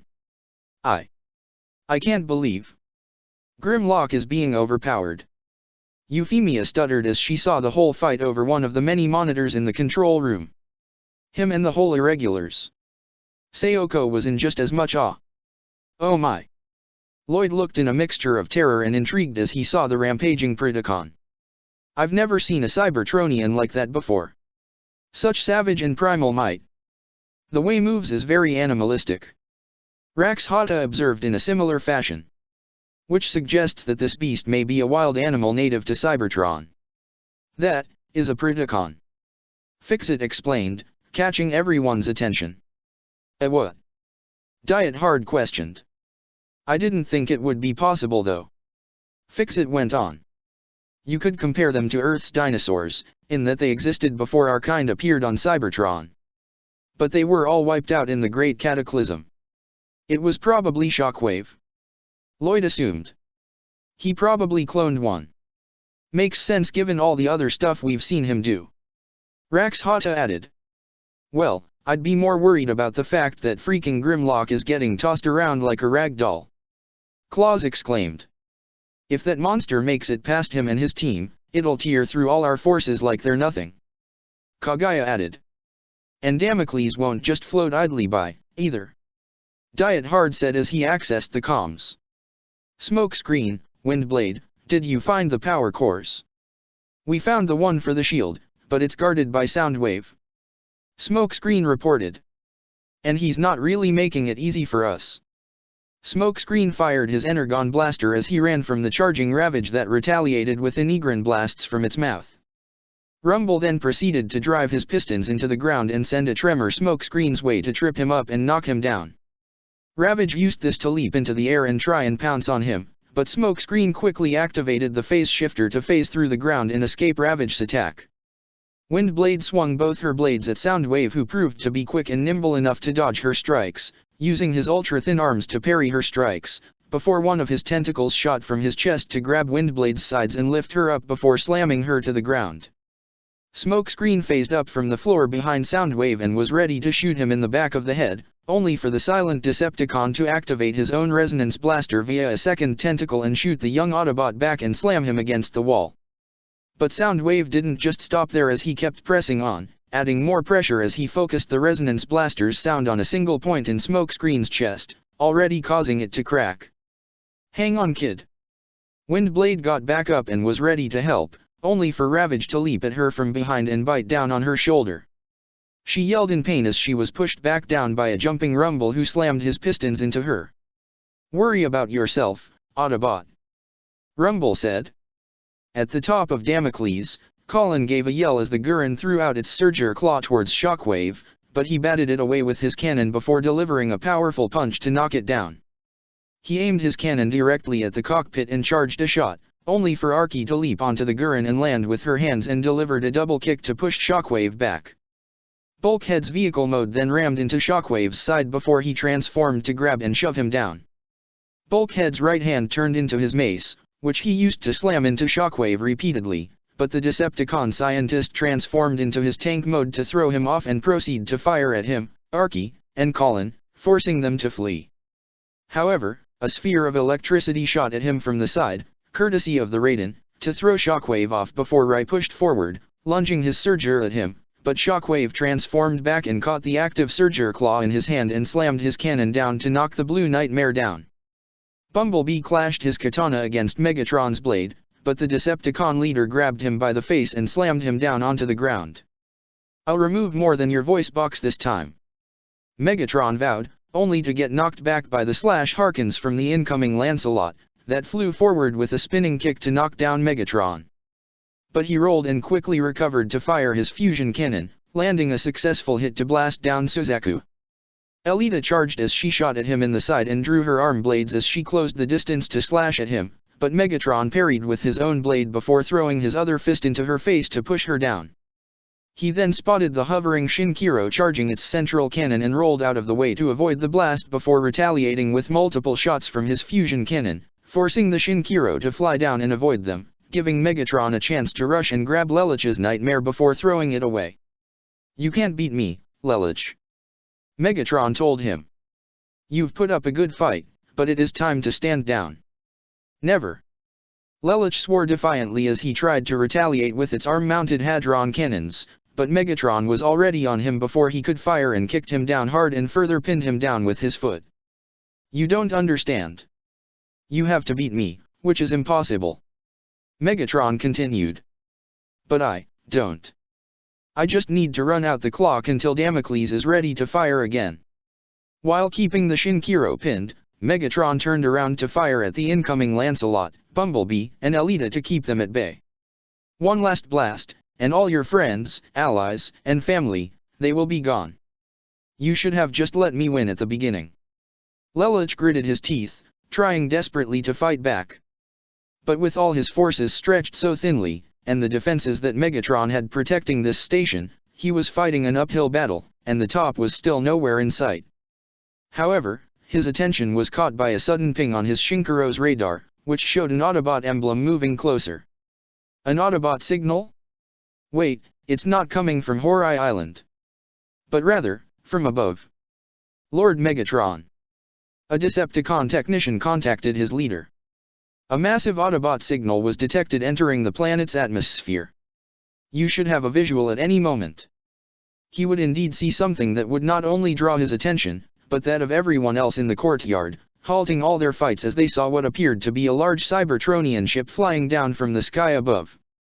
The flames around it from re-entry having been extinguished as it flew clear past Damocles. The ship wasn't nearly as big as the Ark, but it was still rather large, and it was something that Megatron recognized as he looked in shock. Impossible. The vessel had even drawn the attention of all the aerial battles taking place in between Damocles and the Ark as it flew down, halting many of them.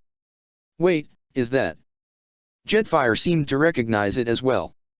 Cybertronian craft, identify yourself. TAI tried to make contact with the vessel as it seemed to be heading in the direction of Horai Island. Identity, Omega Supreme. Objective, assist Autobot allies. And he ain't the only one. The cavalry's coming in hot. A new voice added as 4 more Autobot signals were detected within the vessel. TAI's eyes widened in shock. Though she herself never seen or heard Omega Supreme herself, all the records shown that things were about to turn in their favor. Omega Supreme, drop all your forces to assist those on the ground. And then come back up here to help the others in the air. Order acknowledged. The Cybertronian ship had quickly made its way closer to the ground, causing most of the battles to stop as they ran to try and clear away from the large ship that looked like it was about to land. But it hovered in place for a moment as a bay door opened at the ship's underbelly to reveal 4 Autobots.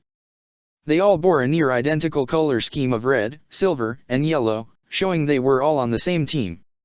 One was leaner and thin compared to the others, another had spikes over most of his body, a third was slightly bulkier and had glowing spines over his arms, legs and shoulders, the fourth appeared to be the largest of them all, showing no other distinguishing features other than his size. "Alright Dinobots, let's show these guys how it's done," Swoop declared before jumping down and transforming into what one could only describe as a metallic pterodactyl just as Snarl, Sludge, and Slug all jumped down to join the fight as well, right before they transformed into their own respective dino modes of a Stegosaurus, a Triceratops, and a Brontosaurus respectively. As they joined the fight, the vessel they arrived in flew back up towards the sky. Swoop had flown above Ultra Magnus, Ashley, Jean, Joe, and Sakia as they held the line the best they could when they saw the flying Dinobot. "Hold on, is that a Robo-Pterodactyl?" Ashley questioned as Swoop opened his mouth and shot rapid-fire energon onto the Viacons below, tearing apart most of them and even a few tank varieties. One Viacon tried to shoot at him, but Swoop flown down and grabbed him by his talons before throwing him into the air just as Swoop transformed and fired his Energon blaster to gun him down while he was airborne. Swoop landed on one of the bigger Viacons in his tank mode and fired into him until he exploded. He then transformed into his pterodactyl mode again and fired more rapid-fire Energon from his mouth onto the last remaining tank until he too exploded. Swoop then flew to the Ultra Magnus and transformed to salute to him. Dinobots reporting for duty, Commander Magnus. He smirked. I'm assuming this is Grimlock's team. Jean asked the surprised Autobot commander. That would be correct. Ultra Magnus confirmed. Grimlock? Where is he? Swoop asked. In the middle of fighting a giant robot dragon. Ashley answered. He and his allies are holding the beast at bay. Magnus added. Help us clear away most of the enemy here and then go provide aid. You got it. Swoop transformed again and flew off to engage in battle with Magnus and his group following. Slug's Triceratops mode barreled his way through several Decepticon forces, running with such speed and power that he crushed any that dared stand in his way, trampling them under feet and impaling them on his spiked head. He soon found himself heading towards the group consisting of Ironhide, Ogai, Cornelia, and Steve as they fought back against a group of Viacons led by Knockout. The metallic dinosaur gave a roar as it engaged the Viacons, much to the shock of the surprised Knockout, who was the first to get slammed and sent skidding back. Slug rammed his horns to eviscerate one Viacon before pulling back his rear feet to destroy a second. He lifted his front feet up briefly to smash a third and before transforming into his robot mode to punch down a fourth and firing powerful Energon blasts from his hands to destroy the last two surrounding him. Ugh! Look at what you've done! Knockout called to Slug and gestured to his semi-caved chest. This is gonna take more than a buffer. I can do worse if you wanna see. Slug fired his Energon blaster at him, forcing Knockout to duck before transforming and driving away. He then looked towards Ironhide's group before spotting the Viacon in their midst. One more. Stand down, Slug. Ironhide said as he stood in front of Steve. He's with us. Really? Slug looked in surprise. Why yes. I am. Steve confirmed nervously. Oh. Slug seemed to buy it as he lowered his blaster. Sorry. Thanks for the help. Ogai said. No problem. Slug nodded before transforming into his Triceratops mode again and rejoined the battle. Huh, that went better than expected. Cornelia commented. Slug is reasonable and even polite when he wants to be. Ironhide said. But he can also be very insulting, and you do not want to get him angry at you. Noted. Cornelia accepted. Jez, Undertone, Chickasaw, Guilford, and Wheeljack appeared to be surrounded by several Viacons, including a few tankers, all of whom were ready to unleash a deadly inferno upon them, only for a large robotic Stegosaurus to come barreling in and stomping through three of the Viacons, including a tank that Snarl hauled up with his head to flip over before stomping down repeatedly to crush it. The remaining 5 Viacons opened fire, prompting Snarl to transform into his robot form as he extended blades on his arms, which took the form of Stegosaurus spines and glowed red right before he charged forward. He sliced up the one in the middle with an upwards swing before slamming his arm to the right to obliterate the one next to him. He brought his left arm down onto a third Viacon to slice and crush him at once before rushing the last two to destroy them the same vicious way. He then turned to the Autobots with a friendly smile. Hey Jez. Sup, Snarl. Thanks for the save. Jez greeted back as Undertone nodded. Not bad, for a wannabe wrecker. Wheeljack cracked. Wannabe? How many times have we shown you guys up? Snarl snarked back. Love to chat more, but got cons to crush. He transformed back into his Stegosaurus mode and rejoined the fight. These are the Dinobots. Guilford looked nothing short of awed. Incredible.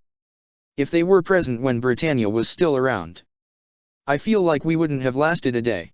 Chickasaw thought, being very grateful to be on the bots' side now. Tamaki, Warpath, and the remaining Wrecker Akatsuki tried to hold the line against a line of tank Viacons, while nearby Drift was remaining pinned under Fracture's foot as Arizor and Dive Bomb had Safeguard and Jetstorm at their mercy. Got any last words, old bot? Fracture said sadistically. Yes. Two actually. Drift said as he saw a shadow loom over them. Behind you. Fracture turned around just in time to see a large tail get slammed into him to send him flying up and over Tamaki and Warpath and crashed into the group of Viacons they were fighting. All eyes then set on the robotic brontosaurs that let loose a roar before unleashing a plasma attack from its mouth onto them. Though it wasn't as powerful as Grimlock's, it was still enough to roast most of the Viacons. Fracture tried to transform and flee, but as he did, Sludge's tail had come in to swipe him up into the air and fell down hard on the ground. The last thing Fracture would ever see would be Sludge's raised front feet before they were brought down to crush him completely. "Master!" Arizor exclaimed in shock. No. Dive Bomb was just as horrified. But this left them open for Safeguard and Jetstorm to knock them back and aim their weapons at them, with Drift joining his students with his katanas drawn. "I would advise you to surrender," Drift warned. The two Minicons conceded and raised their hands in defeat. Sludge transformed back into his robot form as he gazed at the Nightmare Rays and Warpath. "Holy shit, now that's what I'm taking about," Tamaki exclaimed with a grin. "Thanks man." "We oh yeah." Warpath gave a thumbs up. "Yeah, you do," Sludge said rather rudely. Grimlock was thrown back hard in his normal mode and struggled to get up as the four irregulars stood their ground near him, but their units appeared to be heavily damaged. It was honestly a miracle they were even operable. "Guys, I don't think we can win this," Sansia said as the growling Predacon made its way toward them in a menacing formation. "We can't beat this thing." Even Lucretia agreed. "But we have to keep going," Delk said. "He's right," Alice said with a determined expression. "I won't let this monster get to Nunnally or anyone else on this island." "Then we make our stand here," Grimlock said as he stood up, ready to face the beast. "Or how about we lend a hand?" Grimlock looked up in shock at the sound of the familiar voice and was surprised to see a robotic pterodactyl fly in. "What? Yahoo!" Swoop flew in and let loose more rapid-fire blasts from his mouth all across the Predacon's back as he flew above and past him. The Predacon roared in Swoop's direction and would have flown after him, but was caught off guard as the Triceratops mode and Stegosaurus mode of Slug and Snarl came in from both sides and sandwiched the Predacon, slamming into it with such dual force that it shook the mighty beast and allowed Sludge to charge in before transforming into his robot mode to leap up and bring both his fists down onto its face to disorient it before transforming again into his Brontosaurus mode to blast some fire. Point blank. Grimlock. Alice looked in awe with her friends. Are they my team?" He honestly couldn't believe it. For what felt like the first time in a very long time, Grimlock felt relief and joy. His team, his friends, they were here. Right when he arguably needed them most. You're here. Sorry it took so long, Grim," Swoop said as he hovered above his leader in his pterodactyl mode. "We found Omega Supreme and had to fix him up before we could leave Cybertron. Lucky we showed up when we did. Things look pretty dicey here. I'll fill you in later," Grimlock said. "But for now." He turned to the irregulars. "Alice, you and your friends take a rest. Your Nightmare Rays look like they're about to fall apart. My team and I can take it from here. You do that." Alice accepted. "We'll just enjoy the show," Delk said with a confident smile as she had a good idea what was about to happen next. The Predacon had recovered from the assault as it growled dangerously at the regrouping 5-bot team. The pterodactyl mode of Swoop, the Triceratops mode of Snarl, the Stegosaurus mode of Slug, and the Brontosaurus of Sludge all stood, or hovered in Swoop's case, around Grimlock as he walked into the center before transforming into his T-Rex mode and roared. "Dinobots! Destroy!" Grimlock roared as they all charged at the Predacon, who charged forward in return. "Oh my! Oh my! Oh my!" Lloyd looked absolutely giddy like a child. "These are the fabled Dinobots. Marvelous, simply marvelous." Rakshata seemed calm on the surface, but her eyes danced with excitement as they saw the battle. Such incredible power. Kaguya was in awe along with Diet Hard, Claus, Sayoko, and Toto as well as Misty. "They've turned the tide," Euphemia said with a wide smile. "Thanks to their help, we're pushing back all the enemy ground forces. The arrival of Grimlock's team is definitely beneficial, but not as beneficial as who they brought with them. Fix-It said with a knowing smile. What are you talking about? Toto asked. Fix-It only gazed at the monitor that showed the ship the Dinobots had arrived in as it ascended back into the air. Meanwhile, the Autobot vessel had flown back to rejoin the aerial battle that had already resumed. It soon hovered itself over the much larger arc, drawing the attention of the Black Wyverns, Sideswipe, Grindcore, and Strongarm, as well as Steeljaw and Shin. Even Leela, who had regained consciousness, had emerged from her nightmare's cockpit saw the ship. The vessel then transformed, drawing the attention of every Autobot, human, and Decepticon in the air. The being stood slightly taller than the likes of Devastator as it stood on the hull of the Ark, a large glowing Autobot insignia on its chest as it revealed itself to all. I am Omega Supreme. All eyes and optics widened in absolute shock as they saw the massive Autobot. What the? Ryo gasped. Holy! Gino stuttered. Even the ever-stoic Toto was caught completely off guard. Leela covered her mouth as she looked up in awe. Lloyd fell back on his rear as Rax Hata dropped her pipe, both rendered completely speechless. Claw's mouth hung open as Diethard's eyes shook in pure amazement. Euphemia, Kagaya, Misty, Toto, and even Sayoko, they all had looks of shock and awe as they saw the mighty Autobot make his grand appearance. Fix-It only gave a simple smirk as he crossed his arms and nodded with approval. Oh no! Thundercracker spoke for pretty much every other Decepticon present as to them, this was their worst nightmare coming back from the dead to haunt them. Even Steeljaw looked more than a little nervous while Shin looked enraged. How dare this abomination halt him in his mission? Omega Supreme wasted no time in going on the attack.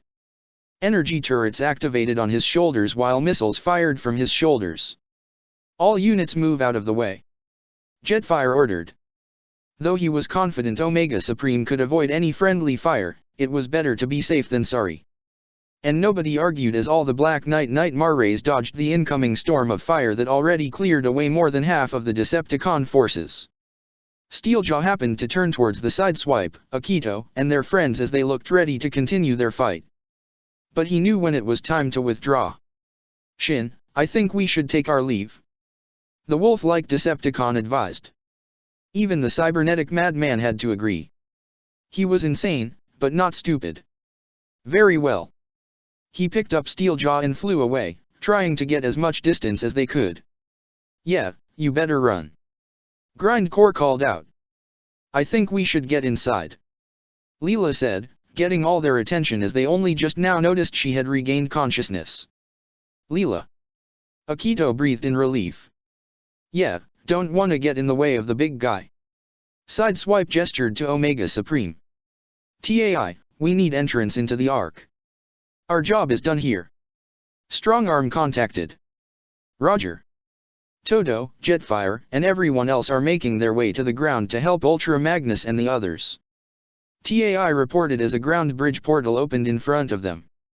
They wasted no time in stepping inside to safety as Omega Supreme had all but wiped out most of the Decepticon forces. Omega Supreme. Tai made contact. Focus all your firepower on the station in front of you. Bring down its shields. Order received. Omega Supreme charged his main weapon, the drill-like gun, and fired a powerful energy blast at Damocles.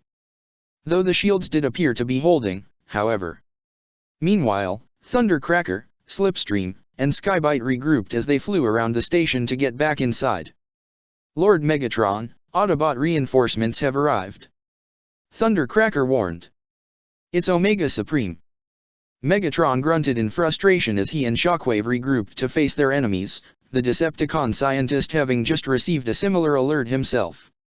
It would also appear the remainder of Grimlock's team has joined the battle. Our forces are being pushed back. Shockwave informed. Zero, Bumblebee, Suzaku, Elita, Colin, Arky, Rai, and Bulkhead likewise had all regrouped and stood their ground against their mutual enemies. Though he could not see his face, Megatron could tell that Lelich was smirking from within his nightmare, likely having received the same report from his own forces. Don't look so smug, boy. Megatron told him. I defeated Omega Supreme in the past, I can do so again.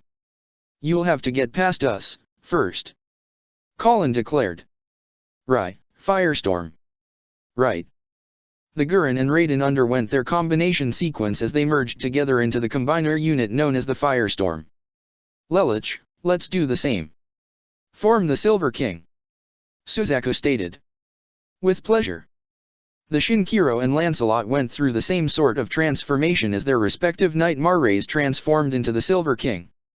Both units stood together alongside their Autobot companions. We'll stand with you guys, till the very end. Bumblebee declared as he drew his katana, alongside Arky with her Energon blasters, Bulkhead with his maces, and Alita with her own arm blades. You still don't understand. Megatron said as he and Shockwave opened fire on their enemies, having them scatter before Megatron focused his attention on the Silver King and rushed it. The combined Nightmare had drawn its mighty sword and tried to bring it down on Megatron, who locked the sword with his own blade as he continued. You can pull whatever tricks you want, Lelouch. Gather as many allies to your side as you wish, but it won't matter. He pushed forward, pushing the Silver King back somewhat. Only one can truly stand against me, and you are no Optimus Prime. Lelouch growled as he gripped his controls hard. No. With a mighty push, he and Suzaku had swung their blade to throw Megatron back. I am Zero. Take my hand and join me, Optimus. Alpha Trion's spirit offered his hand to his former student. Join with the Allspark. Optimus hesitated even still but walked forward. Though he did not offer his hand just yet, even as he saw the look of assurance in his late mentor's optics. As he said, he was not afraid to join with the Allspark, but more so for those he would be leaving behind. But even if he pushed his old mentor away, his body was beyond any hope of repair, and it would be more beneficial for all if the Forge was used to repair the core to Cybertron. He had complete and utter confidence in Lelouch and everyone else. Not only did he firmly believe they could win this war, they could bring peace to both their worlds. So maybe, it was time to let go. Optimus. No. Ratchet exclaimed as he and everyone else in the med bay saw his optics power down, and the monitors hooked to his body stop working altogether. Less than a second later, his chest plate opened to reveal the matrix of leadership as it shined brightly with a divine bright blue light upon them all and throughout the whole room. Is that? Cecile's eyes wavered at the sight of the relic. The matrix of leadership. Perceptor confirmed. But that means. Nina already felt her eyes water. He's gone. Rivals couldn't believe it, none of them could. Was he really gone? Was Optimus Prime truly gone? Shirley covered her mouth as tears were already flowing down her eyes. She remembered first laying eyes on Optimus when Lelouch and everyone brought her to the Ark and how in awe she was over not only his physical appearance but his kind and gentle nature as well. And now, he was gone. It was impossible to believe. Millie ran up to her from behind to hug and comfort her, despite the tears in her own eyes as well. Sarah felt the tears flowing down her eyes as well, much to her own surprise. She was no stranger to death, having seen it countless times with her past masters. But yet, this one seemed to have hit her where it hurts, but why? She only barely knew this metal giant. So why did it feel like she had just lost someone truly important to her? I refuse. All eyes set on Nunnally, a shadow cast over her eyes as her fists clenched shakily, her body trembling. It won't end like this. She ran towards the Forge of Solus Prime and gripped the enormous handle and tried to pull it. However, due to the enormous size and weight of the Cybertronian hammer, she was unable to move it, but that didn't stop her from trying. Come on. I won't let it end like this. Millie, Shirley, Nina, Rivals, Perceptor, Cecile, and even Sarah looked to the desperate girl in sympathy. Nunnally. Millie tried to reach out to her. No. The younger girl turned around with a look that mixed sadness, desperation, and anger. Her eyes were livid as tears streamed down her eyes. Seeing such a look on her completely left Millie startled. I am not letting him go. I refuse to let it end this way. She tried once more to pull on the forge, trying with all her might to move it. Only to be surprised as the forge itself had been pulled up, causing her to fall down. She gazed up in shock to see the handle of the forge now in the hands of Ratchet. "So do I," the Autobot medic said with determination. He gestured towards the mallet of the forge, causing Nunnally to look in determination as she ran towards that side and pushed on the mallet. She would soon be joined by Shirley, Millie, Rivolts, Nina, Cecile, and even the amnesiac Sarah, all of whom smiled towards her, allowing Nunnally to smile emotionally back at them as they pushed with the mallet while Ratchet had gripped the handle of the forge, who was then aided by Perceptor as he also grabbed the handle. With all of them working together, they had pulled the Forge of Solus Prime towards the body of their leader and friend, his only remaining hand laying out towards the side before the handle was dropped onto it. The second the forge touched the hand, it activated. Even if Optimus' body didn't seem to carry life into it, the power of the Matrix still channeled itself into the forge somehow, as if the Matrix itself had willed the forge to activate. All eyes and optics looked in awe and wonder as they saw the Forge of Solus Prime glow, and that glow quickly spread over Optimus' body before it all exploded in a bright surge of light. Grimlock's T-Rex mode roared at the Predacon before charging in with a headbutt to push it back, but the Predacon swiped its claw at him to push him back, which Grimlock retaliated with a tail swipe to push the Predacon back even further. It was about to unleash a fire blast on him, only for Swoop to fly in with his pterodactyl mode and bombard with rapid-fire energon blasts from his mouth, drawing the Predacon's attention as it tried to shoot him down instead. This turned out to be a mistake as it left it open for Grimlock to nail it with his own plasma breath. Slug charged in his Triceratops mode from the Predacon's side and rammed into it with enough force to push the Predacon back, but it dug its claws in to halt the slide. Before it had a chance to fight back, Snarl in his Stegosaurus mode had come in to join Slug in the charge, diving underneath the Predacon's underbelly as Slug followed his lead. Their combined strength was enough to flip the dragon-like beast up and on its back, exposing its underbelly for Sludge to run in with his Brontosaurus mode before leaping up to land on its underbelly and stomped on repeatedly to try and cave it in. However, the Predacon flexed its wings and shot itself up in the air to shake Sludge off with the remaining Dinobots regrouping and then scattering to avoid the fireballs the airborne Predacon shot at them. All the while Alice and her friends continued to watch. Though they wanted to join in, their Nightmare rays were so severely damaged that they would probably only get in the way and get themselves killed.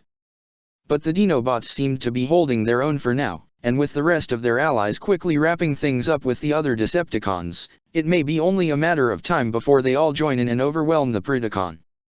Speaking of which, with the arrival of Jetfire, Todo, and the other aerial forces, the tide quickly turned in the favor of the Autobots and Black Knights. The Dinobots had already cut down the Decepticon forces to a manageable number already before going to help Grimlock, but now the number had decreased even more to the point where there were only about a dozen Vehicons left, including Knockout, Aerozor, and Dive Bomb. All the cons were surrounded on all sides, on the ground and in the air as all weapons were trained on them. Now might be a good time to surrender, Ultra Magnus advised. Knockout groaned as he raised his hands in defeat, prompting the remaining Vehicons to do so. Please tell me that you all have a rotary buffer on hand. That takes care of all the cons down here. Ogai smiled. The airspace is cleared as well, Todo added. But Damocles is still airborne. Tai, please tell me you and Omega Supreme have managed to breach those shields. Euphemia hoped. We still haven't heard anything from Smokescreen and Windblade. Even if the enemy forces are rounded up, it won't matter if that station still hangs over us. Diet Hard agreed. We're firing with everything we can, and we can't seem to break through. Tai reported as she still concentrated all the Ark's firepower, with Omega Supreme adding to it, on the Damocles but its shields are holding. Observation. These shields are strong enough to withstand even fortress-grade weaponry. Omega Supreme noted. This may be the strongest Decepticon weapon ever devised. Warning. Power surge detected within its main weaponry. He had already detected a strong buildup of energy at the fusion cannons built onto the bottom of the fortress. Back in the ruined courtyard above, Bulkhead had grappled with Shockwave, grabbing onto his cannon with both his hands and forcing him to misfire. Shockwave would have punched him down, but Arky had leapt on top of Bulkhead's shoulder and performed a spin kick of her own to knock the hand back before moving to grab it. We got him. Bulkhead called out to the hovering firestorm. Let's light him up. Rai stated as the firestorm's left hand surged with an intense amount of electricity, while the right hand did the same with a powerful energy that took the form of flames. The hands were brought together to create a large cluster of heat energy and electricity. Find the logic in this. Colin called out as the firestorm threw the combined attack at Shockwave with Bulkhead and Archie clearing the way just in time. The resulting explosion sent the Decepticon scientist flying backwards and crashing through the walls of the castle behind him. At the same time, the Silver King clashed its sword against Megatron's blade, who attempted to deliver a kick to it, but the Silver King flew upwards to avoid it before opening fire with a volley of energy bolts from its wings. Megatron stood his ground as he retaliated with his cannon to intercept most of the blasts, while those around him hit the ground and lit up in an explosion. But out of the smoke, Megatron's Cybertronian jet mode had flown out at speeds that Lelich and Suzaku were unable to avoid as they were rammed out of the sky and crashed onto the ground. Megatron flew back down and opened fire while the Silver King was down, but Bumblebee and Elita provided covering fire as they rushed to protect the combined Nightmare, which was quick to stand back up as Megatron flew around before transforming and skidding to a halt. Lord Megatron, the fusion cannons are finished recharging and are ready to fire on command. Thundercracker reported. Then charge 2 of them and fire immediately. Megatron ordered. Blast the Ark and Omega Supreme out of the sky and obliterate the island below. But Lord Megatron, our forces are still down there, the Predacon included. I gave you an order. Fire! Megatron exclaimed. It didn't matter if any of his soldiers died in the blast, the Predacon included. It would destroy the enemy base, and he would sift through the rubble to capture CC and initiate Neo Ragnarok. No. Lelich exclaimed in horror as he and Suzaku flew forward in the Silver King to re-engage Megatron. Yuffie, TAI, Damocles cannons are ready to fire again. Suzaku warned. The Ark and Horai Island are being targeted. You need to get out of there. Horai Island's shields were overloaded in the last blast, we can't get them back. Yuffie exclaimed in a panic, as everyone in the control room were in a similar state. Won't Damocles' own shields be down when it fires? Claus questioned. The big bot and the Ark can shoot it down, right? The Ark is too close. It and Omega Supreme won't be able to avoid it. Fixit stated. Then, can the Ark come down and shield us? Kagaya questioned. If it's at maximum power. It won't be enough. Lloyd replied as he pulled on his hair in fear. Even if the Ark is fast enough to reach us, it'll go down in flames from a blast like that, and crush everyone else below. Then let's ground bridge everyone out of here. Diet Hard stated. No time. And what about the civilians? They won't be protected even if they're underground. Anna replied. I hate to say this, but I think this might be it for us. Rax Hata seemed resigned to it. Yuffie and Kagaya all looked towards one another, as well as everyone else in the room in fear. Was this it? Was this really the end for them? 2 of the fusion cannons were already taking aim and ready to fire. One was pointing downward straight for Horai Island at the same angle as before, while the other was moved slightly upward, going straight for the Ark as TAI tried to pull it out of the way. Omega Supreme, you have to clear out. TAI stated from the bridge as Leela, Akito, Sideswipe, Ryo, Strongarm, Ayano, Grindcore, and Yukiya had also arrived to look at the screen to see what was going on outside. Take evasive action. Negative. Omega Supreme replied as he placed his tractor beam hand on the hull of the Ark. I am transferring my own shield's power to that of the Ark's to further increase its defenses. I was built to protect all Autobots from Decepticon tyranny. I will serve my function. TAI could see the increase on the shield's power level beyond maximum power. Shields are up at 200%. Can't we use that to protect Horai Island? Leela questioned. We won't make it in time. TAI answered. Then let's blow the thing out of the sky. Ram it. Grindcore shouted. Akito's eyes widened as his face paled at the sight of the cannon's energy surging at the hole that was pointing directly at them. Too late. Both fusion cannons fired simultaneously. The Ark was struck first, being the closest. With shields at maximum power provided by Omega Supreme, it seemed to take most of the damage, but the force of the resulting blast was enough to send the mighty Autobot vessel, with the enormous robot holding onto its top, spiraling out of the sky and straight towards the ocean below. The second beam was already making its way straight to the island as everyone, human, Autobot, and Decepticon looked up in clear horror at the sight of the deadly green light. Even the Predacon had its attention drawn toward it. The Decepticons, especially Knockout, were beyond terrified. They were still down here. Were they really about to be sacrificed just like that? Is this really the end? Were they all really going to die here? Some, such as Todo, Ironhide, and Ultra Magnus, seemed resigned to it as their eyes closed. Everyone else looked towards those closest to them, friends and loved ones, hoping to find some solace in each other's gaze in their final moments.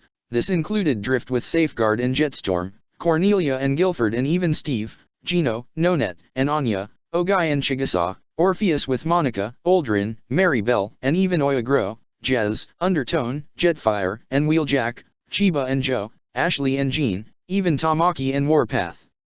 Even the Dinobots looked at one another, with Grimlock not only gazing at his team, but Alice and the others as they looked in fear and sadness at their imminent end. Your Highness. I'm sorry. Zinc thought. Lelich. Nunnally, forgive me. I failed you again. Jeremiah and Marianne both prayed simultaneously. Flash. Something truly unexpected had just happened. Something that none of them had seen coming. Something had suddenly arrived right before the blast could hit. And in that instant, a bright blue energy barrier had expanded in a semi-curved shape to protect not only all those below, but even most of the island itself. The deadly energy waves from the fusion blast washed over the barrier like water to stone. The light show was almost beautiful in a way. All eyes, from those on the battlefield, to those in the control room, were drawn by the phenomena. A few seconds later, the last of the energy waves had vanished and the barrier had retracted back to its source, the Skyboom Shield, which was wielded by none other than Optimus Prime. The leader of the free Autobots was alive. Not only that, but he was also looking better than ever. His chassis appeared to have undergone a huge overhaul. He was much larger now, his body appearing bulkier, and he even hovered in the air courtesy of a jetpack now equipped to his back. In one hand he held the Skyboom Shield, and in the other, he held the Star Saber, both glowing brightly in his grip. Oh Optimus! Ogai felt his heart stop for a moment. They all did. Nobody could believe what and who they were seeing. Many of them had seen their mighty leader on the brink of death, but now he was back and appeared even stronger. Nearly every human present felt tears of joy coming down their eyes, Cornelia being one of them, as even Todo couldn't stop himself from smiling. Every Autobot looked in either amazement or simply smiled, especially those that knew him. Can't keep a good bot down. Ironhide was beyond happy to see his oldest friend back in action. All the captive Decepticons themselves couldn't help but be amazed. Despite him being the enemy leader, they all felt a profound sense of gratitude in the fact that their lives were spared. While it was likely to assume that he did it to save his own allies, they were still grateful to at least be alive. Though Knockout couldn't help but smirk. Nice new build. The red Decepticon commented. Whoa, is that Prime? Swoop questioned. What in the Allspark happened to him? Sludge questioned as well. Alice almost felt herself crying when she saw him. It was so easy to understand why Nunnally looks up to him so. Grimlock said nothing, but underneath his faceplate, he felt himself smile eagerly. But his attention and everyone else's was caught by the roar of the Predacon as it set its eyes on Optimus and would have gone on the attack had the Grimlock not leapt up to grab it by its neck and pull it back down. Gawk later. Crush this thing now.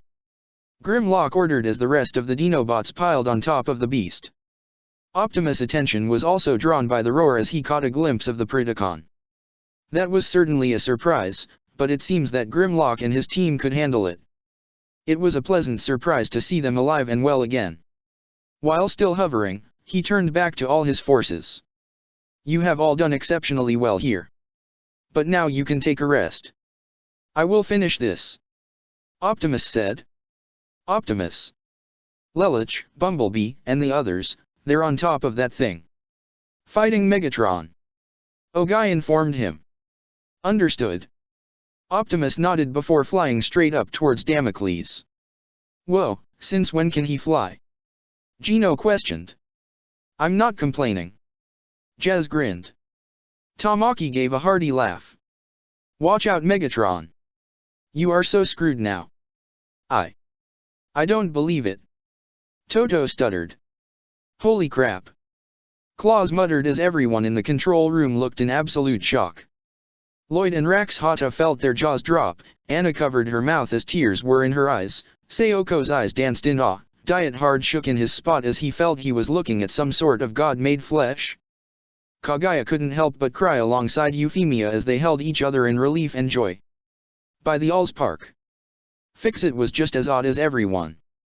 This is TAI reporting in from the Ark. They were immediately contacted by the artificial intelligence. The blast for Horai Island was averted. How? Overjoyed, Fix-It accessed the comms to reply. TAI, you won't believe this. Optimus has returned. From the bridge of the Ark, TAI's holographic form looked in shock as the recovering humans and bots present were just as surprised to hear that. But that surprise soon turned into joy. Awesome. Yuki-Ya pumped his fist. Yes. Sideswipe shared a high five with the laughing Ryo. Booyah. Grindcore pulled Strongarm into a hug. Is he really back? The emotional Ayano looked toward the screen as TAI was able to restore visual feed and show everyone the image of the airborne Optimus making his way up towards Damocles. Leela wasted no time leaping into Akito's arms in joy as she cried, and he didn't hesitate to return the embrace himself with a happy smile of his own. The Ark appeared to be heavily damaged from the blast, despite the doubling of the shield's power, but it was still in one piece even as it laid in the ocean's water. Omega Supreme had slowly stood back up and saw the flying Optimus as well. He too smiled at the sight of him. With the Star Saber in hand, and as he flown closer, Optimus had spun his body and the glowing sword while airborne before swinging the Star Saber outward to send a powerful energy wave straight towards the Damocles station.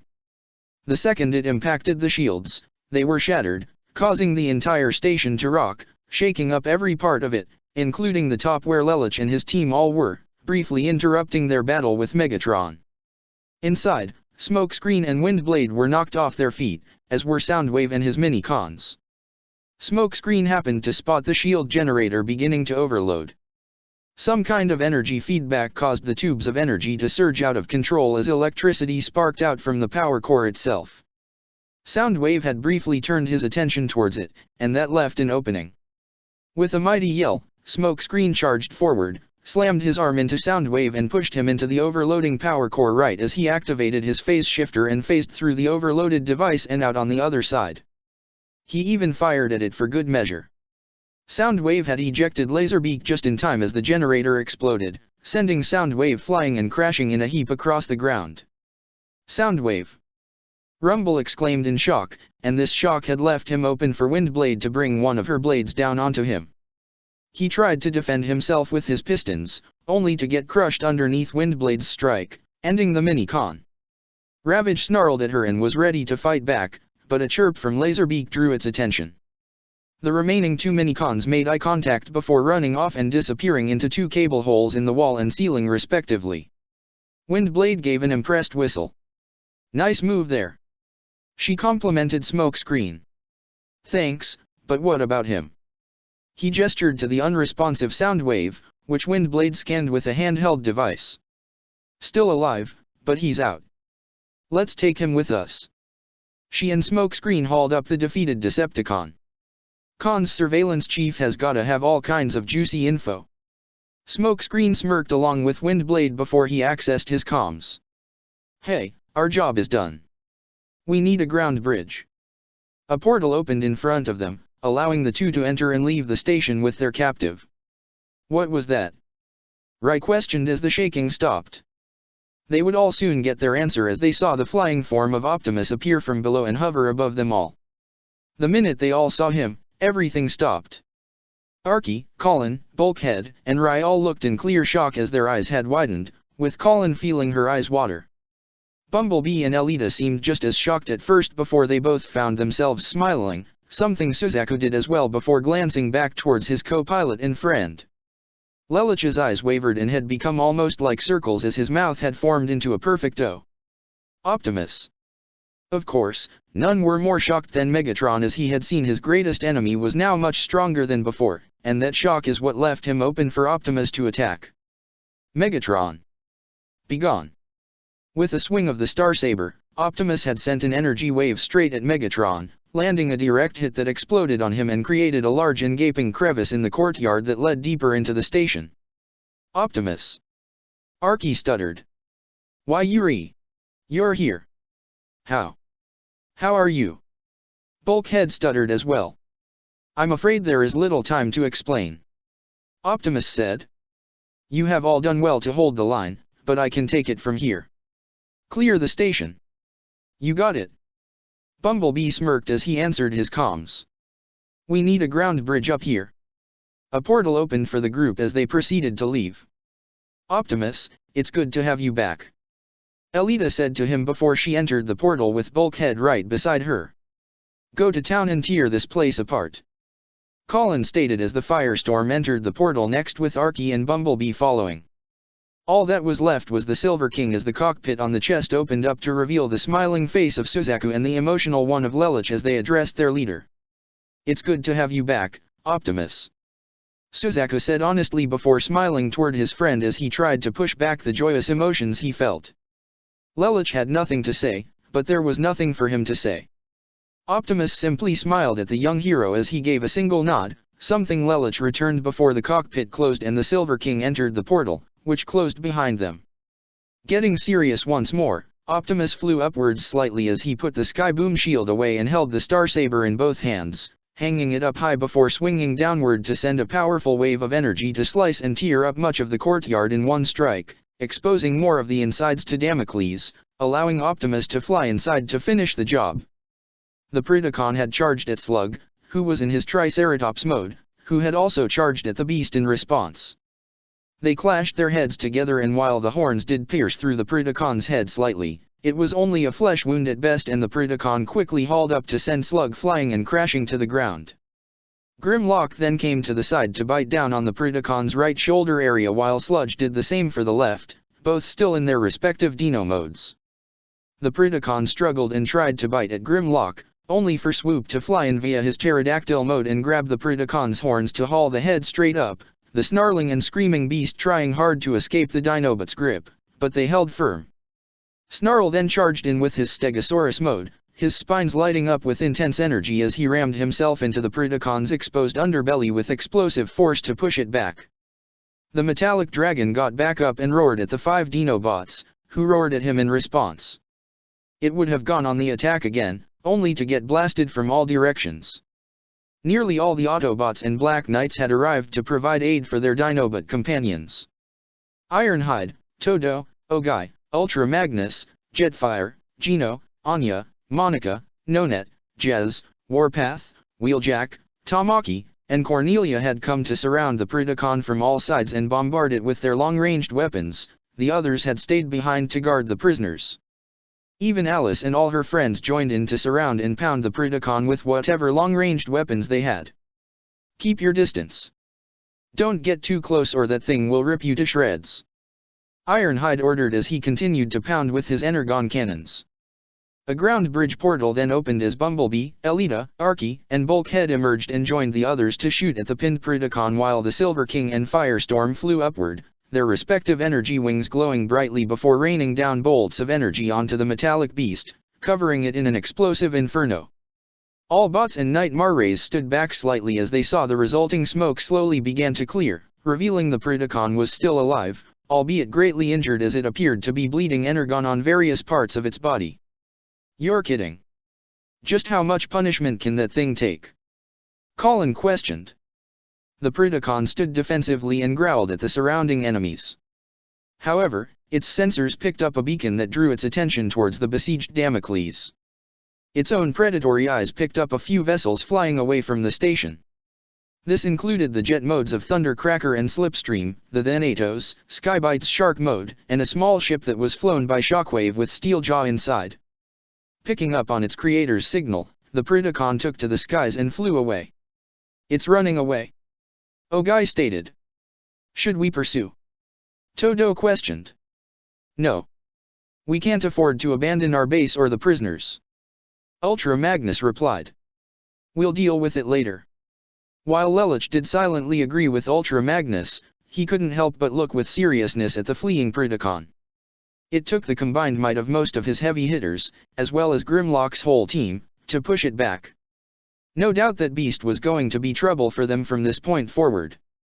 Multiple explosions erupted from within Damocles, followed by waves of energy that were blasted outward from every direction. Optimus Prime had hovered within the devastated insides of Damocles, already destroyed the power core that provided the energy needed to keep it afloat, its remains falling down from all around him as he swung the Starsaber to his right to send a wave to cleave through more of it before swinging it downward and flying in the same direction, clearing the way for himself as he pointed the Starsaber forward, its tip glowing brightly and increased the speed of his descent. A surge of energy formed at the tip of the mighty blade before it spread upward around Optimus, almost akin to a glowing meteor at the speed of a missile. Optimus barreled through the bottom of Damocles before blasting his way from the center point of the 4 fusion cannons at the bottom of the station. A large explosion rocked that whole area and spread to the cannons as they exploded too and broke apart, their remains falling from the besieged station. Optimus then drew the Skyboom shield as Damocles broke apart even more from the explosions and proceeded to fall. The Skyboom shield activated to project a large barrier to not only protect Optimus himself, but even cause the largest pieces of the station to fall away from Horai Island and avoid crushing anybody below. All the Autobots and Black Knights, including those in the control room, as well as captive Decepticons, watched as they saw Damocles break apart and its remains fall toward the ocean. Among those watching included Nunnally, Ratchet, Perceptor, Shirley, Nina, Cecile, Millie, Rivolts, and even the amnesiac Sarah, all of whom stood atop a building and watched Damocles fall with relief and pride. Now that's a sight I won't soon forget, Millie said with a smile. Wish we had popcorn, Rivolts commented. Nunnally smiled emotionally, happy to know that it all worked out. She felt Shirley wrap an arm around her shoulder and pulled her in close. They both gazed up towards Ratchet, who merely smiled towards the two of them. Nunnally then turned towards Sarah and offered the immortal her hand, which Sarah slowly took with a smile of her own. Sometime later, after all the captured Decepticons were properly secured, the unmasked Zero stood at the edge of the stage where the UFN Charter was recently ratified, and standing beside him was the newly upgraded form of Optimus Prime. They both looked outward to see the entirety of the Black Knight Autobot alliance that had gathered together.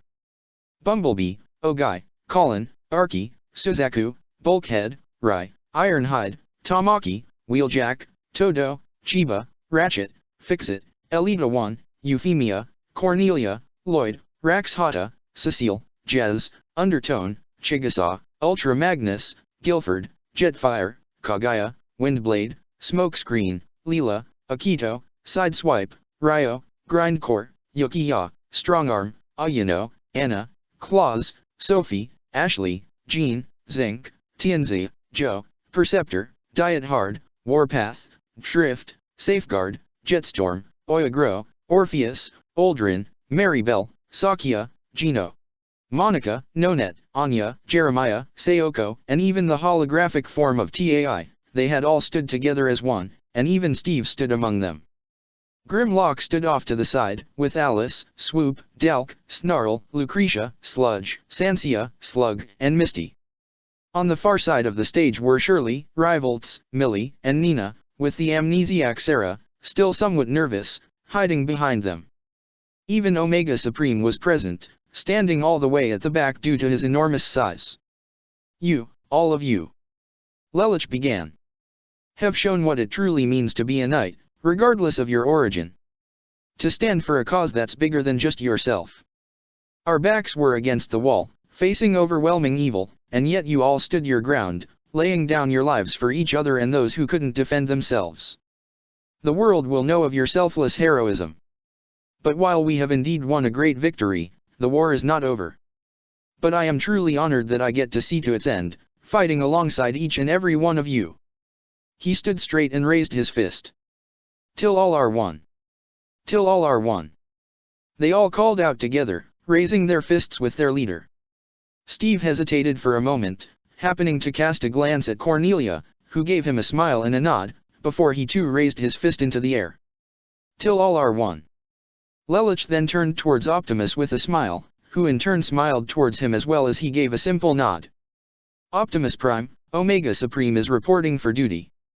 The giant Autobot spoke out. And he's not the only one. Swoop stepped forward with Sludge, Snarl, and Slug, with Grimlock being behind his team. Grimlock gave us the gist and you can count on us to join the fight. Welcome to Earth, Omega Supreme, Lightning Strike Collation Force. Optimus began. Call us Dinobots. Grimlock interrupted. It stuck. He said mostly towards Swoop as he was the one who came up with the name, and he couldn't help but give a trollish grin in response. Very well. Optimus smiled. Welcome to Earth, Dinobots. And, to the Autobot Black Knight Alliance. Okay, if nobody else is gonna say it, I will. Tamaki stepped forward. Optimus 2.0 is flipping awesome. A grin formed on his face. Now if only we could fix up your bod. He joked towards Ratchet, who scoffed in annoyance. Is it true? Ultra Magnus asked. The Forge of Solus Prime has been drained of its power. It has. Perceptor confirmed. Then any hope of repairing Cybertron's core has truly been lost. Ultra Magnus said. I'm sorry. Nunnally apologized. I couldn't. I assume full responsibility. Ratchet stepped forward. No, we were all responsible. Shirley said. We all took part in it. And I believe I speak for everyone when I say that we are glad you did. Ultra Magnus said with a smile. Despite our best efforts, we couldn't have won that battle. By restoring Optimus, you gave us the advantage we needed to emerge victorious. Now we have a chance to win this war. Even if it is too late for Cybertron, it is not too late for Earth. And honestly, any one of us would have done the same in a heartbeat. Ogai agreed. So great job, all of you. Ratchet and Perceptor nodded while Nunnally, Shirley, Rivalts, Millie, and Nina all exchanged smiles with each other. Even Lloyd gave Cecile something of a friendly nudge to the side, earning a smile from her. Lelich then stepped towards the group, offering his sister a hand with a smile of his own. The look in his eyes showed just how grateful he was to her for the choice she made, not only in helping to save everyone on Horai Island, but Optimus as well. Nunnally accepted her brother's hand before she turned around towards Sarah as they both offered her their free hands with encouraging smiles. Sarah then smiled back as she accepted their hands, and they all joined the ensuing celebration. Megatron's optics slowly opened as he stood up from the hard ground he had been laying on. A brief glance at his surroundings told him he was in front of the artificial thought elevator that lay hidden beneath Dark Mount. You have awoken. Shockwave stepped out from the shadows. Even after a direct hit from the Star Saber, your body was still able to regenerate. It would seem that your code has made you truly immortal, Lord Megatron.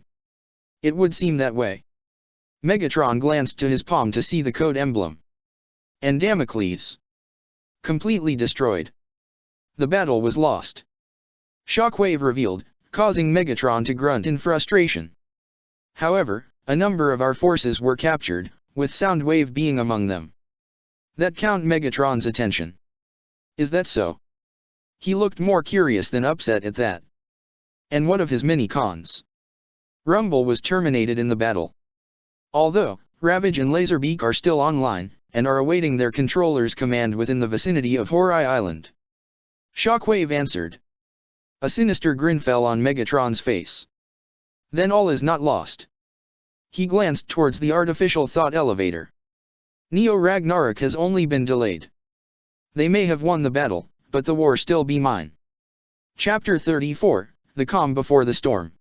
Optimus Prime stood outside at Horai Island along with Diet Hard, Lloyd, Cecile, Rax Hata, and Fixit, in his new body as a large vehicle was rolled up towards him. This vehicle was larger than any normal truck and had the appearance and equipment akin to military. The vehicle came to a stop as Claus stepped out from the driver's seat. Hey big guy. Claus greeted. What you're looking at here is an experimental anti-nightmare vehicle that was in development at the EU a little bit before the fall of Britannia. It's an all-terrain with heavy armor for shielding, Sakuradite-powered boosters for extra speed, and whole lot of guns, especially missiles. With the right pilot, this bad boy could take down a whole squad of Knight Marrays. It might even give the Lancelot a run for its money. Oh? Care to put that money where your mouth is, Claus? Lloyd asked in a challenging tone. Now, there's no need for that. Cecile quickly stepped in front. Thank you, Claus. This will most certainly do. Optimus said as his optics shined down on the experimental vehicle, scanning and acquiring it for his new vehicle mode. He then transformed, taking a near-identical appearance to the vehicle that was brought for him, save for the red and blue color scheme, and then transformed back to normal. Though I do have to wonder, if this vehicle was built specifically to counter Knight Marrays, why hasn't it been seen till recently? Cecile asked. Well, it was apparently still in the experimental stages. Claus answered. That, and since its main fuel was Saccharide, otherwise known as Energon. And Britannia having control over most of the planet's richer Energon deposits, it didn't have enough literal fuel to get off the ground. Rax Hata put 2 and 2 together. But now things are changing. Diet Hard said. With Britannia gone and a majority of the Decepticon forces pushed back, we've gained pretty much support over the entire world. We've also supplied the EU manufacturers with the synthetic Energon formula. Fixit added. Already they have over 100 vehicles being constructed as we speak and should have plenty more by day's end. With the fate of the world at stake, it makes sense they're devoting all their manpower to everything military. Lloyd said. Though I can't imagine a lot of them will be particularly happy about having to dump all these since every member nation of the UFN agreed to abandon all military power once the Decepticons are finished. Then again, with Megatron backed into the corner, he'll be pulling out all the stops too. So, I don't see a whole lot of these things surviving either. Rax Hata added. Where is Lelich? Optimus asked. He along with Nunnally, Euphemia, Cornelia, and Maribel went to talk with Odysseus and the other former Britannian royals that had escaped from Schneeisel. Diet Hard answered. Oh boy, that's gotta be one awkward family reunion. Lloyd commented with a slight laugh. Lelich, Nunnally, and their half-sisters currently sat in a guest's quarters that had been arranged for Odysseus, Carine, and Lila, as they told them the whole story. Lelich becoming Zero, why he killed Clovis, the existence of Geese, the arrival of the Autobots and Decepticons on Earth with the latter being responsible for Charles's rise to power, as well as his own desire for all the thought elevators, including Ragnarok, which led to the truth behind Maribel's family and her whole story, with the existence of Vivi being revealed, as well as his current fate. Needless to say, it was quite a lot to cover. Though none of them said anything about Rai and his own family history, mostly because Rai asked not to tell them, not that it was a big secret or anything, he just felt it was unnecessary since he had no attachment to his Britannian identity any longer, and if they were to learn, he would be the one to tell them, which Lelich and the others all respected.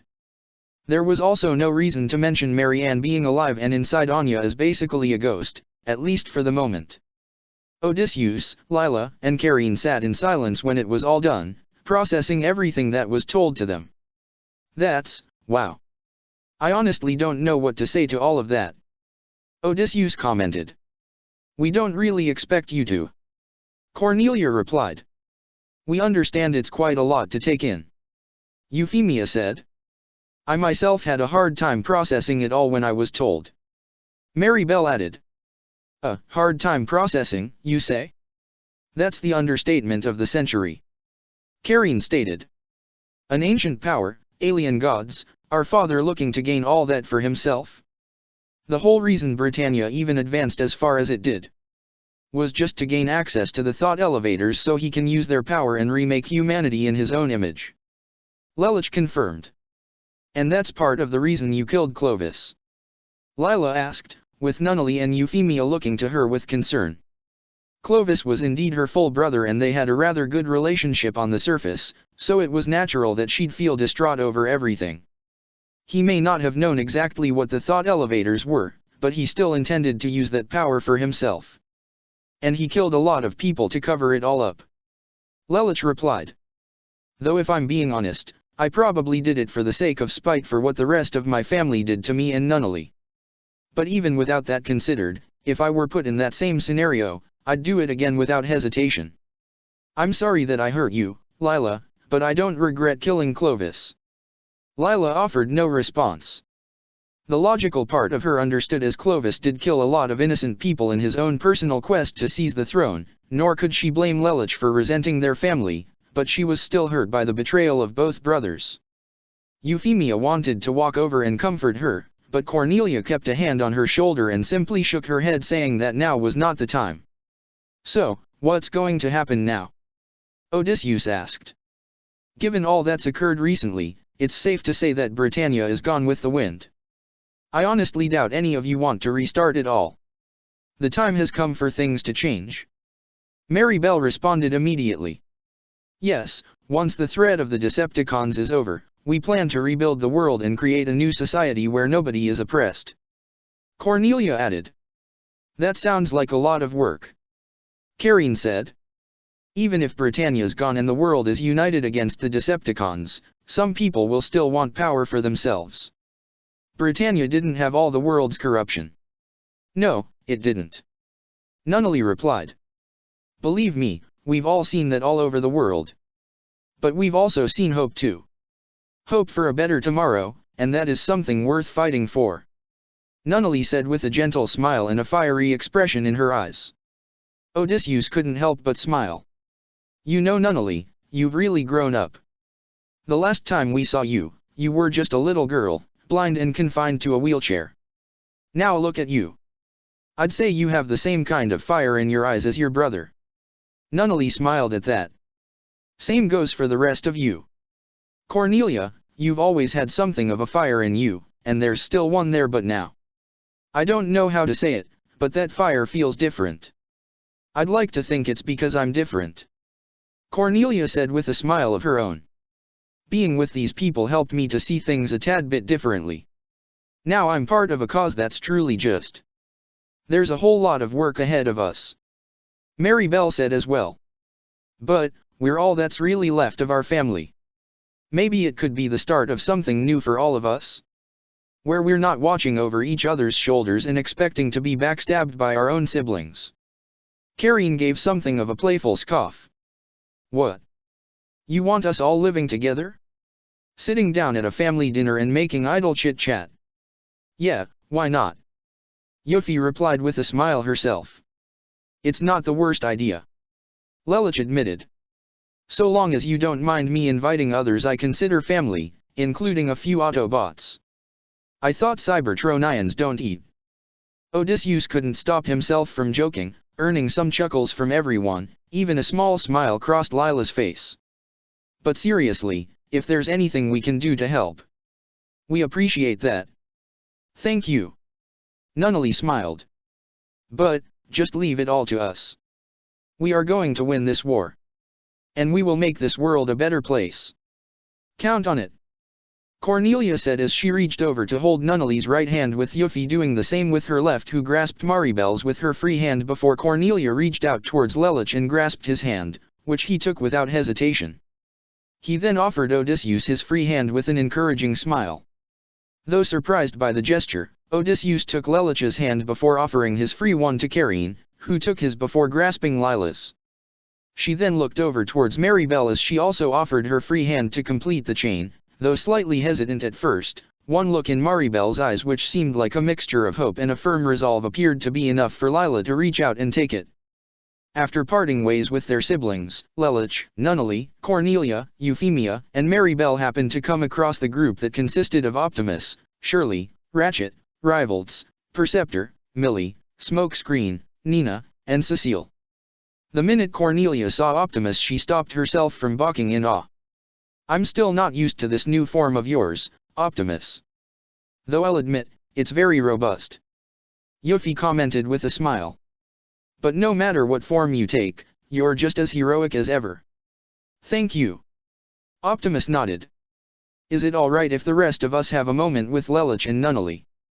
Lelich suppressed his own grimace, while Nunnally looked towards him with concern and a sinking feeling of her own. Both of them had a sneaking suspicion what they wanted to talk about.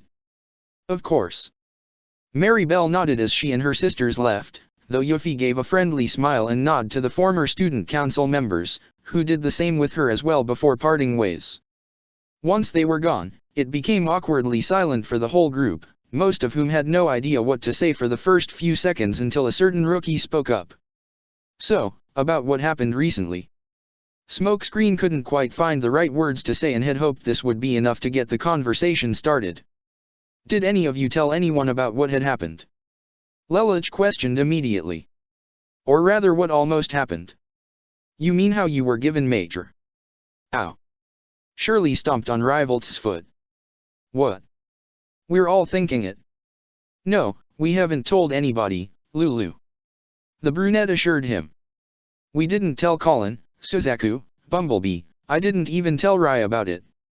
Not even Asplund. Lelich glanced towards Cecile. Are you kidding? She replied. You'd know he'd have a field day with something like that. What about Sarah? Nunnally asked. I don't think she really understands any of it, her having amnesia and all. Nina answered. But we did have a talk with her before about keeping this quiet and she said she wouldn't say anything. We can't just drop what had happened as if we were casually carrying on a conversation. Ratchet stated. One of the most important relics in Cybertronian history. But just as so, we can't exactly ignore it either. Perceptor said. How would it even be possible? Lelich asked Optimus specifically. I'm not a Cybertronian, nor am I prime material. I do not fully understand the implications of you wielding that matrix, Lelich. The Prime responded. As for how and why you are worthy, it is because you rejected the power. I don't understand. Lelich said, looking confused. Megatron tore Cybertron apart to claim the matrix for himself, but he could never find it. Optimus explained. Because the matrix of leadership is not found, it is earned. To wield the power of the primes, one must possess one who carries a worthy spark. As said, I don't fully understand the implications, but ever since we have met, I have watched you struggle, and I have watched you grow. At first, you were distrusting of all around you, even desired to use others for your own personal agenda. But you have since transformed into someone who truly believes in the ideals that Zero had preached. You may not be Cybertronian, but you have developed a spark that is all your own, and I do not mean your geese. I can't even remember the last time you even used that. Millie added. And you pretty much used to use it all the time back when we're in Japan. Lelich then looked away slightly. The only reason I accepted Sarah's contract back then was because I thought was going to die, and I did the only thing that might possibly save me. But given who I was back then, if I had been offered the Matrix, I would have taken it in less than a second. And yet when it was offered, you rejected it. Optimus told him. Because you do not actively seek power. Strength and power are not the same, Lelich, and that is why Megatron could never wield the Matrix even if he held it in his hands. But you refused the Matrix because doing so would lead to my death. You rejected power to preserve the life of someone else. That alone makes you more worthy of being a prime than you know. Because you're the closest thing to a father to me. Lelich said right away. I'm sorry if that sounds selfish, but it's not selfish, Lelich. Nunnally said immediately as she grasped his hand. It's love.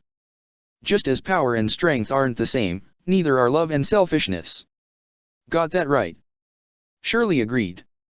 Any one of us would have done the exact same if we were in your position, Lelich. I wouldn't exactly say love myself, but I'd throw my spark down for not only Optimus, but everyone here, bot or human. Smokescreen added. There's nothing I wouldn't do for you guys. The same goes for the rest of us. Millie said, speaking for everyone. Wielding some fancy god alien magic sounds cool and all, but not if it means someone we care about has to die. Optimus is the one spark I value most. Ratchet said. And that's not to say I devalue the lives of everyone here, I myself would lay down my life. But Optimus is right about you, Lelich. I've seen you grow myself, and as I look at you now, I see a lot of him inside you. There are plenty of differences for sure, your personal ego being one of them. Ratchet put in, earning a slight glare from Lelich. But you do carry the same courage and valor. Wow, a genuine compliment from Ratchet of all people. Rivalts said before looking to his friend. But if he says you're prime material, then you know it's gotta be true. I don't know what to say. Lelich truly felt humbled by all of this. The praise from those whom he considered to be among his closest friends and family, who all felt he was indeed worthy, as well as their support in his choice to reject the Matrix. It left him more humbled than he'd ever been before. I still don't want it though. Even if Optimus' life is no longer in danger. I don't want it. I understand. Optimus accepted with a smile. But when you feel you are ready, Lelich, the Matrix will find itself in the hands of a worthy wielder. Lelich smiled. Thank you. And Nunnally. Optimus got the girl's attention. I never did get a chance to say this before, but thank you, for saving my life. Nunnally herself looked up towards him with an emotional smile. You're welcome. Thank you for being a part of my life. The Autobot veteran known as Ironhide stood outside, staring out into the open sea with an unusual look on his face. It was one of grief. While he was grateful they had won the battle and that Optimus had recovered, coming back stronger than ever, many were still lost to get to this point, many of the bots and people that he had come to know and befriend, but there was one in particular that made him feel all the more mournful. Hey! Ironhide turned slightly to see Ogai walking up to join him. Chigusa was present as well, but she stayed a bit behind as the man approached the black-clad Autobot. You look like you could use some company. Ironhide gave a single nod and a grunt in acknowledgement, allowing Ogai to walk up and join him as they gazed out into the ocean. One hell of a view. Ogai said. Yeah. Ironhide agreed. Ogai gave a small sigh as he looked towards the old bot with a sympathetic expression. I'm really sorry about Chromia. It's war. Ironhide admitted. Things like that are going to happen. So, we keep telling ourselves, but when it does, we're still not ready for it. Ogai replied. I know it's not exactly the same, but Naoto was my best friend growing up, I knew him since we were kids. When we started stealing from Britannia for the people in the ghettos, we all knew the risks. I was scared for sure that we'd get caught and executed. I always had that sinking feeling whenever we did all that stuff, and then it actually happened, to my best friend. I've seen it probably over 100 times. Ironhide began. To many good bots that I knew, my friends, a part of me felt I'd be used to it. When I lost contact with her after Cybertron went dark, I'd hoped she was still out there, but a part of me was also expecting that she didn't make it. And then she came. He smiled. With Jez, Magnus, and everyone. She actually survived. Well, she was a wrecker, and we all know how tough they are. Ogai joked slightly, earning a chuckle from Ironhide, but that levity died out quickly. I know I said it, but I really am sorry. Everyone here has lost someone close. You know you're not alone in this. I know I'm not. Doesn't make it hurt any less. Ironhide said. Isn't that good though? Ogai asked. If you're numb to that sort of thing, I think it's a sign you're losing touch with yourself. Look, the point is, Chromia might be gone, but you still got the rest of us watching your back. So, let's keep going for her and everyone else, and show that what happened to them wasn't for nothing. Deal. He offered his fist for a fist bump. Ironhide turned to Ogai to see his fist. A smile formed on his face as well. Deal. He gently bumped his large metallic fist against Ogai's fleshy one. Look at me getting a pep talk from a kid. He joked. Who are you calling a kid, old-timer? Ogai joked back. As they shared a laugh, Chigusa not only giggled herself but even smiled at their camaraderie. It really was amazing, no matter how much these people get beaten down, they always find a way to climb back up. Though she would regret being one of those that ended up kicking them down in the past, she was proud that she was now by their side to help them stand back up and take back what was stolen from them, especially Ogai. Never once could she imagine herself falling in love with someone like him, and yet, that's exactly what happened, and she couldn't be happier. So, you're the famous Dinobots, Sansia asked as she and the rest of the Irregulars, including Misty and even Nunnally, all sat alongside Grimlock and his team on the outside of Horai Island. The genuine articles, and don't let anybody tell you different. Swoop said proudly while Slug chuckled. Snarl gave a simple smile, but Sludge just remained neutral. I do have one question I have to ask. Why was your old team name Lightning Strike Coalition Force? Delk asked. Kinda feels like a bit of a mouthful. And where does the lightning part come in? None of you seem pretty fast, except for Swoop. Lucretia added. Did you have electrical weapons or something? It was this guy's idea. Slug gestured to Grimlock, much to the girl's surprise, while Grimlock just looked embarrassed. You never said that. Alice said in surprise. You never asked. Grimlock commented. Alice was even more surprised when she heard the tone in Grimlock's. Wait, are you embarrassed? He kept his back to them and only gave a grumble, before Alice busted out in laughter, followed by Sansia, Delk, and Lucretia. Really? It was his idea. Delk asked Sludge in between laughs. It was. Sludge confirmed dryly. It seemed like a good idea at the time. Grimlock commented. Sure, whatever you say, big guy. Lucretia tried to suppress her laughs. I don't understand. How is this funny? Misty asked Nunnally. I'll try and explain later. Nunnally replied. You can't explain when something's funny, kid. Swoop said. If you do, it's not funny anymore. But I don't understand how it is funny. Misty responded. Humors is on deaf ears with this one, huh? Snarl commented. She still has a lot to learn, but she's getting there. Alice said. Wanting to change the subject, Grimlock turned towards Sludge. I thought you didn't make it out of the tunnels. How are you here, Sludge? Sludge turned towards his leader with a glare and said nothing before giving his response. I was forced into stasis lock. A couple of Autobots pulled me out of the tunnels, but they couldn't get me back online. After Shockwave's tower blew up, we found Sludge and brought him to the lab to try and fix him up. Snarl added. The only way to do that though, was to use the same kind of programming that Shockwave did with us to turn us into what we are.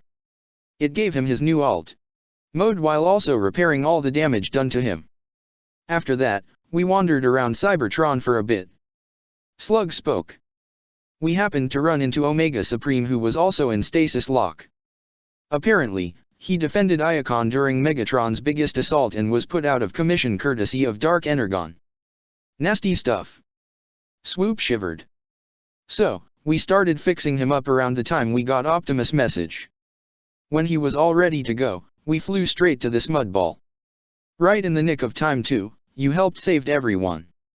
Delk said excitedly. Yes, thank you for all your help. Nunnally smiled gratefully. Megatron is backed into a corner. We have a shot at ending this war.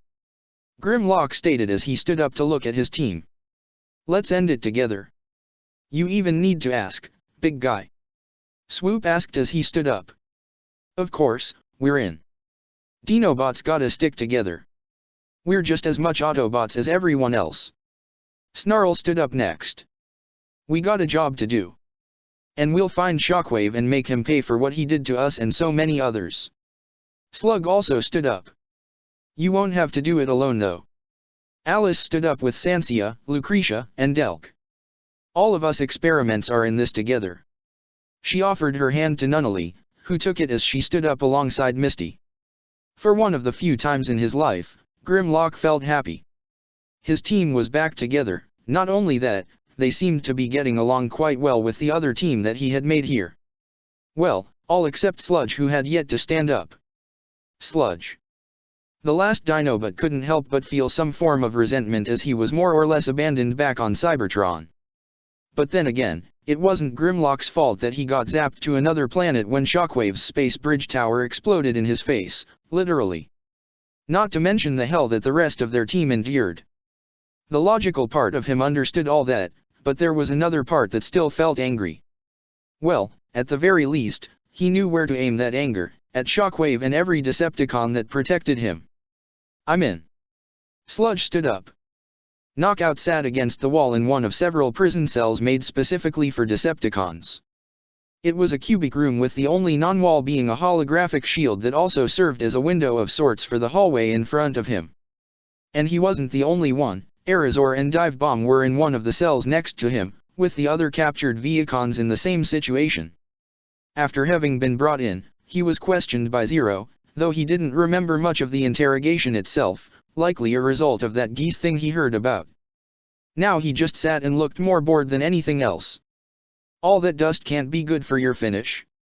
He turned to his side to see Bumblebee looking at him with something of a trolling grin, with Suzaku, Lloyd, Cecile, and Gino being present as well. But it's probably better than what the kids did to you back in France, huh? Well, look who got his pipes back. Knockout commented. He then noticed Suzaku's presence as well as that of the other humans. Huh, the gang's all here. Nice to see you too, Knockout. Lloyd said casually. So, what are you doing here? Pretty sure Zero got what he needed out of me, it's not like I got anything left to give. Knockout said. Well, I for one would like to know why you were a Decepticon in the first place. Suzaku asked, earning a raised eyebrow from the red-clad Cybertronian. Why? Hoping to reform me or something? He replied somewhat skeptically. We got a few former cons with us. Gino said. And honestly, back when we were working together in Britannia, you seemed like the nicest con out there. At least compared to whack jobs like Arachnid or Megatron, or even a condescending jerk like Starscream. Though there is some condescending there on your part, too. Cecile added. Knockout shrugged. I just sided with the winning team. That's it. Suzaku narrowed his eyes. The winning team. What do you want from me, Kurugi? Knockout began. Some kind of tragic origin story? Megatron forced me to work for him. Was I enthralled by his charisma? Okay, maybe a little bit on that last one. But in all honesty, I wasn't really in it for the revolution he preached. But when the war started, I tried to stay out of it. Mostly because I didn't want to ruin my finish. That sounds about right. Cecile commented. But when it started to look like that being neutral wasn't an option and we had to choose sides, I just went with the side that appeared to be winning, mostly so I could survive. The red-clad Decepticon noticed glares from Suzaku and even Gino.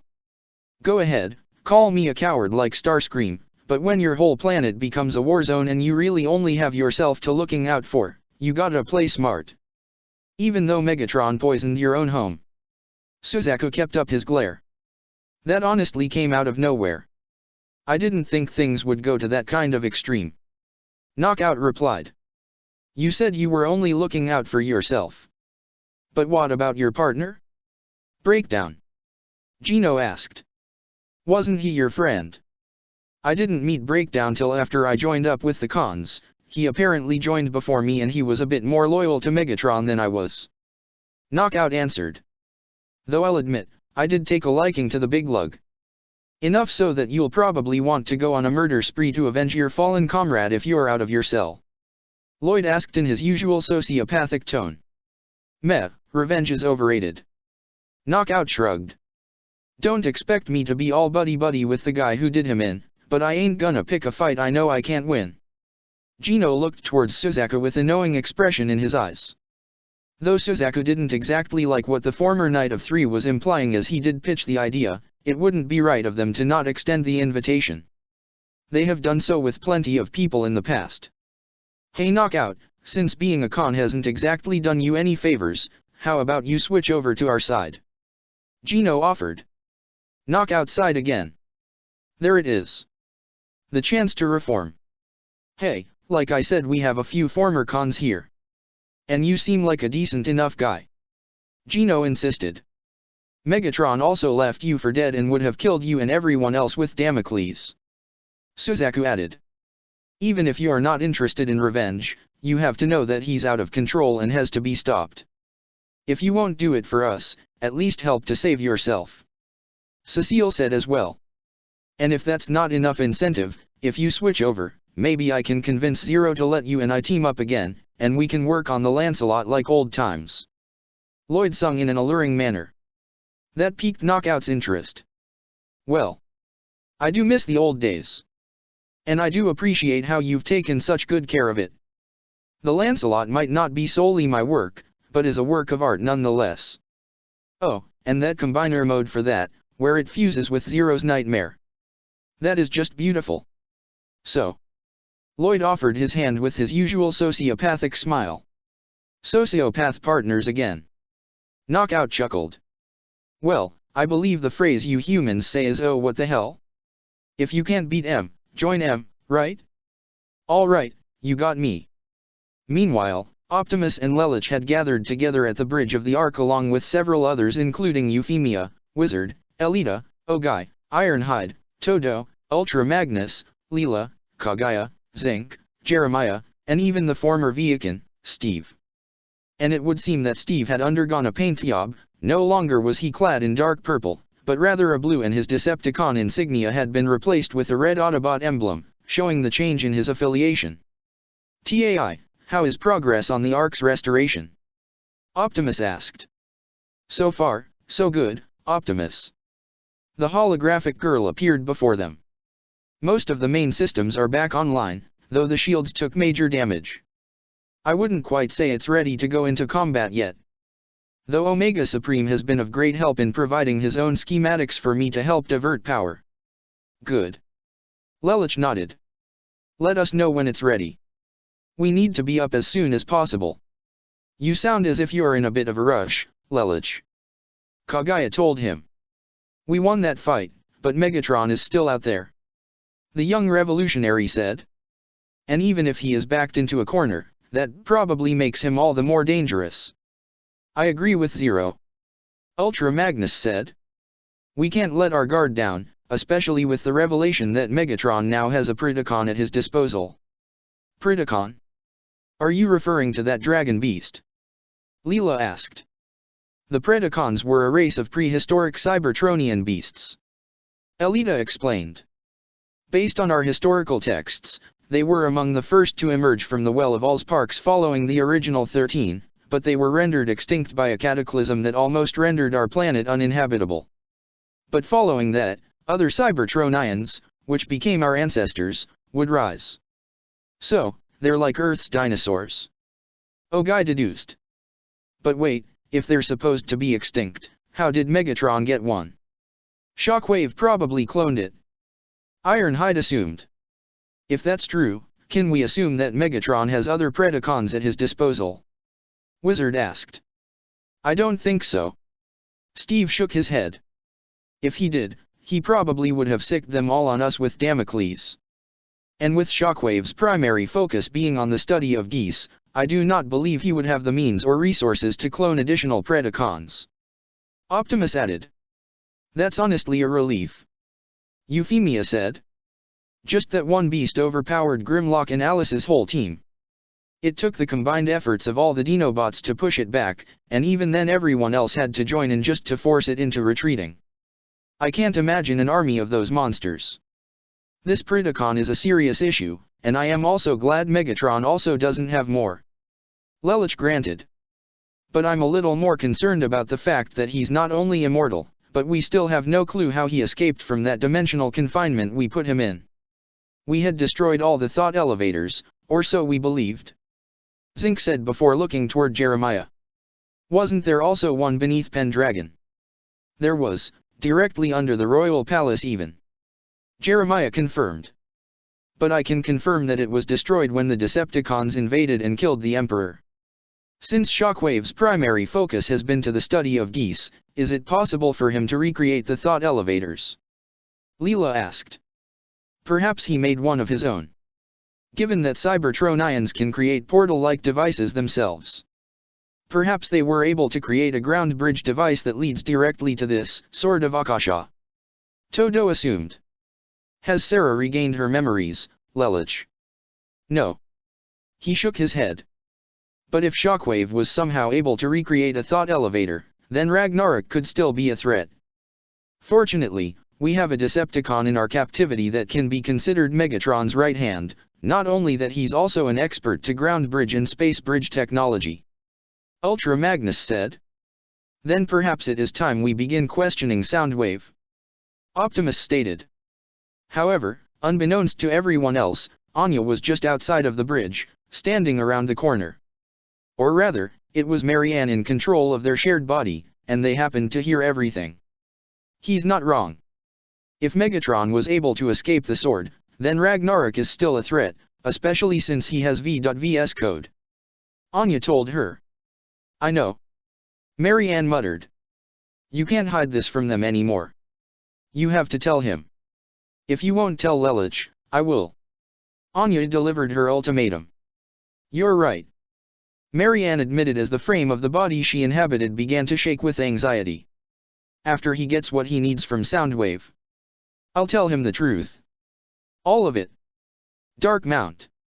While the fortress was mostly quiet on the outside, save for the Predacon that remained perched at the top, standing on guard for any enemy attack should the need arise, all the activity took place below, specifically at the artificial thought elevator where Megatron and Shockwave currently were. Soundwave may remain in captivity, Ravage and Laserbeak both remain free. Megatron asked. That is my understanding. Shockwave confirmed. Though I cannot say what exactly is happening over there, it would be logical to assume that Soundwave has already remotely issued his command to the remaining two Minicons, with their primary focus being to acquire CC and possibly the Dark Star Saber as well. Excellent. Wouldn't you agree? Steeljaw.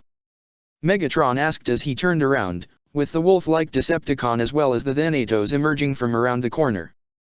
Please pardon us, Lord Megatron, but I have concerns that need to be addressed. Steeljaw began. Our forces are all but diminished. Even with you bringing back virtually every Decepticon and condensing them to Dark Mount, our enemies still outnumber us now that they have united all the humans' military power behind them. With Damocles now rebel, and Soundwave in the enemy's custody, our enemies will seize this opportunity to strike and annihilate us completely. Shin added. And yet, you seem perfectly calm. Megatron only sneered before glancing at Shockwave. Perhaps it is time we let them in our endgame.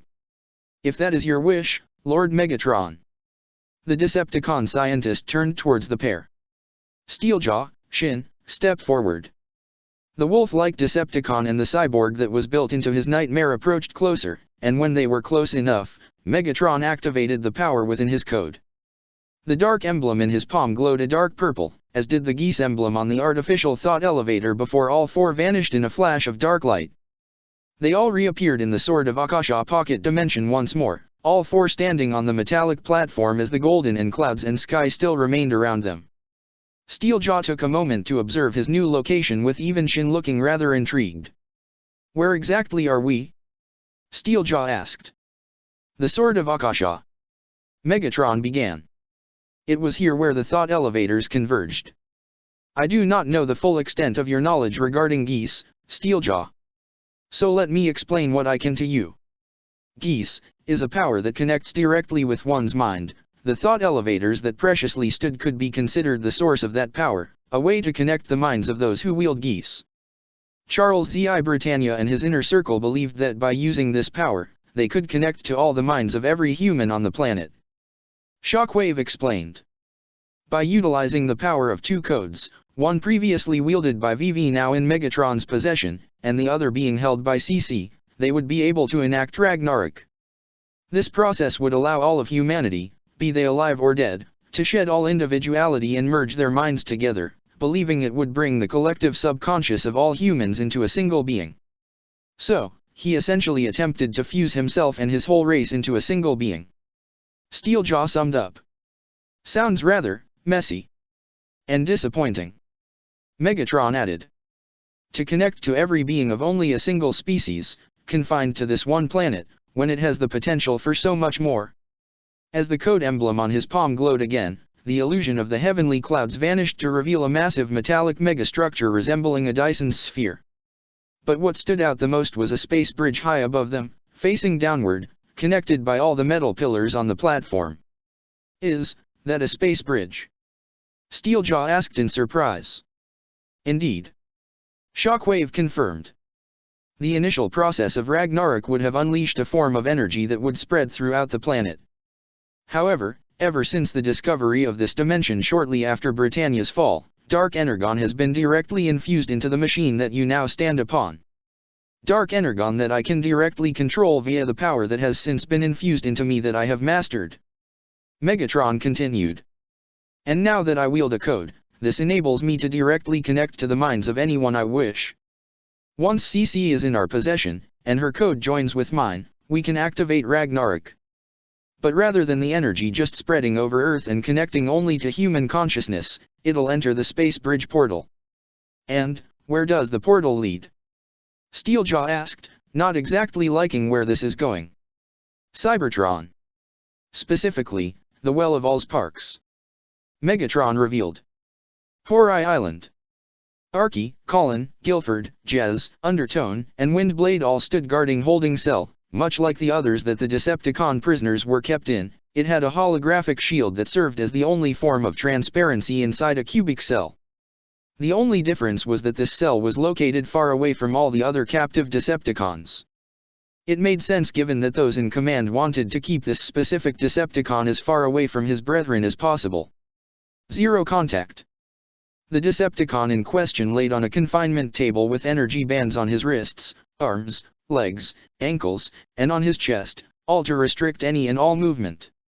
Not that made much of a difference. Ever since he had woken up, he had yet to move a muscle. He was as stiff as a statue and hadn't made so much as a sound. Guarding him felt very quiet and eerie for all of them, so much so that they couldn't even find it within themselves to strike up some small talk to end the dreadful silence, and that only made it worse. A sound then came from down the hall, the five looking to see the group consisting of Lelich, Optimus, Bumblebee, Ultra Magnus, Suzaku, Bulkhead, Rai, Wheeljack, Tamaki, Ironhide, Ogai, Ratchet, Lloyd, Rax-Hata, Steve, Jeremiah, and Kagaya approaching them. Oh, thank God. Colin breathed in relief at seeing everyone come in. Now this dreadful silence can end. Has there been any change? Optimus asked. No. He's not made a move or a sound. Archie answered. Yeah, it's really creeping me out. Jez commented. And I'm used to the silent company. He gestured to his Minicon partner for emphasis. We removed the resonance blaster and put that in lockup, so don't expect any loud performances from him. Windblade informed. You made the right call in capturing this one. Lelich said to her specifically. What about his Minicons? Gone. Smokescreen and I took out one, but the other two vanished without a trace. Probably went back to Darkmount. Windblade answered. Lelich, are you sure about this? Colin asked, feeling a tad bit uneasy. Soundwave is not only the Decepticons' surveillance chief, he's also Megatron's right hand. I would be surprised if he didn't have any kind of intel. Lelich answered. Open it up. Aye, sir. Jez said for the sake of some humor in this otherwise tense situation as he opened the shield, allowing the group to enter the cell to face the captive Decepticon.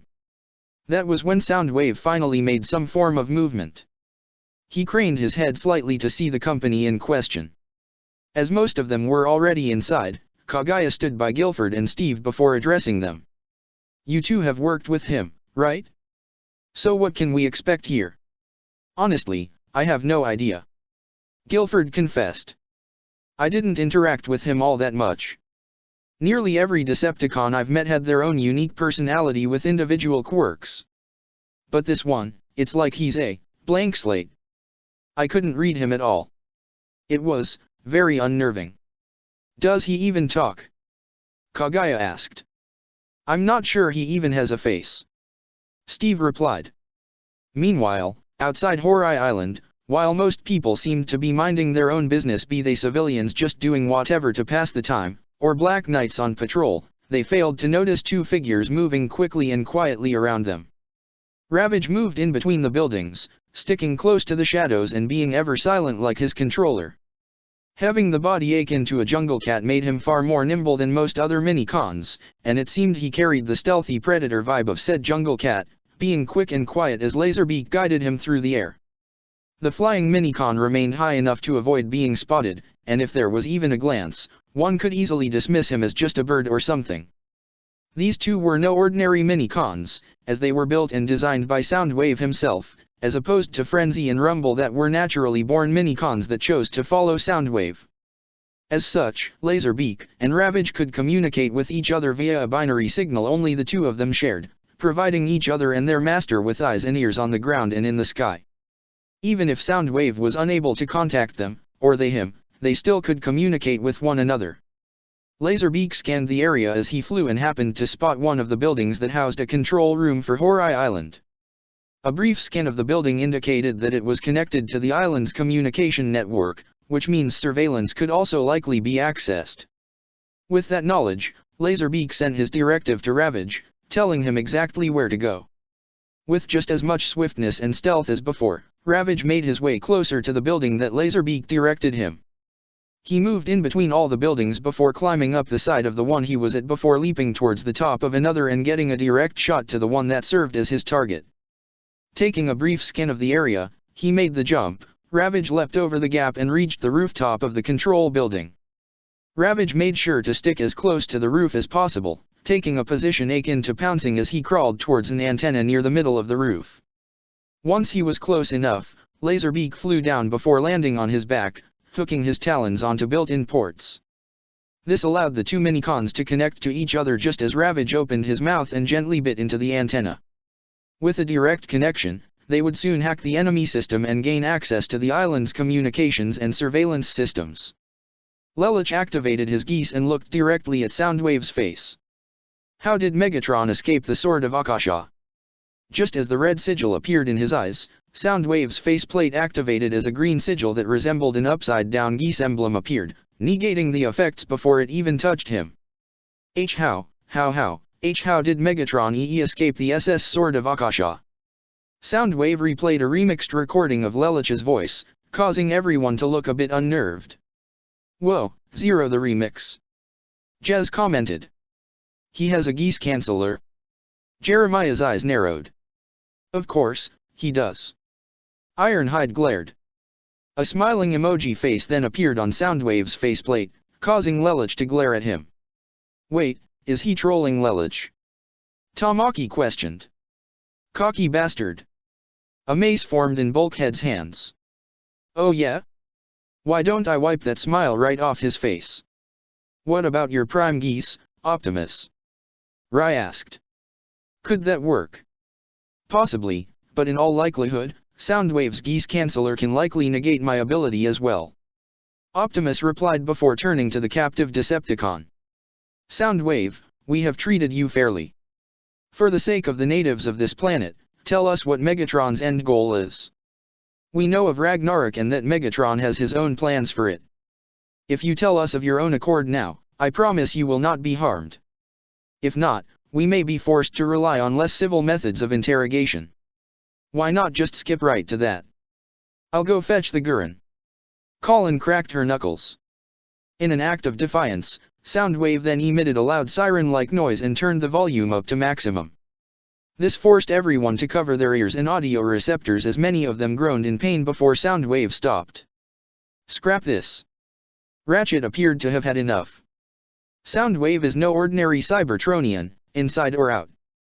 So, I would strongly suggest opening him up, so that we can have a first-hand look at the information recorded on his drives. Oh? A chance to look inside the most machine-like Cybertronian? I'd be more than happy to help with that. Lloyd volunteered. Bet we can get all kinds of juicy information from that. Rax Hata added. Maybe the mighty Megatron has a chink in his armor. In direct response to that, Soundwave's visor lit up again with Cybertronian code. Oh. Arky gulped. What's he doing? Downloading data. Ogai asked. No, Soundwave is erasing data. Ratchet corrected in shock. Why? All eyes set on Suzaku as he stepped forward, walking past Lelich who looked towards his friend with concern as he stared up at Soundwave, who stared down at him as more data was being erased. Even in such process, it seemed Soundwave was still aware of his surroundings. Everyone looked with their own expressions of concern, wondering what it was that Suzaku wanted to ask Soundwave. Based on what he said during his time with them, there was little to no interaction between Suzaku and Soundwave at all, no kind of history or connection. So, what was the reason for this? Why are you so loyal to Megatron? The young warrior questioned. Every Decepticon I've met has had his or her own reason for joining. Some were misguided, some joined out of fear, some even joined because he let them do what they want, even if it involved hurting innocent people. And in some cases, all to further their own personal agenda. But not you. As far as I can see, you are always by Megatron's side and you don't appear to have any motive of your own, and I don't see you taking joy in making people suffer. So why? Tell me why, Soundwave. What did Megatron do to make you so loyal to him? Did he threaten you? Did he offer you something? Is it for the sake of revenge? You can't possibly still think it's about the revolution he preached about after he destroyed his home, your home. There was no response from Soundwave, which only seemed to make Suzaku angrier. Answer me, damn it. How can you be so loyal to such a monster? Less than a second after that, Soundwave appeared to stop erasing data. And then he did the one thing nobody expected. He spoke. Soundwave, superior. Autobots and humans, inferior. With just those 6 words, the temperature in the room dropped as everyone stared silently at their captive. Nobody could say a word, it felt like those words had deprived them the ability to so much as speak. Even Bumblebee felt that he lost his voice all over again. Lelich's own eyes wavered slightly and even felt his heart stop. Soundwave's visor then went black as his head fell back slightly. Is he dead? Tamaki asked, still slightly shaken by what just happened. Ratchet performed a brief scan. His vital signs remain functional. It seems he has simply severed all communications, by crashing his own drives. He put himself into a coma. Ogai asked. It would seem so. Todo confirmed. He'd rather die than reveal secrets to the enemy. He had seen similar practices before with soldiers on his side and that of the enemy. Suzaku meanwhile couldn't take his eyes off the unresponsive Soundwave. Though those words he spoke were likely directed to everyone, he couldn't help but feel that was also a response that Soundwave was also giving him to his question. Yet, Suzaku couldn't quite understand it, and that seemed to make him all the more frustrated. Loyalty. Turning back, Suzaku looked to see Jeremiah approaching him. It's not always something that can be explained. Some people may become enthralled to another for whatever reasons they have, which leads to a sense of loyalty forming. It could be towards family, a lover, friends, a cause, a leader, but what he just said now. Doctor, you said he was no ordinary Cybertronian. Are there others like him? No, as far as I know. Ratchet confirmed. So, he's unique. Jeremiah then looked towards Optimus. Do you know how he and Megatron first met? It was my understanding that they were gladiators in Kaon and battled each other to a near standstill with Megatron as the victor. Optimus answered. I do not know of Soundwave's past before then. That may be it. Jeremiah continued. This is only a guess, but perhaps Soundwave viewed himself as a superior being even to other Cybertronians. But when Megatron defeated him in physical combat, perhaps Soundwave found the only other being he could view as an equal and decided to work alongside him out of a sense of respect. Perhaps he had no love for Cybertron. I can't say for certain. The only thing I know is that his loyalty is ironclad. Even if his body breaks, his loyalty to his master won't. Jeremiah knew exactly what he was talking about. He even looked up towards Soundwave's body, towards his face, where he saw in the blackened visor a reflection of himself. Even if his drives are crashed, can we still subject him to a cortical psychic patch? Lelich asked. It is a possibility. Rax Hata answered, somewhat shakily. It would require a lot of work, however. Lloyd added. And he'll have to be moved to the laboratory. Do it. Lelich ordered. Put him through a patch and find out everything you can, do whatever it takes, and I want him under constant guard. If he knows anything about what Megatron is planning, we need to know it. The fate of the planet may depend on it. Back outside, Laserbeak and Ravage were able to hack directly into Horai Island's communications and gain access to any short-ranged communication devices, including cell phones that were currently connected to the network. They were even able to gain access to live surveillance footage to every place on the island. Searching rapidly through the hundreds of video files, they were able to find footage of the Dark Star Saber being stored in a vault alongside some of the other Iacon relics the Autobot and Black Knights were able to acquire. They even managed to locate the resonance blaster, stored in the vault just across from it. Though they were unable to locate C.C's current position, acquiring the means to patch into the communications devices the humans had on them would solve that problem. They just needed to narrow down their search. Who among the humans would be the closest to CC? Likely one of her contractors, so it was likely Zero. But he is among the smarter of the humans, he could suspect something if they contacted him directly. But what about his sister? Granted, there was little to no information regarding her, but all the data suggests that she was the closest to Zero, which suggests she would be close to CC as well. Perfect. Once they had what they needed, Laserbeak and Ravage disconnected from the antenna and each other. They each communicated to one another on their next step before going off in separate directions. Sardavakasha.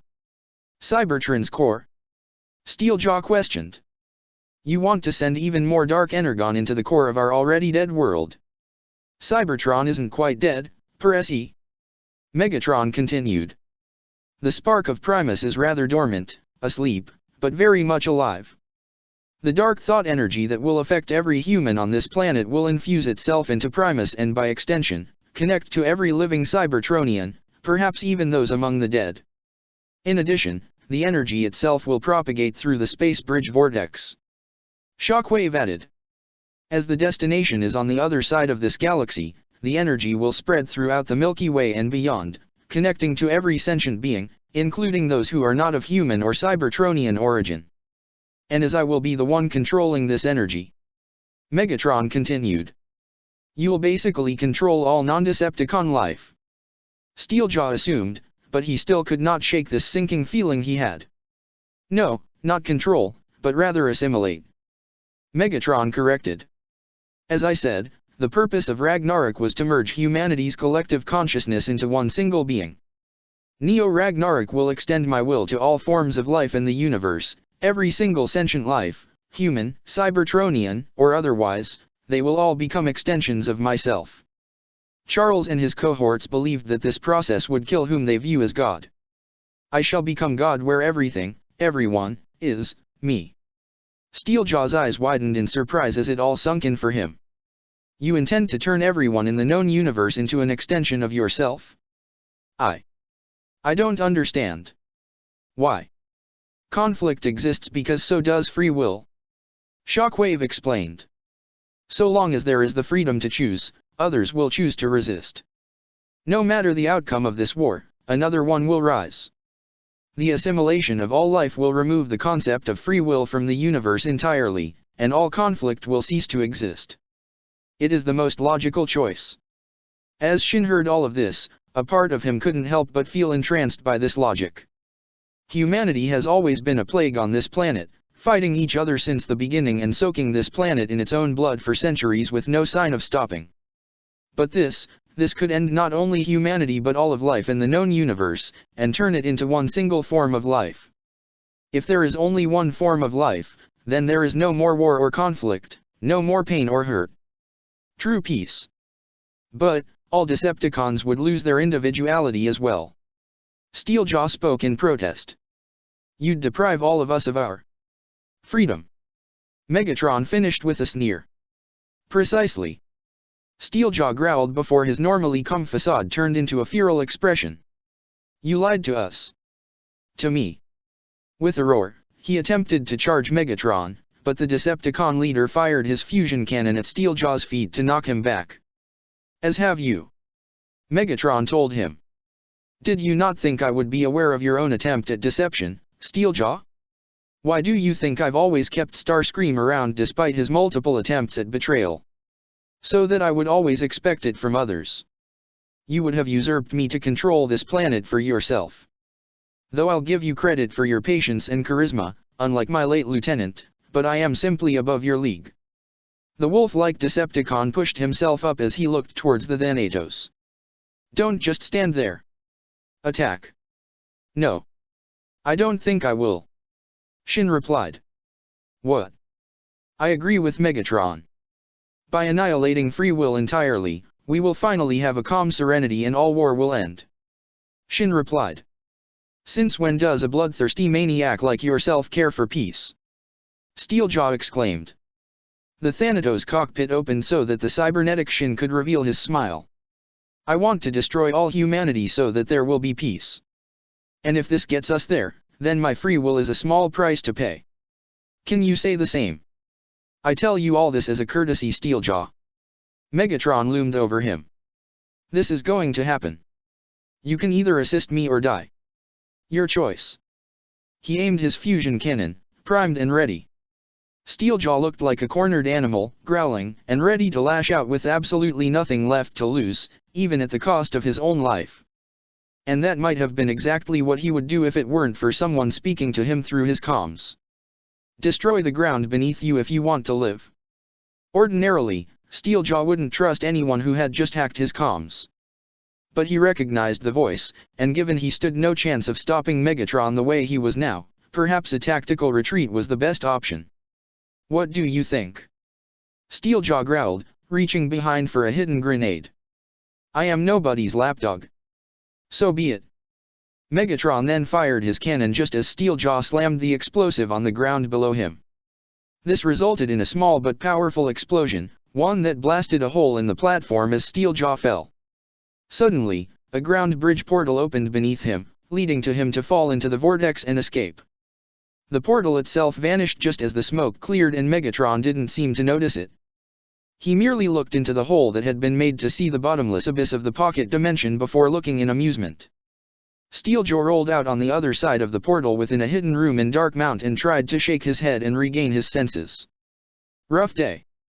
He looked up to see the comment had come from Slipstream, who was leaning against the back of the wall while Thundercracker stood in front of him with a ground bridge remote in his hands. Skybite was present as well, looking away from everyone else with a tense expression on his face. I'm assuming that you heard Megatron's whole plan via my hacked comms. Steeljaw guessed as he pushed himself up. Figured he was up to something, I just didn't think it would be anything like this. Thundercracker said. He always knew Megatron was ambitious, but this was beyond insane, even more so than what happened to Cybertron. He's going to eradicate the free will of every sentient being, even us. Skybite shivered. After everything we've done for him, all we've sacrificed. The Megatron that he thought he knew back on Cybertron, the one who spoke of revolution and equality among all Cybertronians, would never even think of doing something so unspeakable, so evil.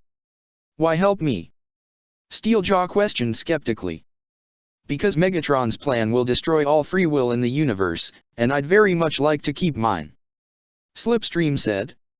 And the same probably goes for you. So, you suggest an alliance then? Steeljaw guessed. The four of us can't stop Megatron, but there are others who can. We just have to be smart about it. Thundercracker replied. We have a plan, if you're interested. Not like I have a choice. Steeljaw accepted. What do you have in mind? Horai Island, Lelich's personal quarters. Arthur and Eliza both gave friendly and playful meows as the amnesiac Sarah played with them.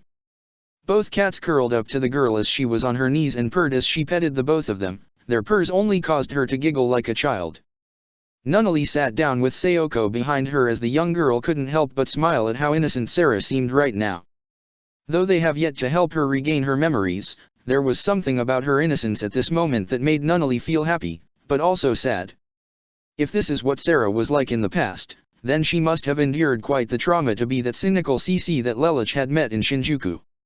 Nunnally already had a good idea of what all that might be, but that didn't make it any less sad. But that's also what made it all the more impactful in seeing Sarah become warm and open again, feeling like she was a part of their family. That's when Nunnally made a silent vow to herself.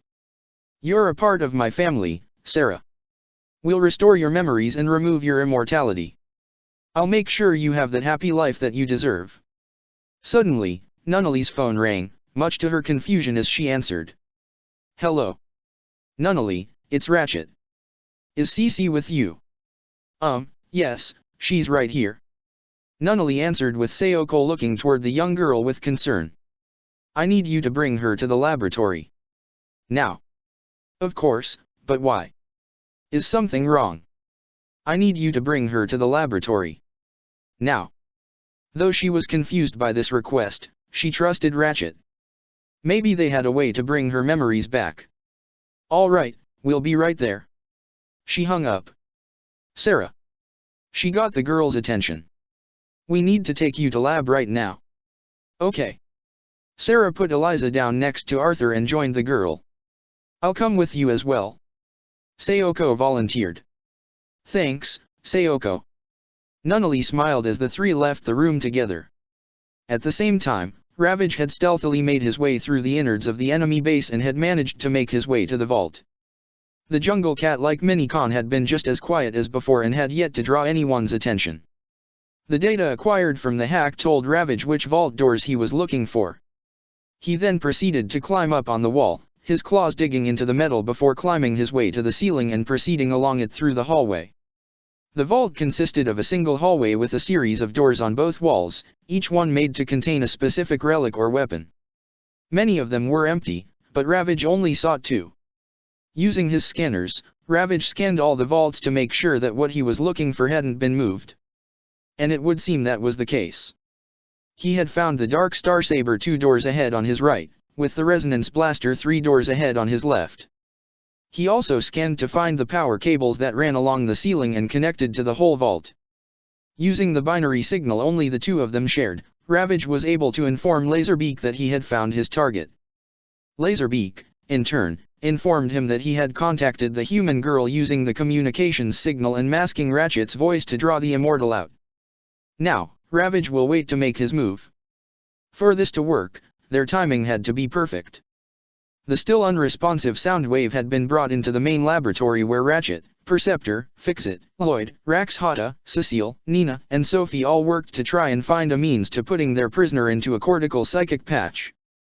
Soundwave was still restrained to the same table as before. The table itself had been moved from the prison cell to the lab, with Bulkhead and Wheeljack standing guard. Rai was also present as he sat in the open cockpit of the Raiden with Tamaki holding a rifle in his hands.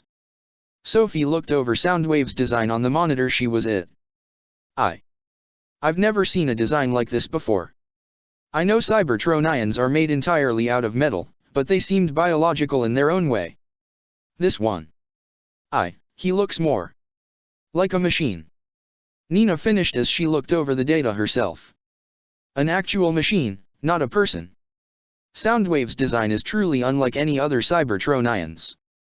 Fixit commented. Nobody truly knows how exactly he came to be.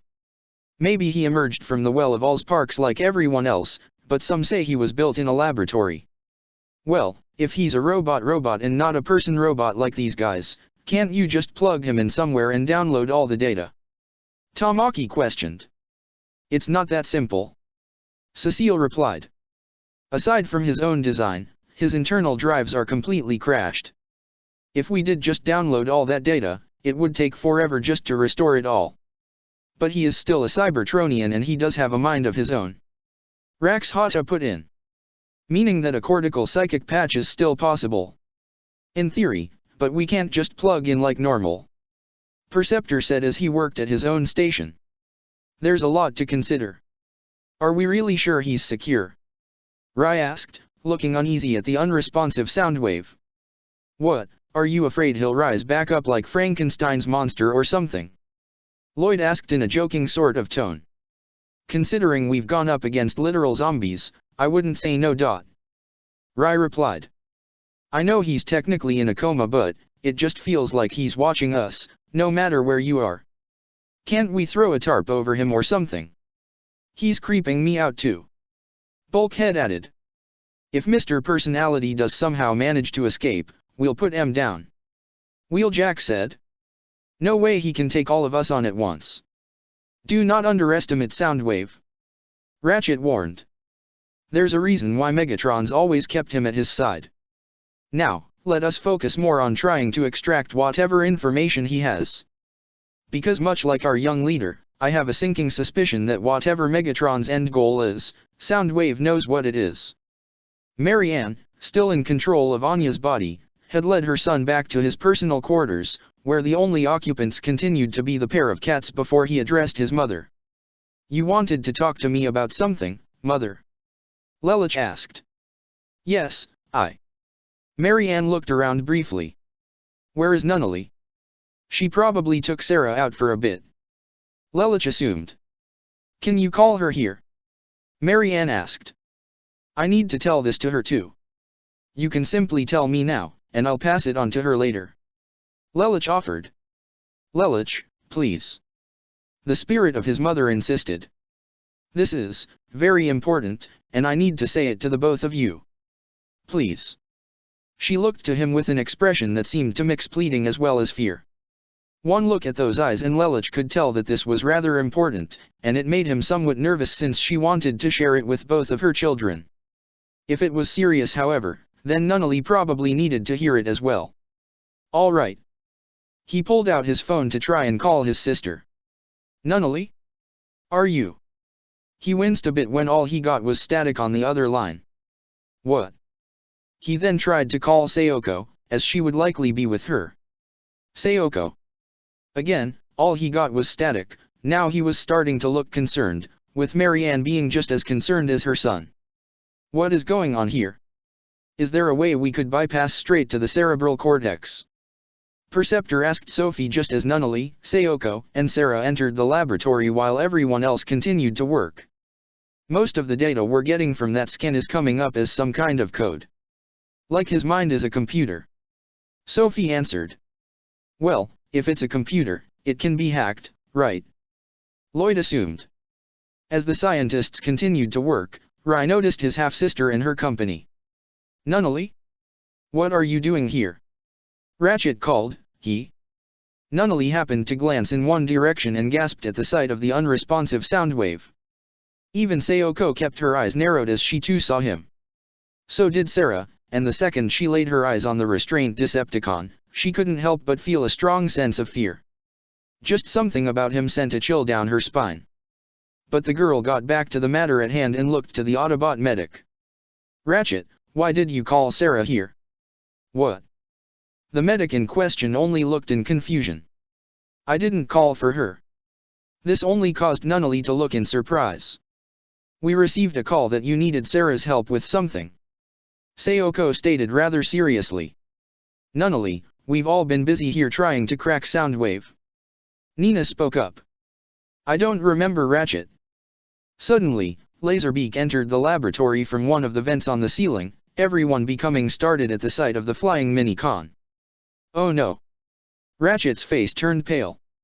Laserbeak then rained fire down on the group, forcing them to take cover with Bulkhead quickly moving to cover Nunnally's group while Sarah held her head down and Sayoko covered her and Nunnally with her own body. With them temporarily distracted, Laserbeak fired precise shots at Soundwave's restraints to break him free. Come here, ya crazy bird. Tamaki fired his rifle at Laserbeak. I'll make fried chicken out of ya. Wheeljack added to it with shots from his own Energon blaster while Rai quickly brought the Raiden online. However, Laserbeak avoided all the enemy fire and flew down to reconnect to Soundwave. The second the Minicon was connected back to his controller, he came back online and all the information procured by Laserbeak and Ravage was uploaded directly to him. At the same time, Ravage had used his teeth to tear out the power cables on the ceiling that he was still perched to. This shut down a large portion of power to the vault and forced its doors to open. Immediately, Ravage leapt down and ran towards the open vault that contained the resonance blaster. Hey, what's going? The vault's been breached. Ravage stepped out of the vault with the resonance blaster in his mouth and saw a squad of Black Knights arrive on foot with their rifles aimed at the panther-like Minicon. Open fire. The Black Knight at the lead ordered and they fired their rifles at Ravage, who leapt and dodged before rushing straight to the vault that contained the Dark Star Saber. The second his optics laid eyes onto it, the binary signal was relayed back to Laserbeak, and by extension, Soundwave. Ravage then moved directly below the evil sword just as a ground bridge portal opened up, causing them both to fall in. Back in the laboratory, Bulkhead was the first to act as he formed a mace in his hands and moved in to smash Soundwave, only for the silent Decepticon to swipe his arm and push Bulkhead back. Wheeljack had his dual swords drawn and was joined by Raiden as they tried to overwhelm Soundwave, only for him to shoot out his two tentacles and attach to the pair, sending electrical shocks into the Wrecker and the Blue Nightmare, already disabling it. No. Come on, don't do this. Rai tried to keep his Nightmare online, but the Raiden's internal systems were being overloaded by the electric pulse right before it fell over along with the unconscious Wheeljack. Bulkhead was the first to recover as he rushed to tackle Soundwave to the ground while Ratchet and Perceptor flanked around him. "Get out of here. Now!" Ratchet ordered. "You heard the bot." Rax Hata agreed as she, Lloyd, Cecile, Tamaki, Nunnally, Sarah, Nina, Sophie, Sayoko, and Fixit tried to escape the laboratory, only for a ground bridge portal to open in front of them with the Dark Star Saber falling out, causing the group to back up, and even more so when Ravage emerged with a snarl. "Ravage, and the Dark Star Saber." Fixit looked in terror. "Well, this isn't good," Lloyd commented. "Nunnally." The terrified Sarah clung to the girl almost like a lifeline, who tried to reassure her as best as she could, despite being terrified of the current situation herself. Bulkhead's smashes quickly came to a halt when Soundwave latched both of his tentacles at him and sent an electrical surge through his body as well to render him unconscious right before said tentacles hoisted the large Autobot up and threw him into Ratchet and Perceptor, smashing all three Autobots into the wall behind them. Sayoko immediately drew a pair of kunai and tried to rush Ravage, but he leapt around her and towards the nearest wall to scale it. "Bad kitty." Tamaki tried to shoot Ravage down, but he was too quick for him. Ravage then quickly ran directly to Soundwave before throwing up the resonance blaster from his mouth, which Soundwave caught just before Ravage leapt up to his back and reattached himself. Soundwave wasted no time in unleashing the resonance blaster's power on Fixit and all the humans in the laboratory. The intense sonic waves caused all of them to scream in pain as they covered their ears in an attempt to shield themselves. However, the noise was too much for all of them as one by one, they all fell to the ground, rendered completely unconscious. Once all threats were neutralized, Soundwave stepped forward, reaching down to claim the Dark Star Saber in one hand, while also grabbing both Sarah and Nunnally in the other. While Nunnally wasn't necessarily a target nor his directive, Megatron had made a note of how close she was to Zero, and his leader may find a use for her to strike a decisive blow to the one human who's caused them just as much trouble as Optimus Prime himself. Rai, who managed to force open the cockpit to the Raiden and pushed himself out, only to watch in terror as a ground bridge portal had already been opened, allowing Soundwave to step inside with not only the Dark Star Saber, but Nunnally and Sarah as well. The second the portal vanished, so did Rai's hope, replaced only with dread. Chapter 35, Forward, The Light Brigade. After getting an alert from TAI about a break-in at the vault, and who it was that broke in, a specific minicon that belonged to their prisoner, Bumblebee's vehicle mode wasted no time in driving to the laboratory. As soon as he arrived, Lelich and Marianne, still in control of Anya's body, quickly stepped out just as the Autobot scout transformed, and all of them looked in complete shock over what they saw. Bulkhead, Wheeljack, Ratchet, and Perceptor laid across the ground, just regaining consciousness from whatever had hit them. Bumblebee quickly moved to try and help them. Rai was the only one fully awake as he was out of the downed Raiden, addressing Tamaki, Lloyd, Rax Hata, Cecile, Fixit, Nina, Sophie, and Sayoko as they were in a similar state to their Autobot companions. But what really caught Lelich's attention was that Soundwave was no longer there. The table that he was previously restrained to was now vacant, which led to him to believe that he had indeed escaped. But he didn't have time to think about that as Rai quickly noticed him and went right to him with a distressed look on his face. Lelich. Soundwave, he escaped. Damn it. Lelich scowled. And no, not just that. Rai was visibly scared as he grabbed his half-brother by the shoulders and spoke to him. He took them. Nunnally and Sarah. Soundwave took them both. Bumblebee's optics widened in shock as he heard that, while both Anya and Marianne were nothing short of horrified. Lelich, on the other hand, felt his heart stop as no words could properly describe the terror that he now felt. It was like all his blood suddenly froze. Nunnally and Sarah, both were taken by one of the most dangerous beings on this planet, maybe even in this universe. But even more frightening is that he already knew exactly where they would likely be taken to, or rather who they were taken to. Megatron gazed upon the Dark Star Saber, seeing his own reflection in the side of the evil sword as he held it in his hands once more with his most loyal servant kneeling before him in the halls of Dark Mount. Soundwave, once again you've more than exceeded my expectations. The Lord of the Decepticons congratulated. Not only have you returned to me what is mine, you were even thoughtful enough to bring a gift. Now, where is she? Soundwave stood up as his visor showed Nunnally currently held in a prison cell that was normally built for Decepticons, due to its enormous size. But her tiny form was incapable of breaking down through the large metallic doors and walls. I'll take the time to get to know her later. But first. Megatron and Soundwave walked through the nearest door and into Shockwave's laboratory. We have to put the finishing touches to Neo Ragnarok. Shockwave continued to work at a monitor with all the data he had available, while the amnesiac Sarah, who had since woken up, was restrained to a lab table that was normally equipped for mini-cons, the same kind that Suzaku and Vivi were previously restrained to when they each underwent a certain interrogation process that she would soon undergo herself. Sarah struggled fearfully in her restraints, but they showed no signs of budging. Resting comfortably, my dear C.C. She gasped in terror as Megatron approached her, his evil face reflected in her widened eyes. Why Yuri? You're him. You're Megatron. She stuttered. She appears to suffer from amnesia. Shockwave informed his leader.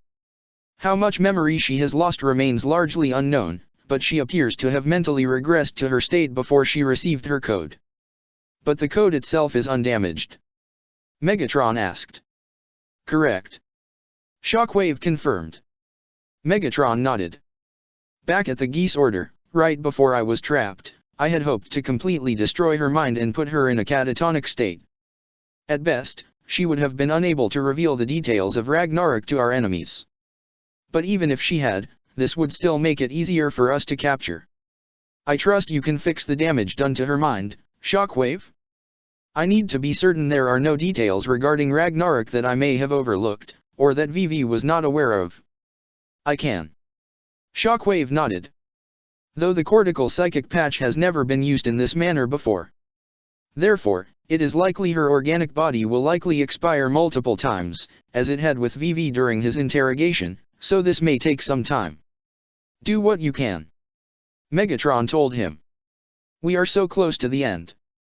He clenched his fist in anticipation. Sarah was nothing short of terrified. She had been told stories about the monster that was now before her, and while she didn't know all the details, one look in his glowing purple eyes and she could tell that he was pure evil.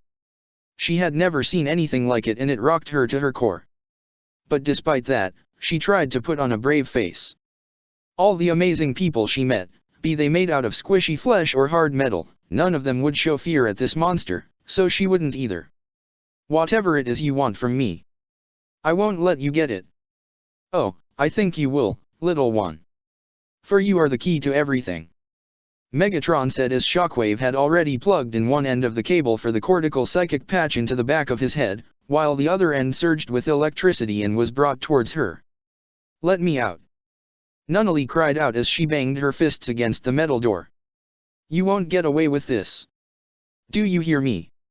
Suddenly, the door opened, causing her to back up as Thundercracker stepped in holding something small in his large hand, which he brought down to the floor, revealing it to be a human-sized bowl with a liquid substance in it. What's this? Nunnally questioned. Liquid protein. Thundercracker answered. You humans need that, right? Where's Sarah? What are you doing to her? Nunnally demanded. Lord Megatron is getting what he needs. Thundercracker said before turning around. I suggest you eat. You won't win this. Nunnally said to him. What can you do? The Blue Seeker replied as he kept his back turned. You don't have a nightmare or a geese, and there are no Autobots here to help you. You're all alone. There's nothing for you to do but sit down and eat to survive. Thundercracker walked out as the door closed, leaving Nunnally alone again. She looked at the bowl of liquid protein once more before kicking it away, spilling all of its contents in frustration before sitting down as she wrapped her arms around her legs, tucking them close to herself. Nunnally hated to admit it, but that Decepticon was right. She had no special power and she was no fighter. In the face of overwhelming evil, there wasn't anything she could do, and that made her more than a little upset as tears were already forming out of the corner of her eyes. Nunnally probably had a good idea how her brother would react to all this once he finds out, and he won't take it well, and while she was confident Bumblebee, Optimus, Colin, Suzaku, and the rest of their friends and family would be there for him, even their mother, it didn't make it any less hurtful. However, as she glanced to the side, she happened to spot the spilled liquid protein and noticed something shiny inside it. Crawling her way closer, she poked her fingers through the spilled content to find something hard and tiny. Nunnally picked it up and looked in surprise to see it was a small comms device, the kind that can easily fit in someone's ear. Taking a brief moment to look around, no doubt she was being monitored, Nunnally scooped up some of the liquid protein in her hand and kneeled down to make it look like she was eating it before slipping the comm in her ear. "Do not speak." Nunnally tried her hardest to suppress the gasp. She recognized Steeljaw's voice in an instant. "If you want to live, I will help you to escape. Wait for me." The communication ended. To say Nunnally was surprised would have been an understatement. She only met Steeljaw once, and that was with Leela in the EU, and she could tell at that moment what kind of being he was, and it was one she didn't trust. But this time felt different. While she still didn't trust him, the tone in his voice was far different and more serious. Maybe he was plotting against Megatron. But she doubted it was out of the goodness of his spark. Though given her circumstances, it seemed like the lesser of two evils. So for now, she will follow Steeljaw's lead, if only to give herself, and hopefully the Autobots and Black Knights, a chance to make their move.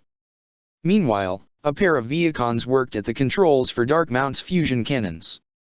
"Hey, you wonder what exactly is going on right now?" one Viacon asked. "What do you mean?" "I mean, why are we still here on Earth?" The first one continued. "Most of our forces are either offline or surrendered. Starscream's little coup definitely didn't help, and most of humanity has rallied behind the Autobots. Wouldn't it be best to just cut our losses and leave this mudball behind?" "You want Megatron to hear that?" the second Viacon replied. "You know how he is. He'll pulverize us if we question him." "But you can't tell me that this isn't weird," the first Viacon told him. "What's so special about this tiny little planet that keeps Megatron here? And you know what else is weird? All those space bridge portals." "Okay, that part is weird," Viacon number 2 admitted. "I don't know where exactly they're going, but all they seem to bring back is scrap metal and just dumping it all around Darkmount. Seems like a waste of energon." "Exactly. We need that stuff, too. And you could use a break, too."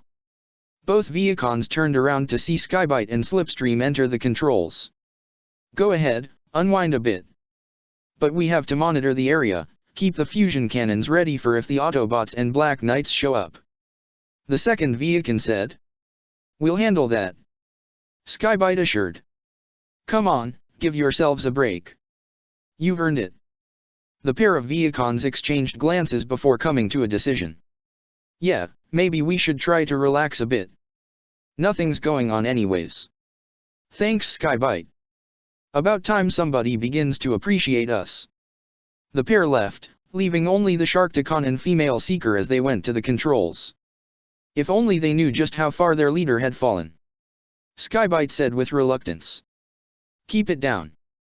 We got a job to do right now," Slipstream said as she was the first to get to work, followed by the Sharkticon, quickly pulling up the schematics for the fusion cannons, including its own energon fuel supply.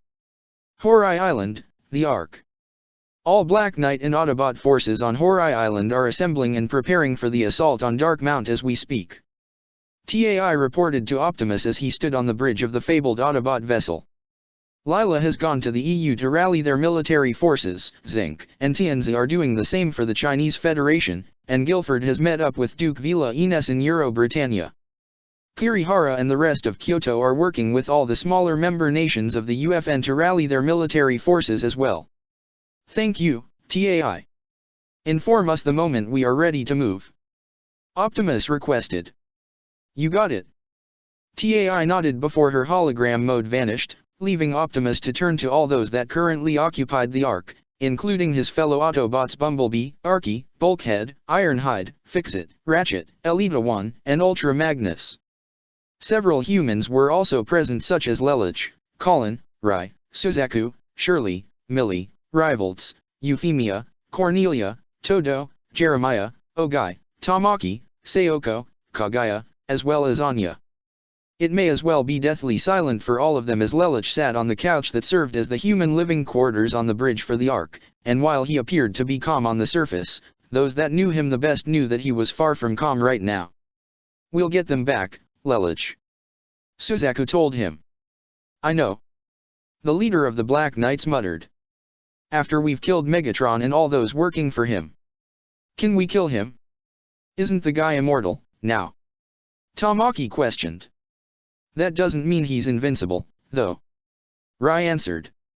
Vivi felt he was, and look how that turned out. Vivi and Megatron are two completely different individuals.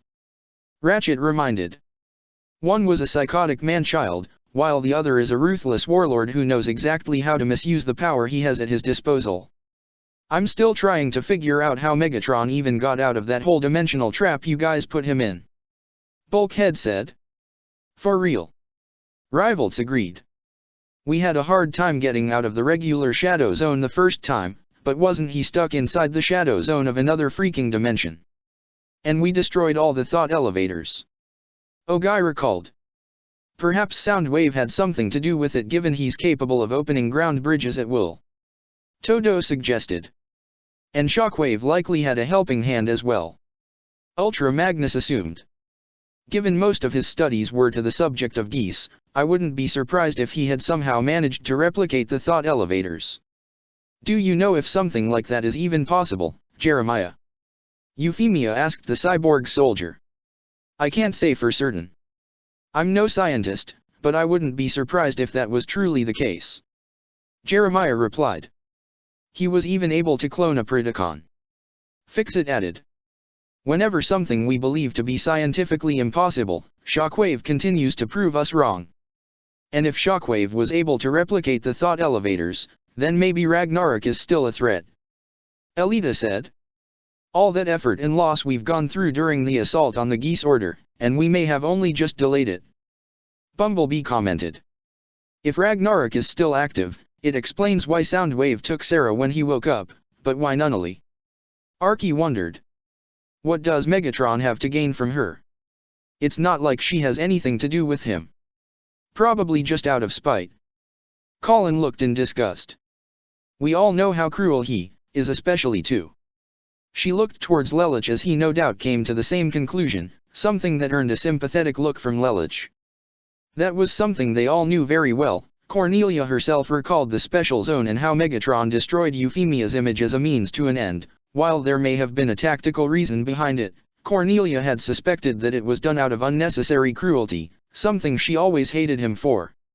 "Just let me make sure I get this right," Shirley spoke up. "Ragnarok was supposed to be some kind of geese project that brings all human minds together like a hive mind." "Something like that," Ironhide confirmed. "Sounds really complicated," Millie commented. "Why would Megatron be interested in that, though?" Shirley questioned. "I mean, a hive mind for all of humanity seems to be kinda aiming low for him." "I would have to agree," Cornelia said. "It's no secret that Megatron views humankind as beneath him, so simply trying to subjugate their minds seems a bit more difficult than just trying to wipe them out.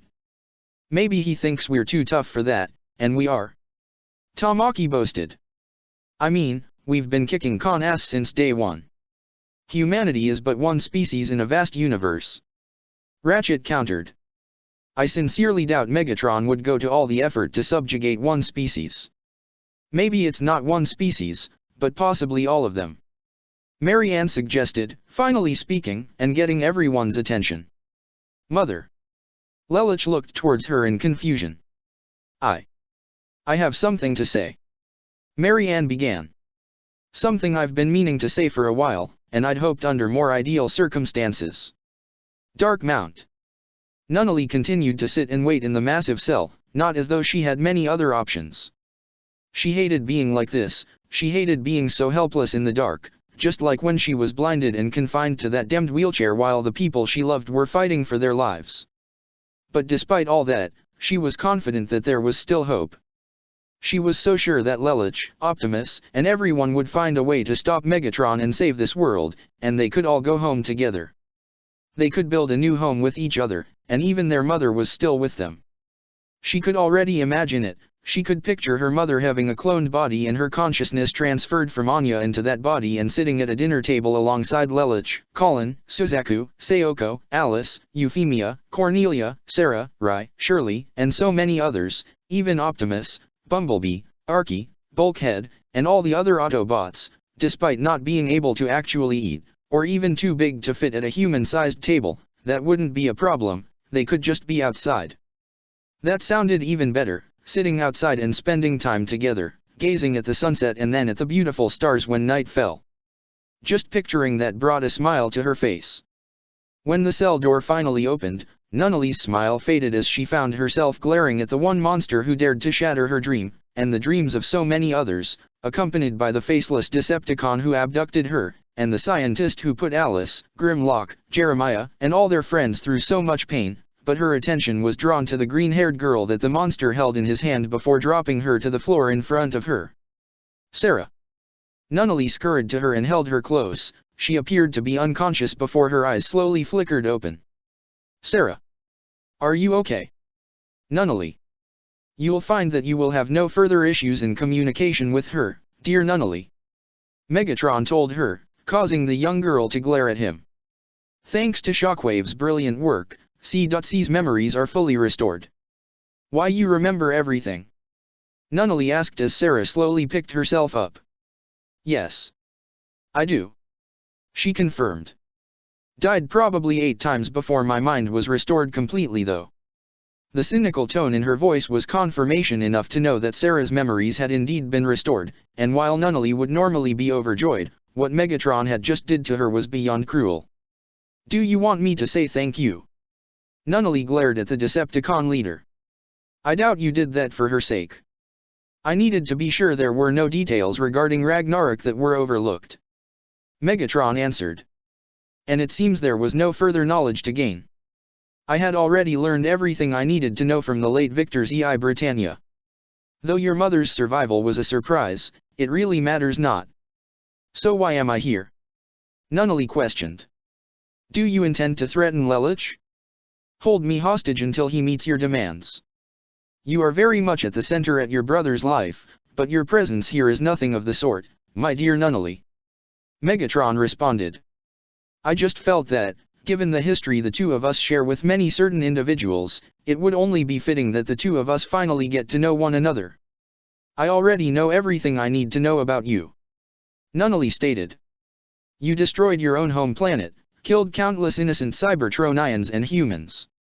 You betrayed Optimus, you ripped out Bumblebee's voice box, you manipulated Suzaku, you used Euphemia's face to start a massacre, and what you did to Lelich. I swear. I will hate you forever for what you did to him. To all of them. Megatron looked more amused than anything at that declaration. You have your brother's defiance, and Optimus' nobility. It's difficult to believe you are the daughter of Charles and Marianne. Go ahead and compare me to my father all you want, I don't care about him. Nunnally said. But don't you dare say my mother's name. You don't deserve to say her name. Even though she is just as cruel and manipulative as your father. Megatron mused. What are you talking about? Nunnally questioned while Sarah looked away in guilt. You really haven't told her, have you? Megatron asked the immortal woman specifically. And can I assume that Lelich doesn't know either? Does anyone? Told me what? Nunnally questioned once again.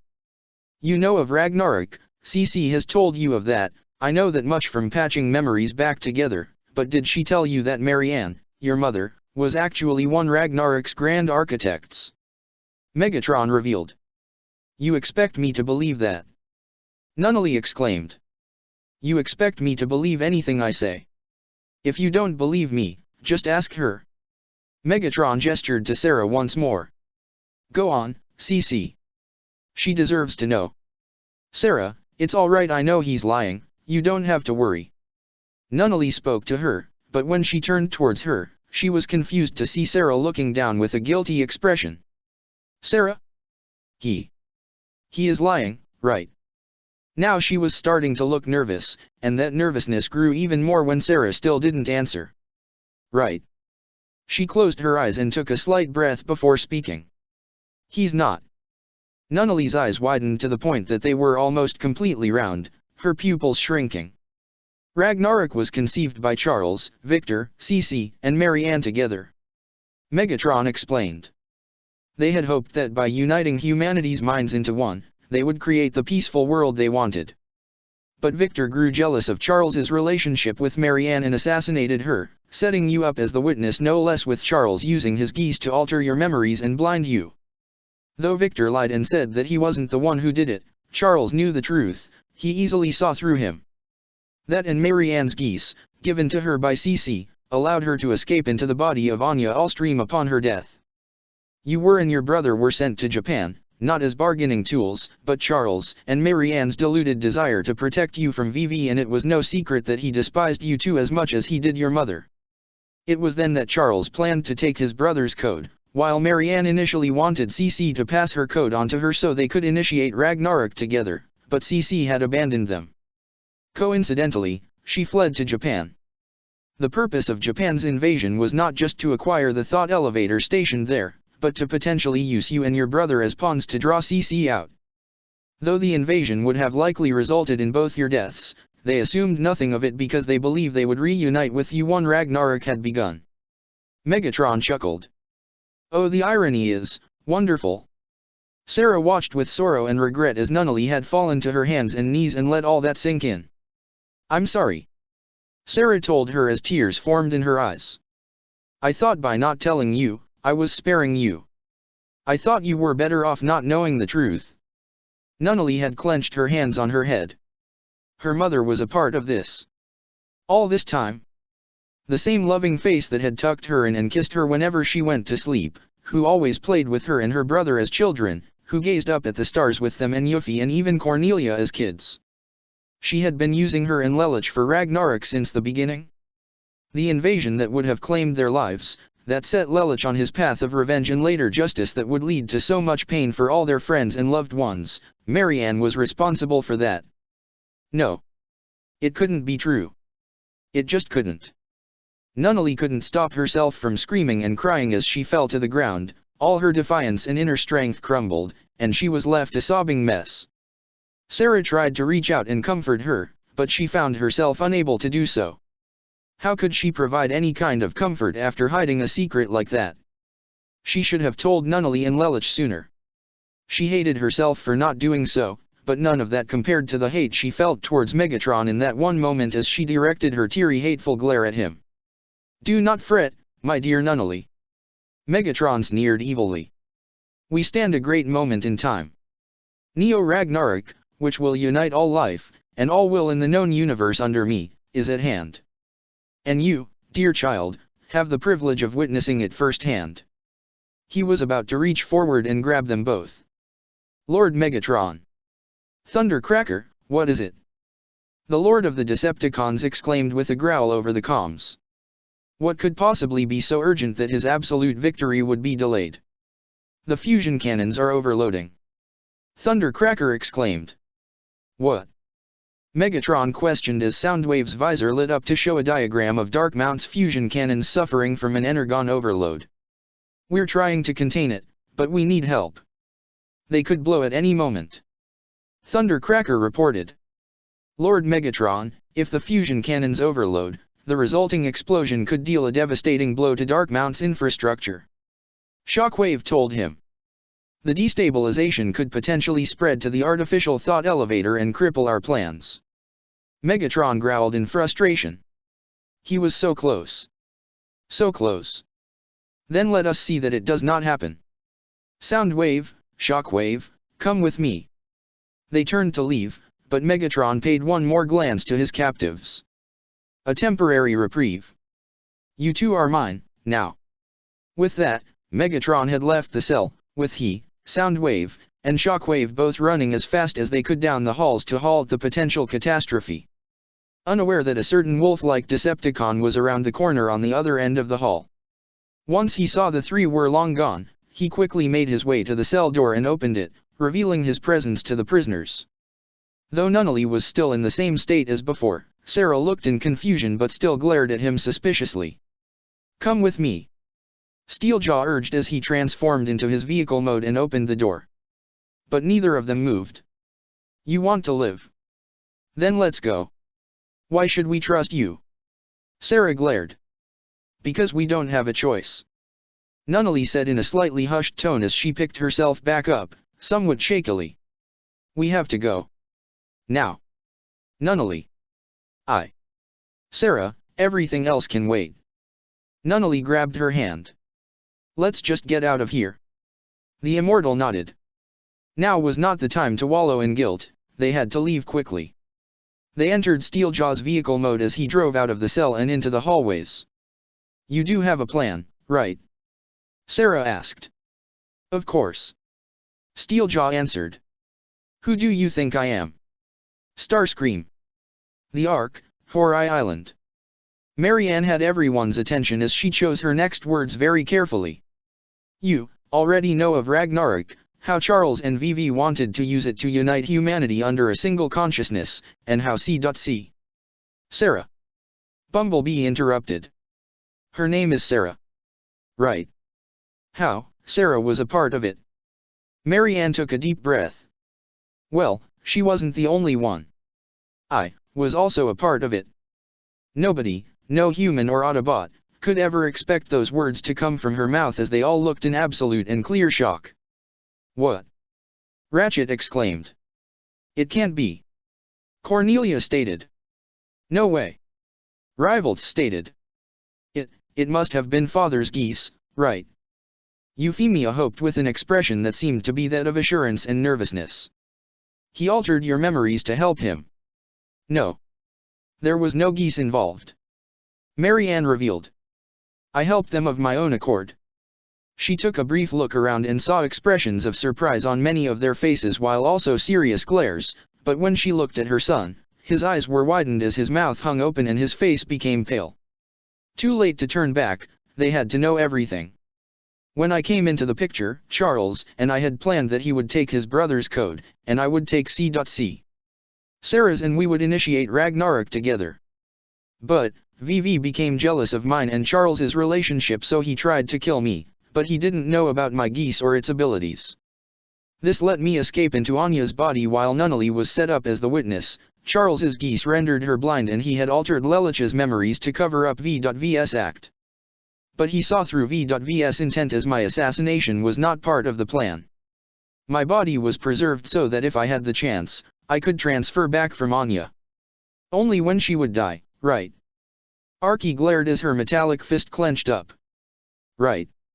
Marianne confirmed regrettably. Lelich and Nunnally weren't sent to Japan as bargaining tools, but because Charles wanted to keep them away from Vivi. Sarah had already escaped from us as well, but the Geese Order had tracked her to Japan, so Charles ordered the invasion, not just to secure the thought elevator, but to lure Sarah out because, despite her pessimism, she did have a soft spot for children. But even if they died. She gulped as she forced herself to keep going. Our agents could find her eventually and we'd reunite with them in Ragnarok. There it was. The bomb had been dropped. They all knew the truth. Shirley gasped as she, Bumblebee, Suzaku, Euphemia, Fixit, Bulkhead, Rivals, Millie, and especially Jeremiah all looked in clear shock, borderline horror. Colin, Sayoko, Rai, Arky, Ratchet, Elita, Ultra Magnus, Ogai, Todo, Ironhide, Cornelia, Kagaya, and Tamaki all glared hard at her. Optimus' expression was certainly one of surprise, but he paid a glance towards Lelich, who lowered his head slightly with his hair covering his eyes, making it impossible to see his own expression. That is messed up. Tamaki shouted. Lady. Marianne, how could you? Euphemia was brought to tears. Why you lied to us, used us, just as father did. Everything was a lie. Cornelia shouted in anger. The reason you attacked our home, was just to use your own kids. Ogai growled. Do you have any idea how many people have died? Friends. Families, children, countless lives were ruined because of you and your petty dreams. Todo stated. The only reason he didn't cut Marianne down right now was because he'd also be killing an innocent child and he would never cross that line. That was something that Sayoko felt as well as it took all her willpower to keep her from throwing a kunao in between the eyes. Even your own children. Kaguya muttered angrily. How could you do that to your own kids? Bulkhead questioned. How could you throw them away like that? My family died because of you. Rai looked ready to leap out and throttle her, but rivals, Millie, and Shirley were quick to try and hold him back. You. Colin practically gnashed her teeth. You sit in the same room as the people whose lives you ruin. You eat with us. Laugh with us, act like you're one of us. How very much like a Decepticon. Ultra Magnus looked with a glare. Marianne only hung her head down as she knew she deserved all of this. I'm sorry. The next thing she heard was a roar from Lelich, followed by his fist connecting to her face, which sent her crashing to the ground. That's when everyone saw his face. They saw the look of pure and unbridged rage in his eyes, the tears that flowed down, and the barred teeth. When it seemed like he was ready to strangle her, Suzaku quickly moved in to restrain his enraged friend. Lelich, that's Anya's body. Suzaku shouted.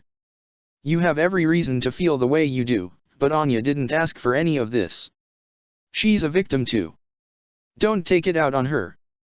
That seemed to get Lelich to stop his violent rage, but his anger was still present as he glared at Anya's body as Marianne picked it back up to rub her sore cheek. It was for you. Lelich said with a glare. One of the reasons I became Zero was to avenge you. Because out of everyone in the homeland, out of all the plotting and scheming to take throne, you provided us shelter.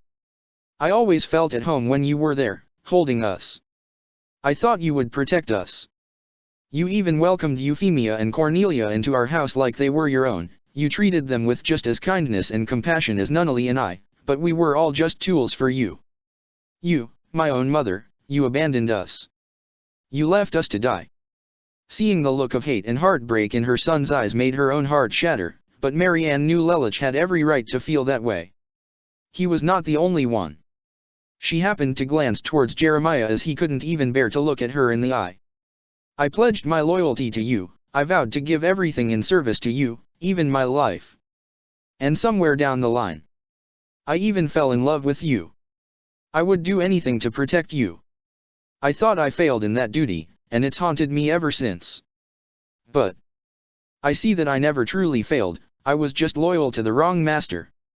I've made many mistakes in my life, but pledging my loyalty to you was the worst mistake of them all. Those cold words cut deep. They may seem calm on the surface from his tone, but Jeremiah may have dealt the most painful set of words he could ever hope to muster, and they truly did hurt. As Marianne lowered her head, prepared to accept more righteous hate, a calm and collected voice may have broken through the fog of rage that had been lowered. Enough. Optimus Prime drew everyone's attention. Marianne's actions are indeed vile, and you all have every reason to feel the way you do, but all this will have to wait. For what truly matters now is stopping Megatron. So, do what you have to do to prepare, for we begin our assault on Dark Mount as soon as possible. Direct and focus all your rage onto that one goal, and we will no doubt succeed. Every person in bot there had a right to feel the anger and betrayal they all currently did. But just like every time, Optimus' words had managed to reach their inner spirit and were enough to at least get them to focus back on the main task. Yeah. I got plenty of rage all right. Tamaki muttered. So, I'll shove it right up the metal asses of every con I see. He pounded his fist into his palm. You're not the only one. Cornelia agreed. Ogai nodded towards Optimus as he turned to his fellow Black Knights. You all heard the man. Let's load up.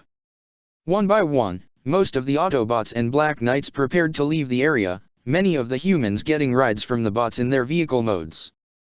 Ratchet took in Fix-It, Ultra Magnus provided a ride for Kaguya and Todo.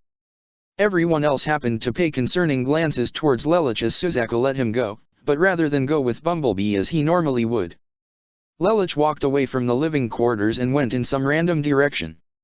I'll handle it. Colin said to everyone else remaining, including Lelich's siblings, her friends on the former student council, her childhood friend in Ogai and comrade in arms Suzaku, even her Autobot friends, notably Arky, Bumblebee, and Optimus. Archie nodded in understanding as she watched her partner follow Lelich before transforming to provide Cornelia a ride. Rai, Shirley, Millie, and Rivalts pilled in bulkhead before he left in his own vehicle mode. Ogai and Tamaki got inside Ironhide with the latter slamming the door shut. Suzaku and Euphemia were the last to leave with Bumblebee as he drove off. Suzaku. Bumblebee, do you think Lelich is going to be okay? Yuffie asked with worry. I can't imagine how he must be feeling. He's taking it rough like always. Suzaku answered, his voice indicating he too was very concerned. Knowing him, he'll probably try to bottle it up and just let it all out on Megatron when he sees him. Colin will probably help him in venting it out. Bumblebee added. But what's important is that we're all there for him, like always. Of course. Yuffie nodded in understanding. She knew that Lelich would be going through a hard time, but she was grateful that he had so many friends and people who loved him that would help him get through the darkness, and that included her. She would be there for him no matter what. All that was left on the bridge were Optimus, Elita, Sayoko, and Marianne, still in control of Anya's body, as she pushed herself back up to stand. She glanced towards the three of them, and while Elita and Sayoko kept their glares, she didn't see any kind of resentment in Optimus' optics, even though she was certain he'd hate her just as much as everyone. Is there something you want to ask? I want to know why. Optimus said, causing Marianne to look in surprise. Why would you assist with Ragnarok? Why put your children and so many others through such turmoil? Marianne looked away in shame. Would it really matter if I did tell you? Yes, it would. Elita responded immediately. You don't just decide you want to go along with something like that without a reason. So, what's the reason? Nunnally always spoke very highly of you. Sayoko muttered, her voice laced with anger as she continued to glare down hard. The memories she shared with me were that of a kind and loving mother who gave her life to protect her flesh and blood. So, tell us, why you would be willing to sacrifice and betray such a pure and innocent soul for the ambitions of a madman. Marianne didn't quite answer right away. How much of my past do you know? Only that you were a commoner by birth. Optimus answered. My parents died when I was very young, I barely even remember them. Marianne began. I grew up in an orphanage in the Brighton homeland. When I was 9 though, I was adopted by a noble family. But they didn't do it out of the kindness of their heart, no. They did it to give some motivation to their own daughter. Motivation? Optimus asked. Someone to compete with her. Marianne explained. If a commoner is capable of doing great things, then she should be able to exceed those same expectations. My sister's name was Elizabeth. We attended the same school together growing up. Her parents made arrangements that we would be in the same classes together, just so that they could compare our progress. They told me to try my best for their daughter or I'd be thrown out on the street. So yeah, I did the best I could, but that was only to be expected of me, while Elizabeth's performance was always met with praise. And when I did something better, like get a better grade, she'd insult and yell at me, accuse me of cheating. I'd be scolded by her mother or even beaten by her father. Living in that house was hell. Optimus, Elita, and Sayoko continued to listen, even though the latter two kept up their glares. We enrolled in the military boarding academy together too, when we were teenagers. Marianne continued. That's when I met Charles, who was a prince at the time. He'd often come to see how the students performed, possibly even pick some to be trained as his personal guard. He took a special interest in me, especially when we started working with nightmare simulators. Elizabeth wasn't exactly the practical type and could never handle physical training, but I could. Guess all those physical beatings made me stronger. A slight chuckle escaped her lips. I was better than her at something and it drove her crazy. One examination in particular, in which we used simulated nightmare rays, was concocted with the purpose of Charles selecting those to move up in a more advanced academy to train and serve as potential knights of the round. I passed with flying colors, and he said I would be going with him, while Elizabeth failed. I'd impressed a member of the royal family, but more importantly, I'd be getting out of the hell that was my adoptive family.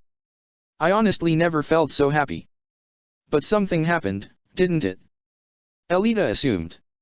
Marianne's smile faded. Later that night, when I was asleep, Elizabeth and two of her friends snuck into my room. Before I knew it, they had taped my mouth shut and tried to tie me up.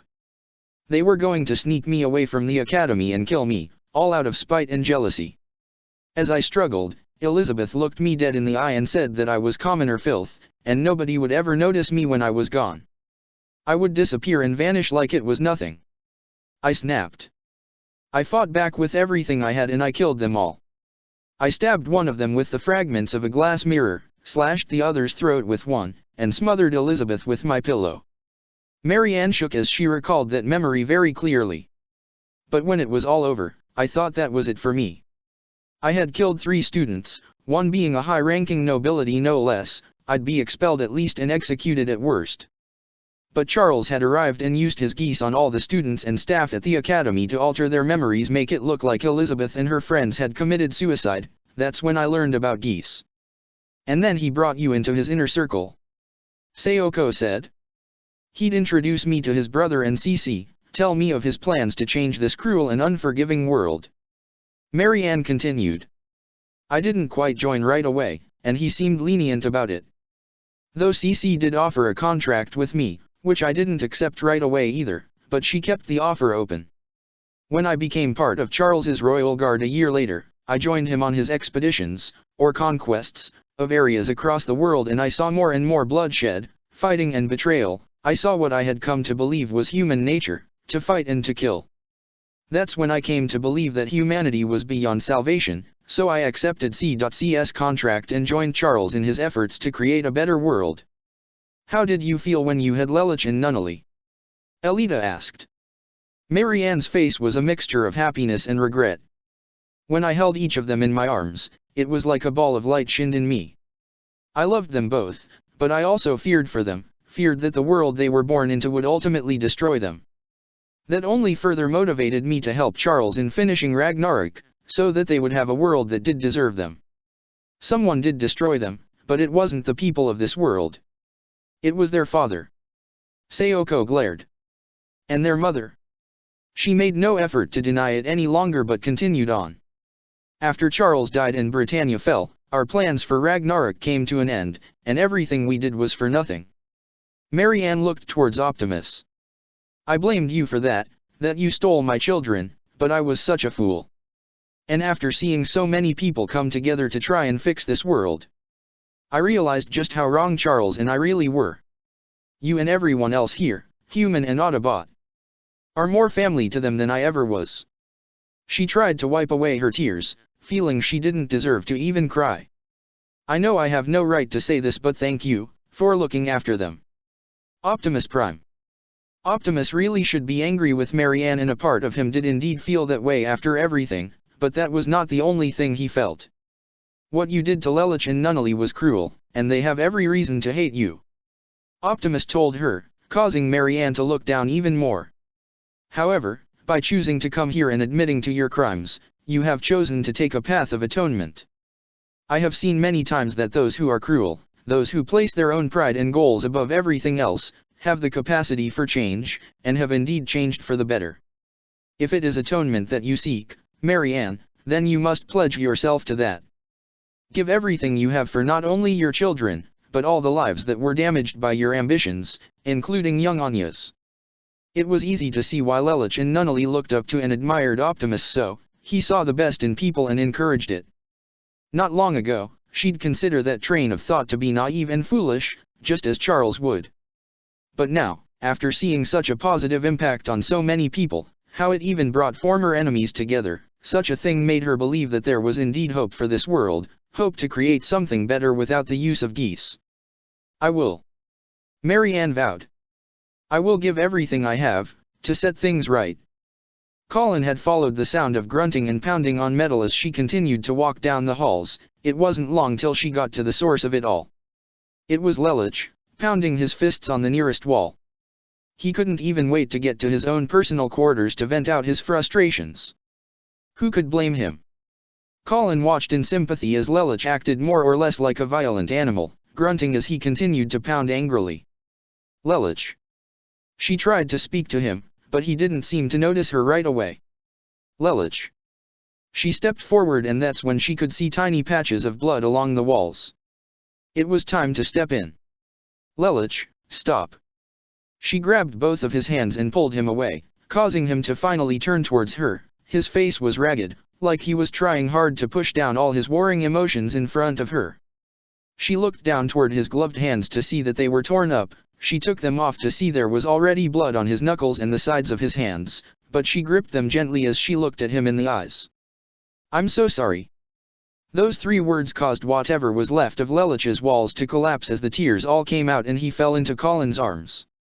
She lowered herself as he sobbed and held him close. Don't be zero right now. She told him. Just let it all out. Let yourself fall apart, and I'll help you stand back up. Colin consoled as Lelich reached up to grasp her tightly. I'm here for you, we're all here for you. Dark Mount. The fusion cannon's control room was in near chaos as Megatron, Shockwave, Soundwave, Thundercracker, Slipstream, and Skybite did everything they could to prevent the overload of the fusion cannons. Alarms blared as the screens turned red, the power core at the center fluctuating uncontrollably. We have to divert the energon flow. Thundercracker stated as he was at the controls. Where to? We can't just dump it all somewhere. And there's too much build-up. Slipstream argued. Maybe sabotaging the cannons wasn't such a good idea. Skybite thought to himself. It did seem like a good distraction at the time to get Megatron, Shockwave, and Soundwave away from the human prisoners so Steeljaw could make his move, but he was in no mood to get blown up. Though if the cannons did overload, it could potentially destroy the artificial thought elevator and end the threat of Neo Ragnarok, but at the cost of his own life. A price that Skybite would be willing to pay, but he didn't have to like it. Skybite was shoved aside as Megatron went to the controls. Shockwave, Soundwave, divert all the access energon to the dark underground channels below. A wise course of action, Lord Megatron.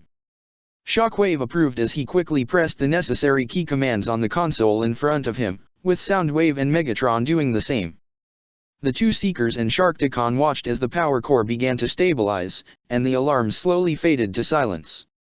The monitors showed all the excess energon being diverted from the fusion cannons directly to the underground beneath the fortress. The fusion's cannons are stable.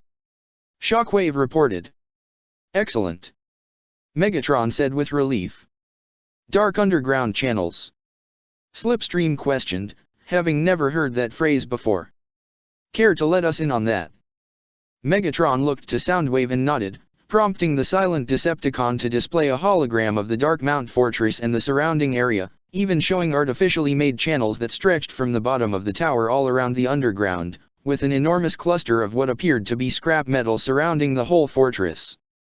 Underneath the ground surrounding this fortress are channels of dark energon. Megatron explained. With the excess energon from the cannons being diverted down there, all that energon will be corrupted and simply add to the dark substance. Why exactly do you have all that dark energon down there? Thundercracker asked. We had anticipated Starscream and Schneeisel would betray us. Shockwave responded. Even with the possibility of them turning half the Decepticon forces against us. Their recent attempt at a coup, with the additional losses suffered from our frequent battles against the Autobots and Black Knights, have left our own forces greatly diminished. Which is why I had arranged for multiple space bridge transportations to Cybertron, in which already over 5,000 Cybertronian carcasses have been brought here, connecting directly to our constructed channels. Megatron revealed. Thundercracker, Slipstream, and Skybite's optics all widened as they realized what he was implying. You mean to replace our ranks with Terrorcons? Skybite looked nothing short of horrified. That last battle in the former Area 11 was merely a test to see if the blood of Unicron would indeed raise an army of the dead. Megatron replied. Now that we know it is a possibility, we have the means to protect ourselves for when our enemy attacks. That sneer caused the 3 defectors to look extremely nervous.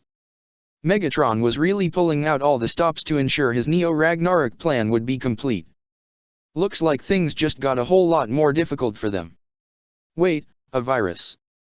Rivalts asked as he, Arky, Suzaku, Bulkhead, Shirley, Rai, and Millie were in the Nightmare Bay where every human and Autobot present was working to ready any and all nightmare rays and weapons for the coming siege. with the group standing before Ratchet, Nina, Knockout, Lloyd, Rax Hata, and Cecile, all of whom had been presently working on the Lancelot, Gurren, and Raiden. Yep. Lloyd confirmed in his usual giddy state. A real nasty one too. So, what does this virus do? Rai questioned. Well, Lloyd here happened to have told me about that little virus you installed in Laserbeak to transfer the Iacon database from the Nemesis to your base. Knockout began. You told him about that? Arky questioned the scientist with a look of irritation on her face. Of course, we're all on the same side now. Lloyd smiled. That said, Knockout came up with a rather ingenious idea that could neutralize Soundwave. Rax Hata said, getting all their attention. Using the source code from the original virus as a base, we already have the means to create a new one that can allow us to tap directly into Soundwave. Ratchet explained. And using what data we could get from our initial scan when he was our prisoner, we believe we can use this virus to disconnect him from his internal space bridge program, depriving him of that annoying ability of his to just zap out of trouble. Lloyd said enthusiastically. Bulkhead chuckled. If it means he and Megatron can't make a quick getaway, I'd say I'm all for it. Yeah, I'd say that's pretty genius. Shirley smiled as well. Why only his ability to make portals? Suzaku asked. Why not just have the virus shut him down entirely? Because we didn't get a good enough look at his internal systems while we had him. Nina answered. We only peeked at his space bridge systems because of its strategic importance. Not to mention our resources were divided trying to subject him to a cortical psychic patch. Cecile added. We're making do with what we have. Why do I have a feeling there's some kind of catch to this? Arky assumed. The catch is that the virus has to be directly uploaded into Soundwave himself. Ratchet answered. As in, we need to make physical contact with his body. You're kidding, right? Rai questioned. How the hell are we supposed to do that if even our most skilled can barely touch the guy? Ah, that's where your Nightmare rays come in. Knockout revealed. I've already uploaded the virus code directly into the Gurren's and Raiden's respective mainframes. All you have to do is touch him with those fancy Surger claws of yours and the virus will automatically upload in less than a second. We wanted to put the virus in the hands of our top-tier pilots after all. Rax Hata said. I trust Colin and Rai will be more than up to the task. Just touch him with the Surger claw. That's it. Rai asked. That's it. Ratchet confirmed. Don't worry partner, you know I got your back. Bulkhead assured Rai with a smile and a thumbs up, who returned the gesture himself. What about Suzaku, here? Rivalts asked. He's one of our top Nightmare pilots. True, but knowing our knight in shining armor here, he has his sights on another target, right Suzaku? Lloyd asked knowingly. Suzaku himself nodded as a serious look formed on his face. I've known Lelouch and Optimus long enough to know they will do everything in their power to stop him, and I plan to be there by their side. He wanted to make a killer out of me? I intend for him to face that killer. I don't care if he's immortal. A fire of determination and righteous vengeance formed in his eyes. For the sake of this world, and beyond. Megatron must be destroyed. Back on the bridge of the Ark, a holographic image of Dark Mount was displayed as Optimus and Elita tried to come up with a plan, while Sayoko and Anya were present as well. Their attention was soon drawn as Lelouch and Colin joined them, the former looking somewhat flustered, having just let out a great deal of emotion no doubt with the latter being by his side to support him, but he still seemed to be standing. Lelouch. Optimus began. Nunnally and Sarah need our help right now, that's what matters. Lelouch quickly said. Everything else can wait. Optimus could tell that even though Colin had helped Lelouch get much of his anguish out, he was still reeling from the revelations, but had chose to put them to the side due to the lack of time they probably had, which was probably the more strategic choice. He looked towards Colin, who gave a nod of confirmation to silently say that he was ready, to which he nodded back. Colin felt a hand on her shoulder and looked to see Sayoko smile at her gratefully. Thank you. She said sincerely, which Colin appreciated with a smile. Lelouch then walked towards Anya, not sure who was in control at the moment. Which one am I talking to, right now? Anya Allstream. The girl confirmed. Though she can come out if you need to say something to her. I've said all I needed to say to her. Lelich replied with some anger in his voice, but it was quickly replaced with remorse as he spoke to Anya directly. But I wanted to apologize to you, Anya. I shouldn't have hit you, I'm sorry. No, I understand. You had every right to be mad. Anya assured, showing no hard feelings. That said, when we begin our attack, I want you by my side. Lelich said. To keep an eye on her? Anya asked. Partly, but also because I know you probably want to help tear it all down too. Lelich replied.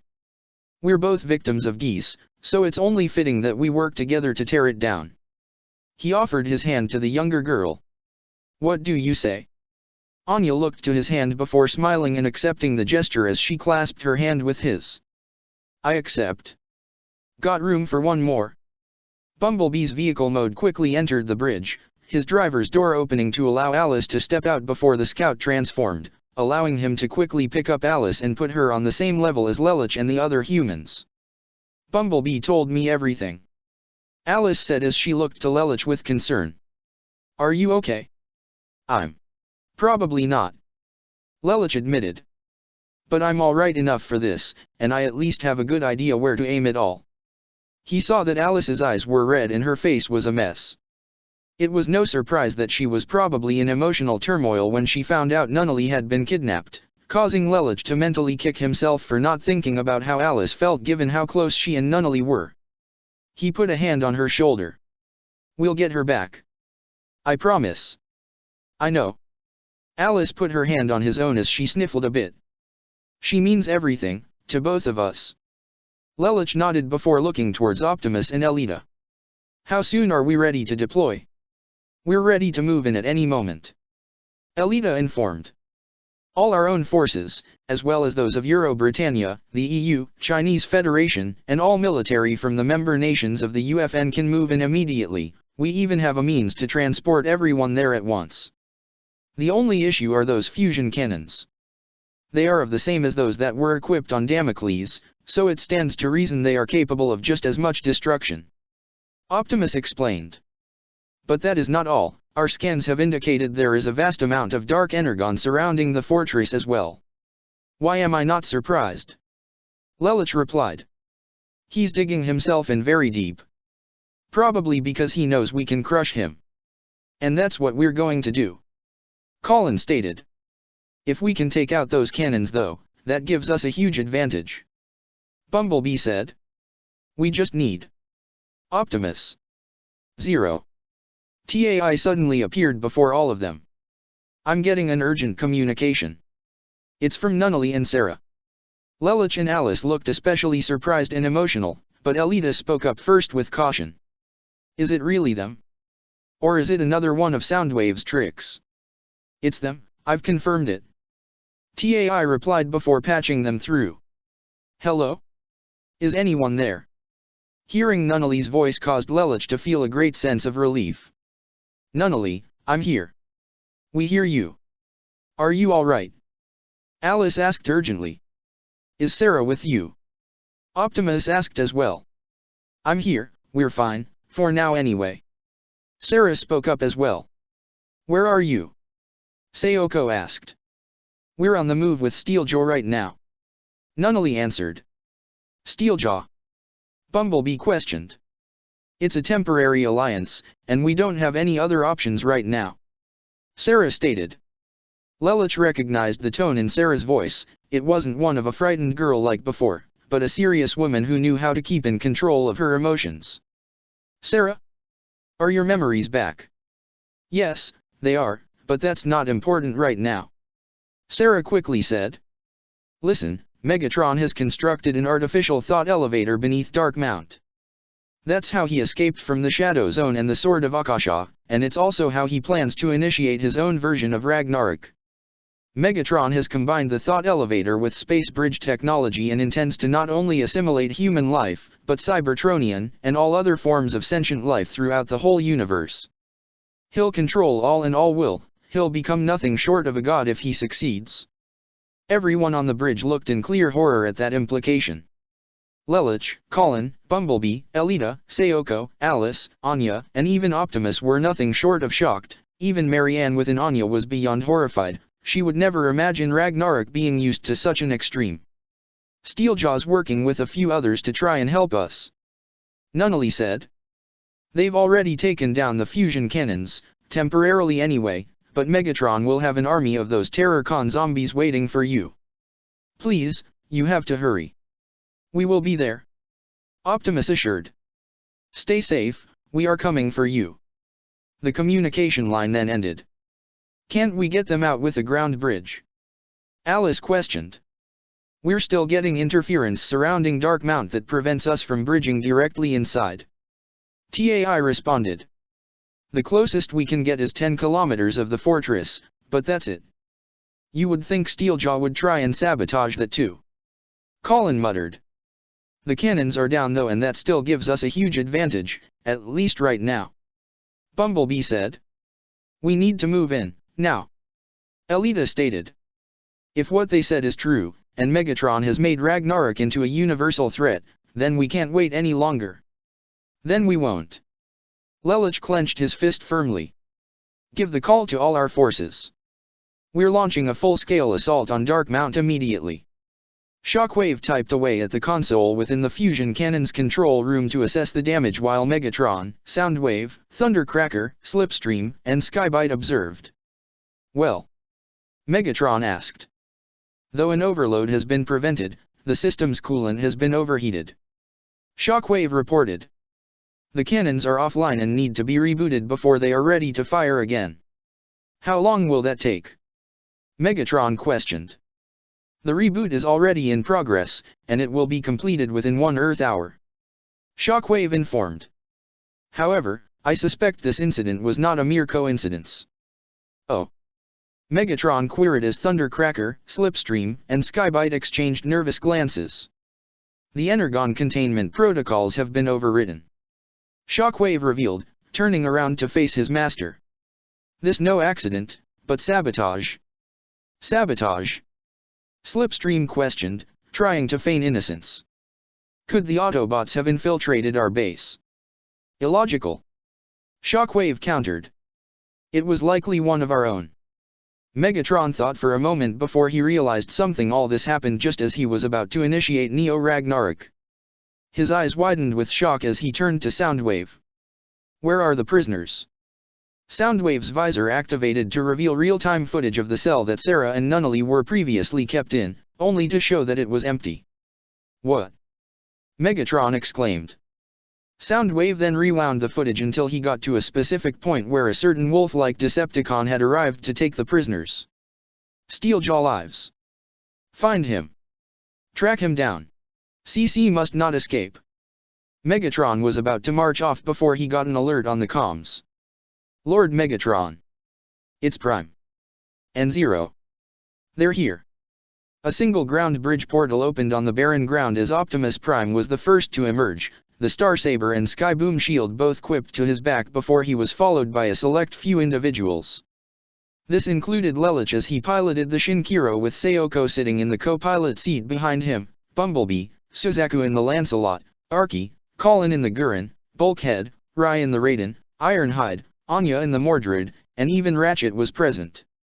All of them gazed not only at the Tower of Dark Mount, but the empty 10 kilometers of land that stretched between them, and the seemingly countless Cybertronian corpses that laid scattered and piled.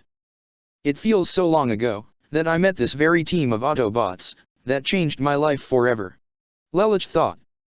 I sought their aid to create a better world for my sister, and now it is that very same team that will rescue her. Well, almost all of them. He happened to glance in the direction of the Gurren as well as Arky as they stood next to one another. You brought us this far, now we're going to end it. For you, Naoto, and you, Cliff. Colin thought. Dreadwing, you gave everything so that I could have a chance to live with the people I care about. Suzaku thought. And that's exactly what I'm going to do. We'll win this, and I'll spend every day of my life with the people I love. Your sacrifice hasn't been in vain, nor will it ever be. Mother.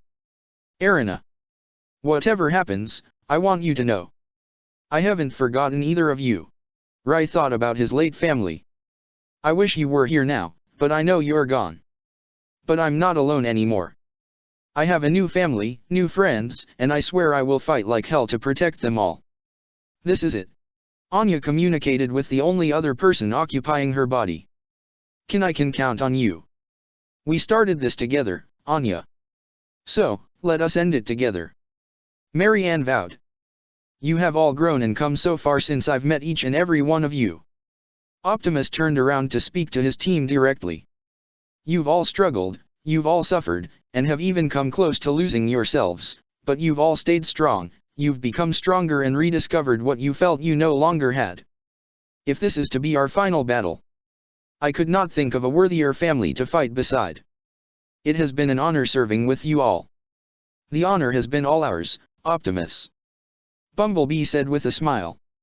I've always been kicking tail by your side, wouldn't be right if I sat this one out. Ironhide said to one of his oldest friends. Humankind hasn't been the best of species, but I've come to believe that it is still a species worth fighting for, and living with. Ratchet also said. Even if we failed Cybertron, I will not fail Earth. I don't know about humankind altogether, but I know a bunch of scrappy kids that I'm willing to give my all for. Bulkhead said as he smiled towards Ryan his nightmare, who smiled back. Same here. Arky nodded. So, let's go out in a blaze of glory. She and Colin exchanged smirks with one another. Sayoko. Lelich spoke to his loyal comrade and friend. Thank you for everything. He felt her reach out to gently grasp his hand with her own as she smiled towards him. I'll be with you until the very end, Lelich. Now let's go get your sister. She declared. Lelich nodded as he and all his friends turned their eyes then turned towards Dark Mount itself.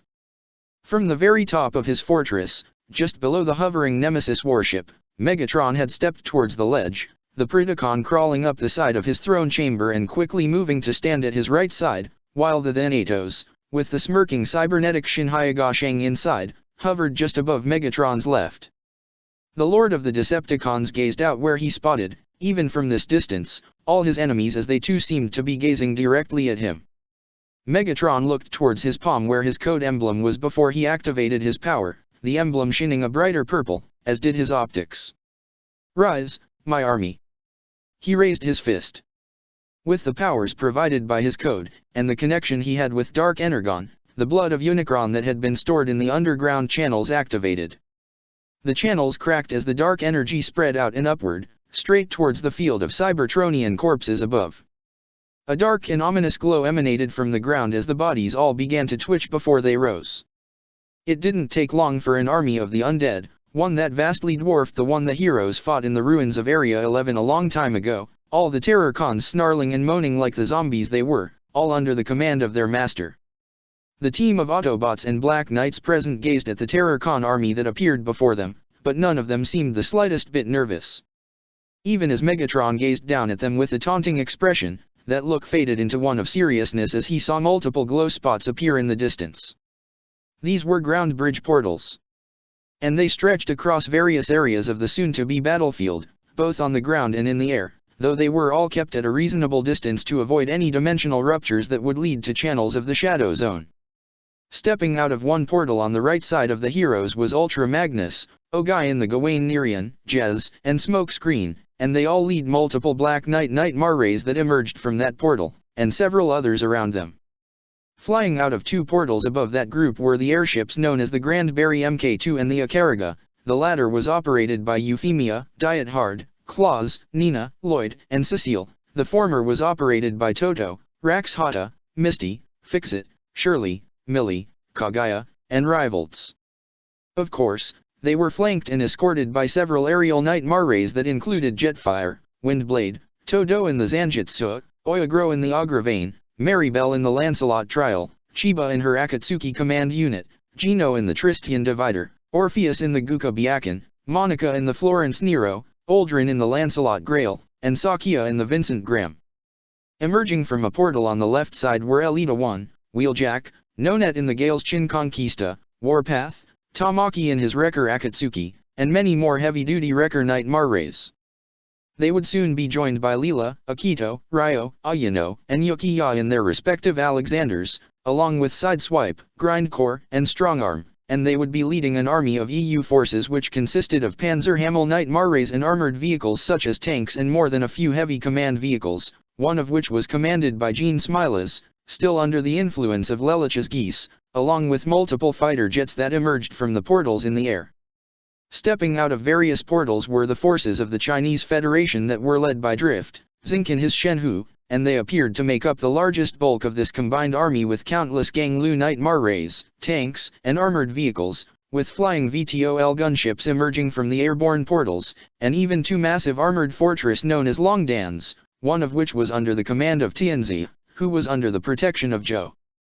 One portal was enough for a single group that consisted of Grimlock, Alice in the Pegasus, Swoop, Dalk in the Ryogen, Snarl, Sansia in the Scorpio, Sludge, Lucretia in the Tungsten, Slug, and Jeremiah in the Siegfried Loyal. The smallest military force that joined them was from Euro-Britannia, but they were still ready to fight, nonetheless. A single G1 unit emerged from a portal first, which was operated by Andrea Farnese as what remained of the Holy Order of Raphael were joined by Cornelia in her custom Vincent, Chigusa in her own Vincent as well, Guilford in his custom Akatsuki, Ashley in the Dagonet, and Jean in the Aglovale. Of course, they were also joined by several other Nightmares and armored vehicles, land and air, that originated from the many smaller nations of the UFN. And last but certainly not least, the Ark itself had arrived, under the complete control of TAI, with Steve and Knockout providing support. The mighty vessel was also flanked by the massive ship mode of Omega Supreme, who flew closer to the ground before transforming and revealing his mighty form as he stood before the massive army of Autobots and humans that would fight for this world and the known universe with everything they had. Megatron glared at the invading army. He drew the Dark Starsaber and pointed it forward, giving the command to the Terrorcon forces to attack as they roared and snarled before advancing. The Predacon as well giving a loud roar from its position. Lelich clenched the controls of his Nightmare, glaring at the only obstacle between him and the two members of his family that he would rescue no matter what. Let's roll. Check the description for the links to the author.